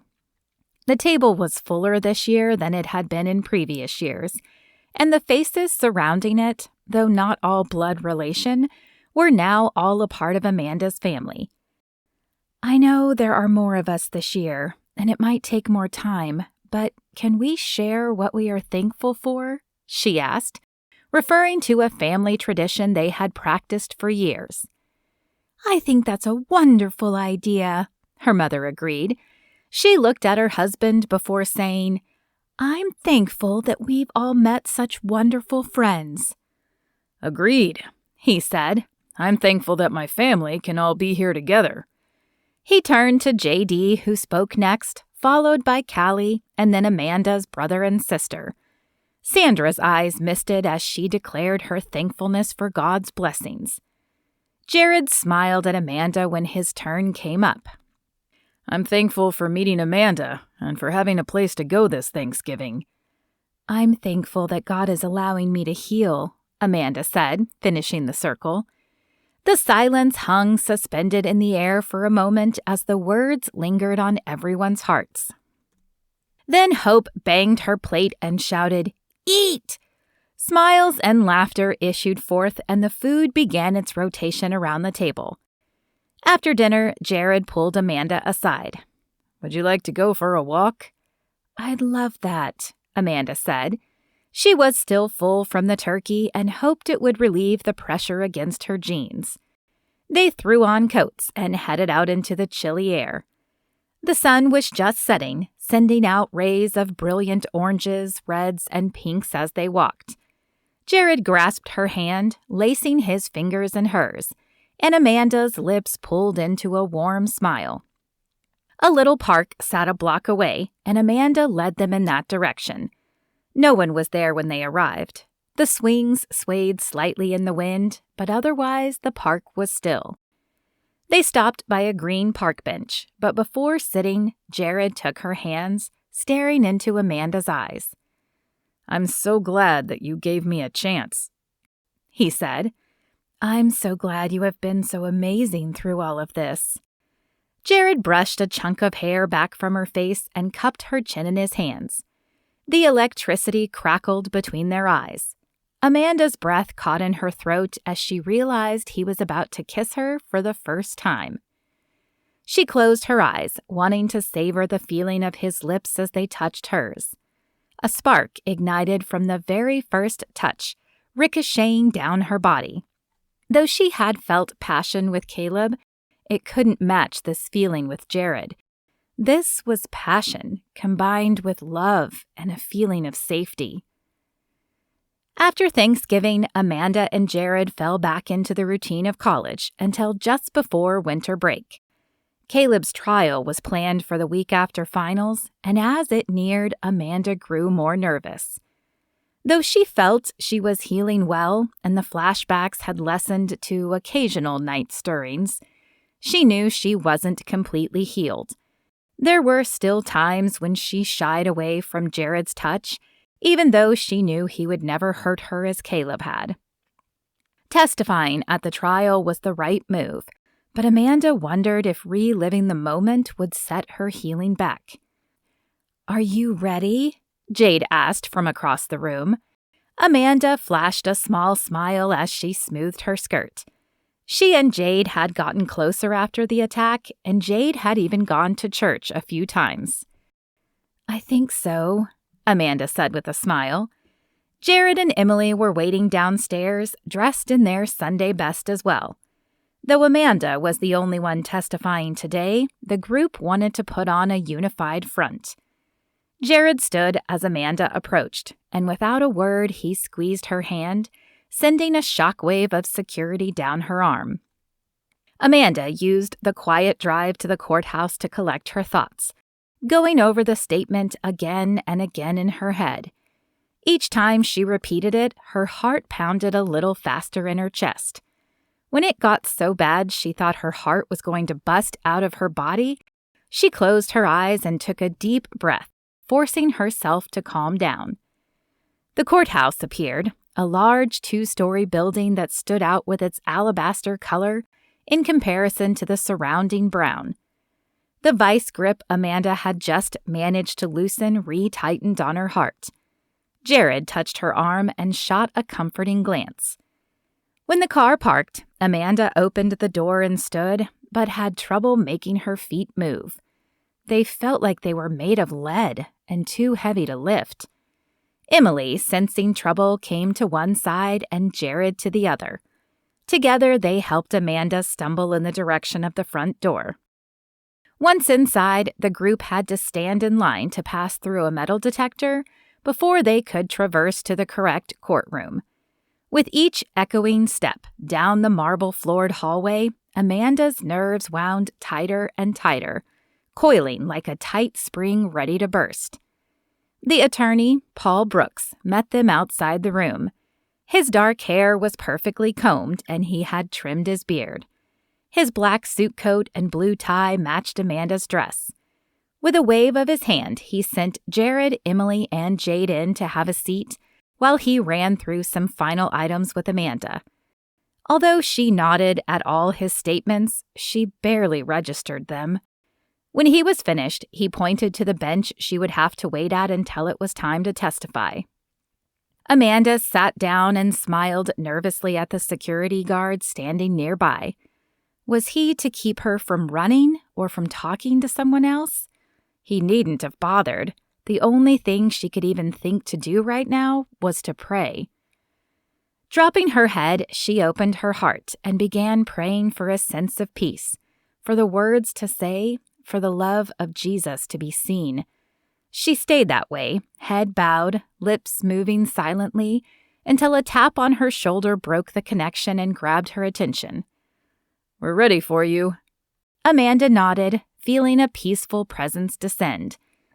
As she entered the crowded courtroom, she barely noticed the people. Just like at the fair with Jordan, she felt more as if she were watching herself than that she was involved. At the stand, she raised her right hand, placed her left on the Bible, and solemnly swore to tell only the truth. The jury sat to her left, a mixture of old and young, men and women, professional and blue-collar workers. The 13 faces staring back at her stirred no fear, however. Caleb sat to her right.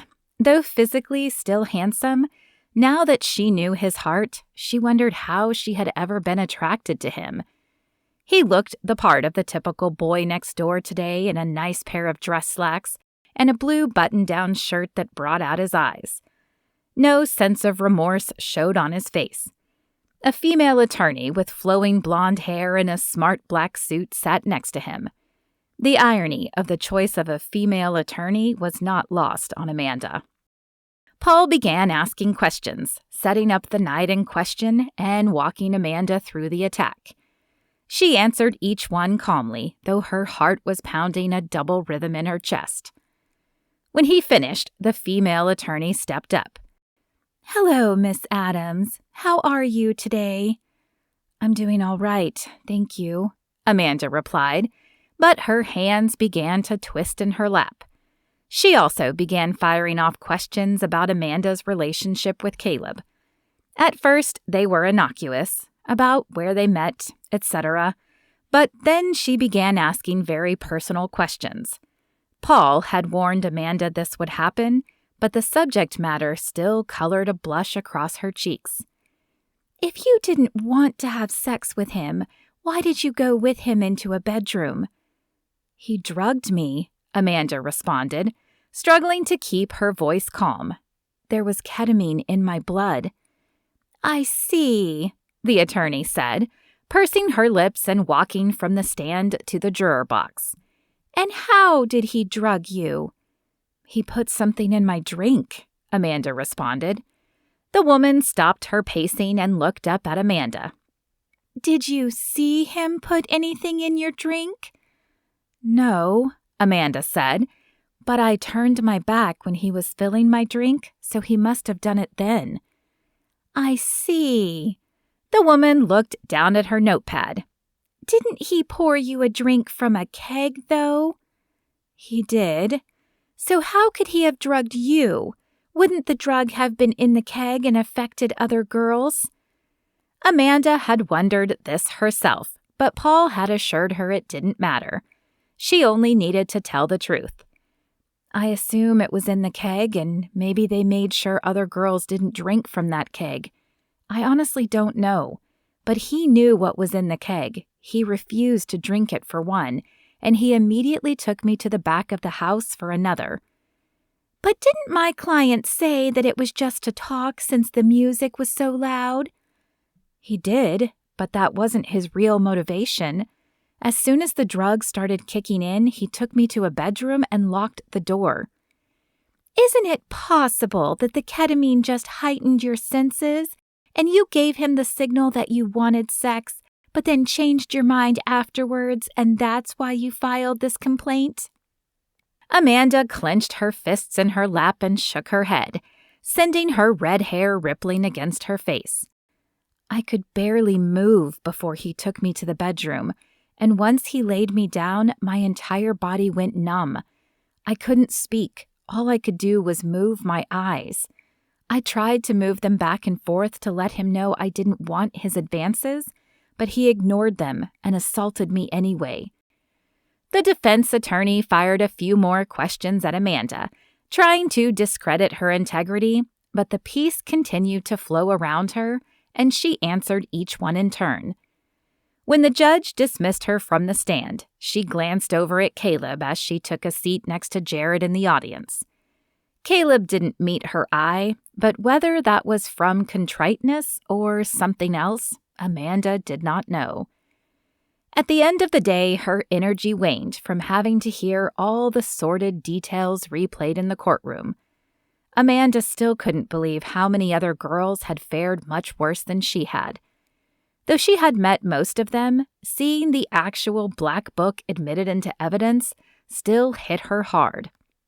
Her Christian upbringing made it difficult for her to believe that men like this existed, men who would take advantage of women for the sheer sport of it.